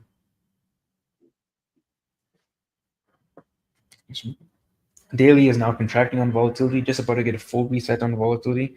Momentum is breaking out of the critical zone, and we're going to be pointed down as long as we're below $249, or pointed up as long as we're above $249. And 4-hour now is getting volatility expansion along with the rejection of the critical zone, starting to flip down, and we're going to be pointing down as long as we're below $276. So right now, the higher time frames are kind of on a knife's edge. The number needed to flip down the momentum on the monthly is about $256, $257, which we're dancing right around that level right now. We shift a little bit lower. Momentum is shifting down. Volatility is starting to expand. Our first level of support is going to be somewhere around $230, which if we don't hold that area, this entire pump is likely to get retraced. We probably go somewhere around the mid 100s. The hopium, though, is that the Bitcoin setup on the 5-day plays out to the upside. If that happens, then that 230 area should hold, and we should probably go to 400s from there. We do have hidden bearish divergence on the 4-hour, and which kind of throws that into question. It's all really going to come down to what happens with Bitcoin, because whenever Bitcoin does get those massive moves, Coinbase is just dragged up with it. If that happens, then Coinbase goes to 400. If Bitcoin plays out to the downside, this thing is probably going to the mid 100s, maybe like 150, 140. Very, very nice. Hopefully, this is not the end and we can continue.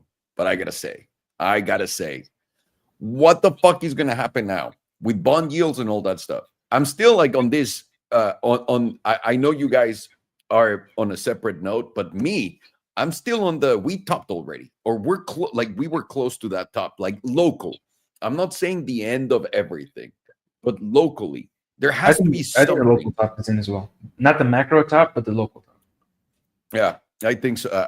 I've been crying about it for a little bit, and it's just a matter of like, how much of a top that is, right? Like that's the game that we're playing now. Like how long will it take for us to be able to take that out? Will it be like nice and chill, kind of like 2021, summer 2021?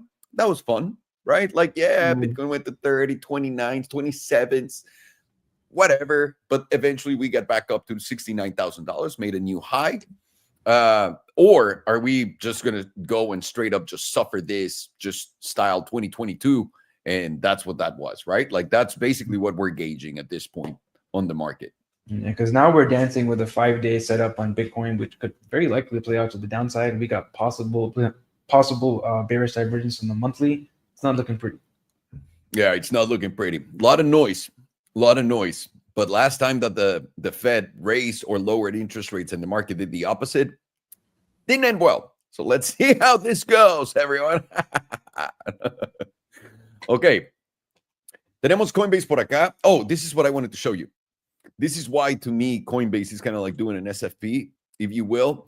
This area, clearly, every time we're above this meme line, right, the one right here, we have like these upside moves. But whenever we're below it, we kind of like to go all the way to here. Now, I'm not saying, What number is that? That bottom line? The one right here is 160. I see it lines right up with the mid 100s. Yeah, that's what I was thinking. And also, I have this meme line right here, which is like the first place that gets us ready for the next move. And that meme line is at the 237, which coincides also with, if we lose that area, we're probably going to the 160. If it goes to 160, my brother's going to be kicking himself for not listening to me when I told him to sell. Well, he's going to learn. He's going to motherfucking learn from this one, son. Thank you. Vale, estamos viendo Coinbase. Interesante lo que estamos viendo en Coinbase. Divergencias bajistas en temporalidad altas, como la mensual, la de 2 semanas. Temporalidades más cortas, se ve 2, 3, pero depende muchísimo en los puntos pivotes y en el precio. Para que el precio sea fuertemente alcista, tenemos que estar por encima del promedio del 9 en la semanal, que son 2.72. Estamos por abajo, estamos en 2.61. Con eso dicho y hecho, vamos al análisis rápidamente de Coinbase. Trimestral. Podemos ver el cierre más alto, lo tuvimos acá, un poco al estilo Solana. Y después hemos tenido 1, 2, 3 cierres consecutivos en la trimestral más bajos que este. Tuvimos esta tomada de liquidez con todo. Y ahora tenemos una vela que estamos formando, que todavía faltan literalmente 3 meses, casi, para poder cerrarla. Y esta vela hasta ahora tiene cara de topera. Hemos estado por encima del promedio del 9 y lo hemos estado hasta acá. Simplemente quiero ver ahora si estamos por encima también del 5, que está en los 223. Bien. Ok, con eso dicho y hecho, vamos, volatilidad está en extremos, no tenemos nada. Vamos a la mensual. La mensual, un poco de lo que habíamos visto antes, aunque el cierre mensual fue mucho mejor, 295, después de ahí perdimos esta zona. Para mí esta zona es muy importante, la de los 266. Si no estamos por encima de esta zona y no podemos también empezar a cerrar por acá, esto tiene cara de que nos está dando, de que este movimiento lo podemos comparar con esta zona más o menos y de ahí poder perder esta zona. Es por eso que es importante verlo. Estamos reseteando volatilidad al punto más bajo al que ha estado Coinbase, pero todavía no hay nada. No nos está diciendo que se está volteando para arriba ni nada. Y al mismo tiempo estamos de nuevo por encima del 9, el 21, el 34, bastante bien. Todavía no corremos peligro abundante de nada, digamos. Aunque hay divergencia bajista en el precio mensual. Vamos a las 2 semanas. 2 semanas nos empieza a apretar un poco los pantalones. La razón por qué, sencilla, tienes esta vela topera, tienes después este follow through de esta vela topera, lo que te da una confirmación, 2 confirmaciones, y esta vela en 9 días y 3 horas sería mi tercera confirmación de que esto en verdad sí fue un breakdown y este fue un tope local. Nadie está diciendo que se acabó el mundo, Coinbase va a extinguirse, simplemente local. Y el promedio del 9 estando en 256 en la de 2 semanas, importante, definitivamente no queremos perderlo. Y atención, porque la volatilidad había estado expandiendo en todo este movimiento a la alza y ahora está yéndose de lado. Pueden ver que aquí la volatilidad y acá es básicamente lo mismo, que es lo que nos señala cómo se detuvo el movimiento de justamente este setup que habíamos visto tan potente. Es en la de 2 semanas. En la semanal, volatilidad contrayendo. Podemos ver que estamos por debajo del 9, lo que nos está diciendo por adelantado lo que va a pasar en la de 2 semanas tal vez, si es que no podemos aguantar el promedio del 21. En la semanal, yo pondría mi tabla de Coinbase. Estoy viendo Coinbase en la semanal. Pondría atención al promedio del 21 que está en 252 en este momento, la línea amarilla. Esa línea amarilla va a ser importantísima para aguantar. Si no aguantamos esta zona en los 252, y ahora les voy a poner el HPDR también para que lo puedan ver. Si no podemos aguantar esta zona en los 252, y pueden ver por qué es tan importante, básicamente caeríamos del 50% y nuestro siguiente viaje sería los 230. Yo tengo una línea meme acá en los 238, se me hace una zona bastante importante para el precio de Coinbase. Personalmente hemos visto cómo está intercambiando de manos por acá, le gusta estar coqueteando con ello. Y si llegáramos a perder en cierres la zona de los 238, no nos sorprendería para nada una visita al 78.6%, que es 214. Si eso se llega a dar, empezaríamos a buscar objetivos más a la baja. ¿Por qué? Les voy a poner la diaria para que lo vean. En la diaria podemos ver que tenemos nuestro cruce del 9 bajo el 21 por acá atrás. El 9 y el 55 están acá y el 21 está acá. Si esto llega a caer más, perdemos el promedio del 100 en los 250, vamos a perder la parte baja de la zona azul en los 247, lo que probablemente nos dé un viaje gratis al promedio del S&P 200 en los $229. Eso sería la última posibilidad de encontrar un soporte alcista y poder continuar a la alza. Si no podemos encontrar acá en los 229 soporte, este pato se cocinó. Y ahora, la volatilidad está en el 15%, todavía no se está dando la vuelta, pero esto nos podría estar empezando a dar un setup ponte tú, si la volatilidad expande acá en lo que estamos en velas rojas, a la baja. Vamos a ver la de 12 horas, a ver si nos da algo con la volatilidad. No, volatilidad se ve igual y esto se ve bastante parecido. Vamos a ver la de 4 horas. En la de 4 horas tenemos la volatilidad expandiendo, pero no en realidad, se está yendo de lado. En la de 4 horas también vemos que la parte baja de la zona azul, que es donde estamos justamente, si cerramos ahorita en... ¡Wow! Le faltan 3 minutos y 9 horas a esta vela. Vamos a ver a dónde se mueven estos puntos porque estamos por encima de la media. Pero aquí es donde está la sorpresa. Vamos a ver si se puede aguantar o no esta media que está en los 255. Si llegáramos a perder los 255, tenemos que poner muchísima atención a dónde podría ir esto. Recuerda también que tienes un cruce plateado a la baja en la de 4 horas, por lo que un movimiento al 268, que tal vez ya se dio con esto, simplemente fue el retesteo del 9 en un cruce plateado a la baja y vayas a visitar la parte baja de este canal. Con eso dicho y hecho, se las pongo fácil. De nuevo, en la semanal es lo que queremos ver y ponerlo acá una vez más. Perdemos este promedio, vamos a esta zona. Perdemos el 34 en esta zona, vamos al 55. Esperando que aguantemos el 55. Si no aguantamos el 55, vamos a ir a esta zona en los 160. Por ahora Coinbase se ve bajista. Tenemos que ver qué es lo que va a hacer Bitcoin también, porque esto podría tranquilamente aguantar y esto consolidar y después acá cambiar todo lo que estamos diciendo. Lo que estamos viendo es que para poder flipear la tendencia alcista con momentum, necesitamos cerrar por arriba de básicamente 280. Si no podemos cerrar arriba de 280, estamos viendo cómo probablemente vamos a comer nepe. Así que pongamos muchísima atención a esto. Estamos en un punto crítico e interesante en las criptomonedas, brother. Sí, oye, qué chido lo de las criptomonedas. Farhan, let's do SoFi. And wrap it up with that shit. I was muted. It's not a live stream if I'm not muted. Exactly. SoFi. Oh, look at this breakout. Beautiful.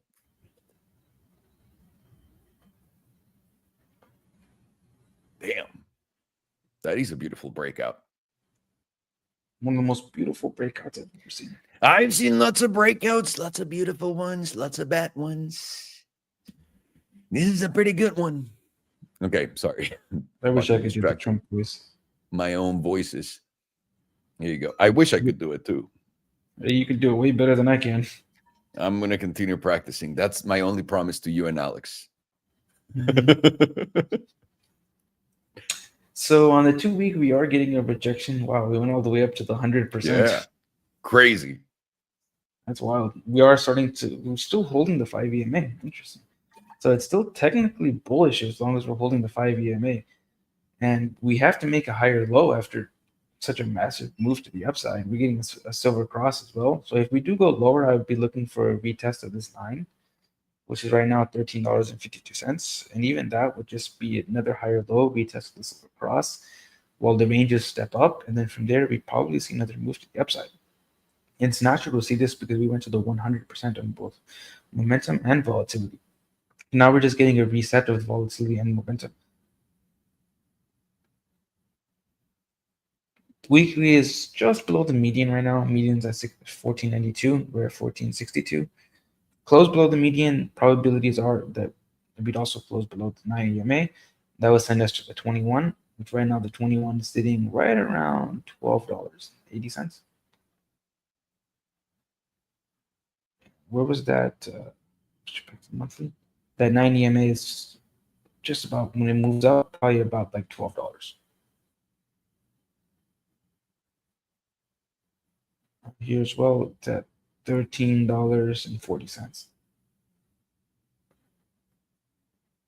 5 days is now bouncing off the median. Median's at 1385. As long as it holds the median on a closing basis, likely to retest this 38.2% again, which is 1603. And if it closes over that, then we very likely break these highs and continue towards somewhere around the 88.3. Right now, the 88.3 sits at much higher at $23.33. And what's happened already on the 5 days we were looking at before is we were looking for the ranges to step up, because over here we hit the 90s. So now the ranges have stepped up significantly. So the 90s now sit at somewhere around $27 to $28. 2 days at the bottom of the 38.2%, holding this 21 EMA. Momentum is now starting to shift up, projecting bearish control. Volatility shifting down. That would give us a target of hitting the median. Median's at 1518. Close over that, then we likely break these highs and go towards the 88.3. Right now it's about $20. Psychological number of $20 should be some resistance. Even if it's going to break through the first tap around, probably rejects. Daily has broken below the 38.2. Rejected it on a retest. We're still holding the 55 as support. Momentum is starting to shift up. Volatility shifting down. Would target the median. Right now the median's at around $16, which would also take us above that 38.2, and then probably we get a breakout from there, assuming we close up that $16 number. 4 hours now reclaim the median, but 4 hours about to get its first silver cross to the downside. As long as we're below $15.12, below silver cross to the downside. Momentum is shifting down, volatility is shifting down. If we get that silver cross, maybe we get a retest of this 9 EMA somewhere around like $15. Probably ends up rolling over and going lower from there. Maybe somewhere around like 78.6, when like $13, maybe 88.3, about like 12.70.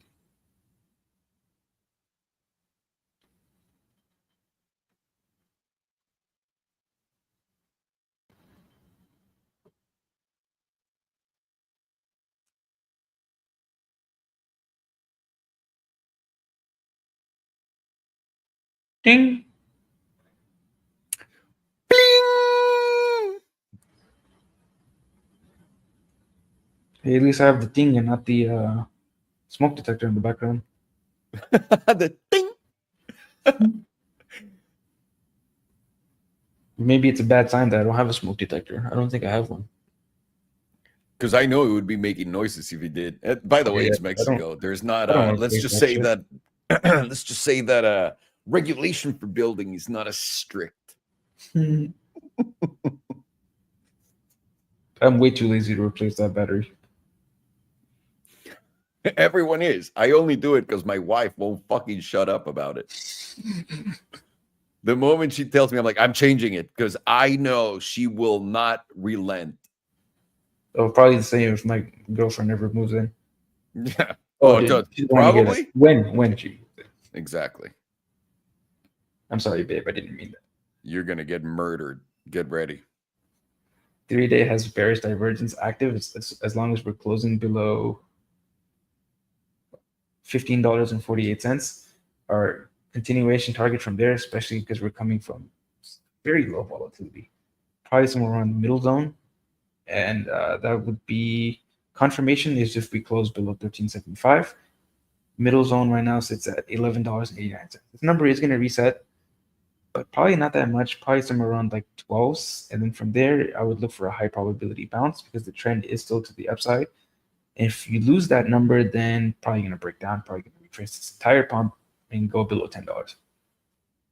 So the hopium right now is that the divergence does play out and we bottom somewhere around $12.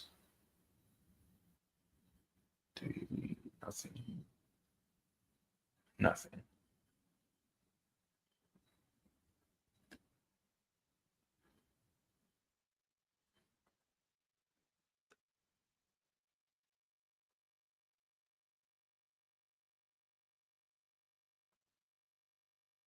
Monthly is still expanding on our volatility after this massive pump that we got.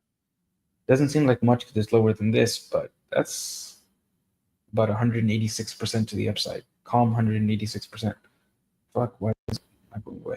And we're about to break into the critical zone and we're going to be pointed up. Wow, as long as we're above $9.53. 2 weeks contracting. We got our first silver cross.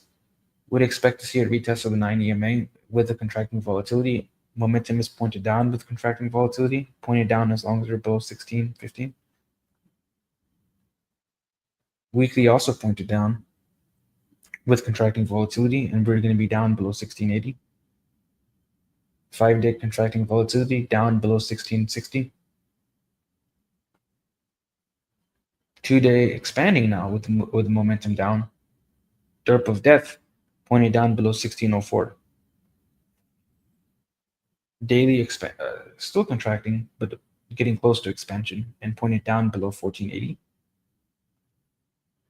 4-hour contracting and pointed down as long as we're below 1479. So if you go up, like the highest time frame that we can get anything from is the monthly. We're still getting volatility expansion to the upside. We're still pointed significantly to the upside. But if you go down to the 2-week, we are starting to get into a little bit of a shaky area because we're getting to very extreme areas on the HPDR. We have a fresh silver cross, so you would expect that silver cross to get retested at the 90 EMA. Then you go down a little bit lower, you're starting to get momentum shifting down with volatility resetting. Very likely you come back down somewhere around the 12s, mid 12s maybe, and make a higher low there, and then continue upwards, probably somewhere around $20 after that. And then we very likely make some hidden bullish divergence to take us towards the 20s. And while the HPDR ranges step up in the higher time frames, it's very unlikely that it continues straight up from here while the ranges are at such extreme levels. Very likely it gets a retest of that 2-week silver cross, uses the 9 EMA as a spring, and then we can continue on to the 20s. Well, thank you so much. That was a brilliant analysis, Mr. Farhan. Tomorrow we have a fucking class. Thursday, baby. Anything else you want to add before you go? Let you go. Enjoy your day. Nothing else. Buenas tardes, my amigos. Buenas tardes, señor. Have a good one. Thank you so much, dude. I'll see you soon. Ok, estamos viendo SoFi. SoFi es el oficial sponsor de mis LA Chargers. A quien le guste y a quien no le guste, tómela, que estamos en los playoffs, efectivamente. Sé que nos van a eliminar en la primera ronda. No importa, lo logramos. Con el mismo equipo de mierda, con menos jugadores buenos. En fin, no los voy a meter en esto. Wow, mi rollo deportivo. Ok. Estamos viendo SoFi. SoFi es un banco digital para todos los que tal vez no lo sepan, lo tengan apuntado. Y lo primero que vamos a ver, obviamente, es el gráfico trimestral, pero hay poca información en él. Solamente quiero que, como siempre, vean la fotografía de la perspectiva más amplia posible. El alto más alto que ha logrado SoFi es 28 y obviamente lo hizo en el 2021, cuando todo hizo tope en absolutamente todo. Esos 28, ahorita estamos en 14.68. Hemos visto cómo desde entonces tuvimos ese gran bear market, cayó hasta los 4.28 y ahora ha hecho un delicioso casi 4X a la zona de los 14.69. Nice en este momento. Con eso dicho y hecho, podemos ver volatilidad está en extremos en este momento, está contrayendo, no hay nada en la tabla de los 3 meses, muy poca información. Vamos a la mensual, en la mensual podemos ver que esta cosa empieza a calentar, tenemos estos altos, altos más bajos, altos más bajos, altos más bajos y comenzamos a formar estructura alcista, básicamente desde acá. Esa estructura alcista continúa, podemos verlo con los mínimos y no nada más eso, hemos roto estos máximos y hemos logrado crear nuevos máximos y ahora vamos a ir a buscar algo nuevo, algo potente, nuevos máximos probablemente a cierto punto. Esto es la mensual. En la mensual habíamos tenido volatilidad expandiendo como loca en esta gran subidongo, pero empezamos a ver que el movimiento está agotado. ¿Por qué lo decimos? Déjenme ver si el HPDR lo tiene acá. Pueden verlo. Recuerden, el HPDR nos dice qué tanta más probabilidad tiene de continuar en esa dirección. Esto quiere decir que 0%. Tienes que, una vez que llegas al 100%, ya no tienes más probabilidades de continuar a la alza. Cuando estás en el 95%, 98%, 97%, en esta zona solamente tienes 2% o 3% de probabilidad de continuación para arriba, por lo que tu objetivo más certero es por acá de los $12 por ahora. Esto es en un gráfico mensual. Cuando nos acerquemos más van a ver por qué lo decimos, tíos. Podemos ver, llegamos al 100% y del 100% hemos estado siendo rechazados. También tenemos la coincidencia por acá en los 13.46 con nuestro promedio del 9 que se puede ver en la zona del 61.8%. Estamos justamente acá. Todavía faltan 9 días para cerrar esta vela, pero si esta vela llega a cerrar así tal cual, muy probablemente vayamos a buscar esta zona de por acá en los 13.46. Volatilidad está en extremos en este movimiento y es ahora vamos para abajo. De nuevo, puede ser un doble extremo. Nadie dice que no. La última vez que había hecho otro extremo fue acá con 4 periodos extremo. Bla, bla, bla, bla, bla. Es lo que estamos viendo. En la semanal podemos ver todavía más adelantado y continuando la volatilidad cayendo en 69.63%, en lo que el precio está por debajo de la media en la semanal, lo que nos dice que muy probablemente la zona en las 2 semanas, en la parte baja que comentamos, vaya a tocar el precio. Estamos apoyándonos justamente en la 9.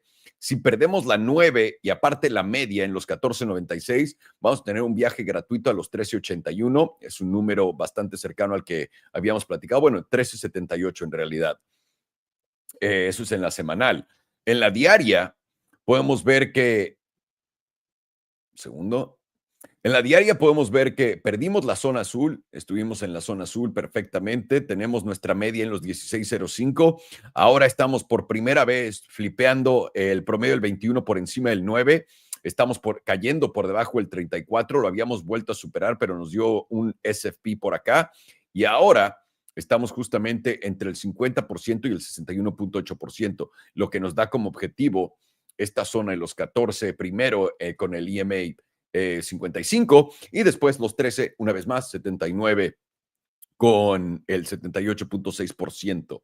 Es lo que estamos viendo en la diaria y la volatilidad no está expandiendo todavía. Vamos a ver para dónde expande en esta temporalidad. Vamos a ver rápido la de 4 horas, un time frame de degenerado. Estamos por encima. Puede que tengamos un cruce plateado a la baja. Se podría estar dando. Tenemos el 21 muy cerca del 55, el 34 por allá encima. En este momento estamos, estas velas que no tienen cara, que apenas si se ven, ¿no? Puedes ver esta y ahora esta. Seguimos por encima de la media. Buscamos cerrar esta vela en 2 horas y 16 minutos por encima de los 14.57. Si no lo logramos, vamos a tener un viaje gratuito a la zona de la parte baja de la zona azul que está en 13.99 y eso nos pone donde estamos viendo ahora. Vamos a analizar rápidamente esto sin ya nada, entendiendo lo que estamos viendo. Estamos ante muy probablemente un movimiento correctivo para dar continuación a la subida. Básicamente venimos de todo esto, pueden verlo. Estamos creando bajos más altos, definitivamente. Estamos rompiendo estos altos que habíamos roto. Habíamos roto esta tendencia que venía a la baja bueno, local. La llamaría una tendencia local a la baja. La hemos roto, hemos confirmado después apoyándonos en ella y vámonos para arriba. Lo que estamos viviendo en este momento en SoFi es una corrección. Básicamente, consolidación de precio. Esta consolidación de precio no nos sorprendería. En realidad, este es un hombro, cabeza, hombros, tíos. Espérenme.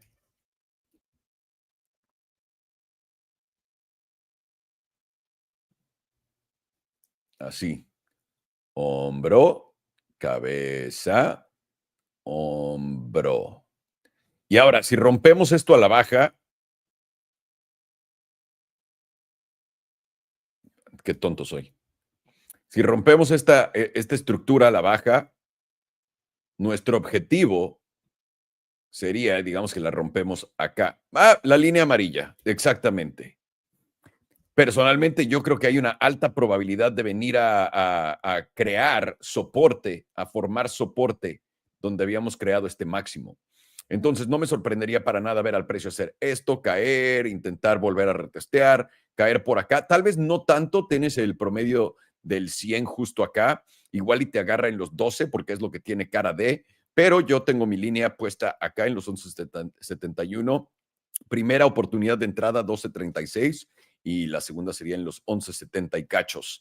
De aquí, lo que pensamos es que todo va a resetearse, volatilidad va a resetearse, momentum va a apoyar a la volatilidad cuando lleguemos acá para poder ir a buscar nuevos máximos. Es lo que nosotros estamos viendo hasta ahora en SoFi. No hay un trade claro ahorita, no hay un corto, no hay, lo que hay más es un largo invalidado con este bajo, si es que te quieres meter como degenerado. No tiene nada de malo, cada quien hace lo que gusta. Tienes ese trade fácil, pero tienes muchas menos probabilidades de que vaya a pegarte bien, a menos de que estés buscando un upside rápido y aparte chico, no tiene tanta cara de que esto vaya a ser alcista en corto plazo. Sin más que decirles, tengo que irme. Y sigue la oferta para que no crean que me estoy echando para atrás. Tengo 3 grupos de amigos a los que le ofrecí la casa. Les dije, güey, vénganse a quedar acá si no pueden con los fuegos, porque mucha gente fue evacuada por el aire, por el humo. Ya no puedes estar ahí, se está quemando todo. Una amiga, Belén, ahorita está con ella, se le quemó su casa y pues le ofrecí a 3 amigos la casa. Entonces tengo que ir a ver quién va a poder venir, quién no, qué hacemos, cómo podemos ayudar. Y si viven en Los Ángeles y quieren ayudar también, tenemos Posh Pet Care, Posh, P-O-S-H, es de un amigo mío y están aceptando perros o a gatos, cualquier animal, si tienen problemas con ello, para poder tenerlos ahí, cualquier cosa. Ahí estamos. Más allá de eso, me desperté en medio de todo esto. No sé exactamente qué más podemos hacer, pero vamos a ver qué podemos hacer, cómo podemos ayudar. Que pasó hace 8 años, lo hicimos y es lo mismo que podemos hacer. Recuerden, Gavin Newsom, nuestro gobernador, y Kamala Harris son los que hicieron todo este problema. Yo sé que la gente cree que esto solo es un incendio. Sí, solo es un incendio, por supuesto, pero hay lugares que están más preparados. En Texas, por ejemplo, tenía todo para quemarse y nunca se quemaba. Es porque saben cómo cuidar por incendios forestales, prevenir, no se están robando todo lo del agua, etcétera. Entonces, Gavin Newsom es un gran criminal, es una mierda de persona. Y para si algún día en el futuro aparece como vas a votar por él por presidente, asegúrate de ver cómo destruyó San Francisco. Después lo elegimos para que sea nuestro gobernador en California, cómo destruyó California y cómo va a continuar destruyendo absolutamente todo lo que puede, incluyendo Estados Unidos, si es que se le da la oportunidad. Solamente ténganlo presente, un gran mentiroso, un gran hijo de puta, hace dinero de los vagabundos. A eso se dedica Gavin Newsom, genio, se ve muy guapo y aparte muy buen político, pero es eso. Les mando un abrazo, cuídense mucho, gracias por su atención, pórtense bien, nos vemos pronto. Nos vemos mañana.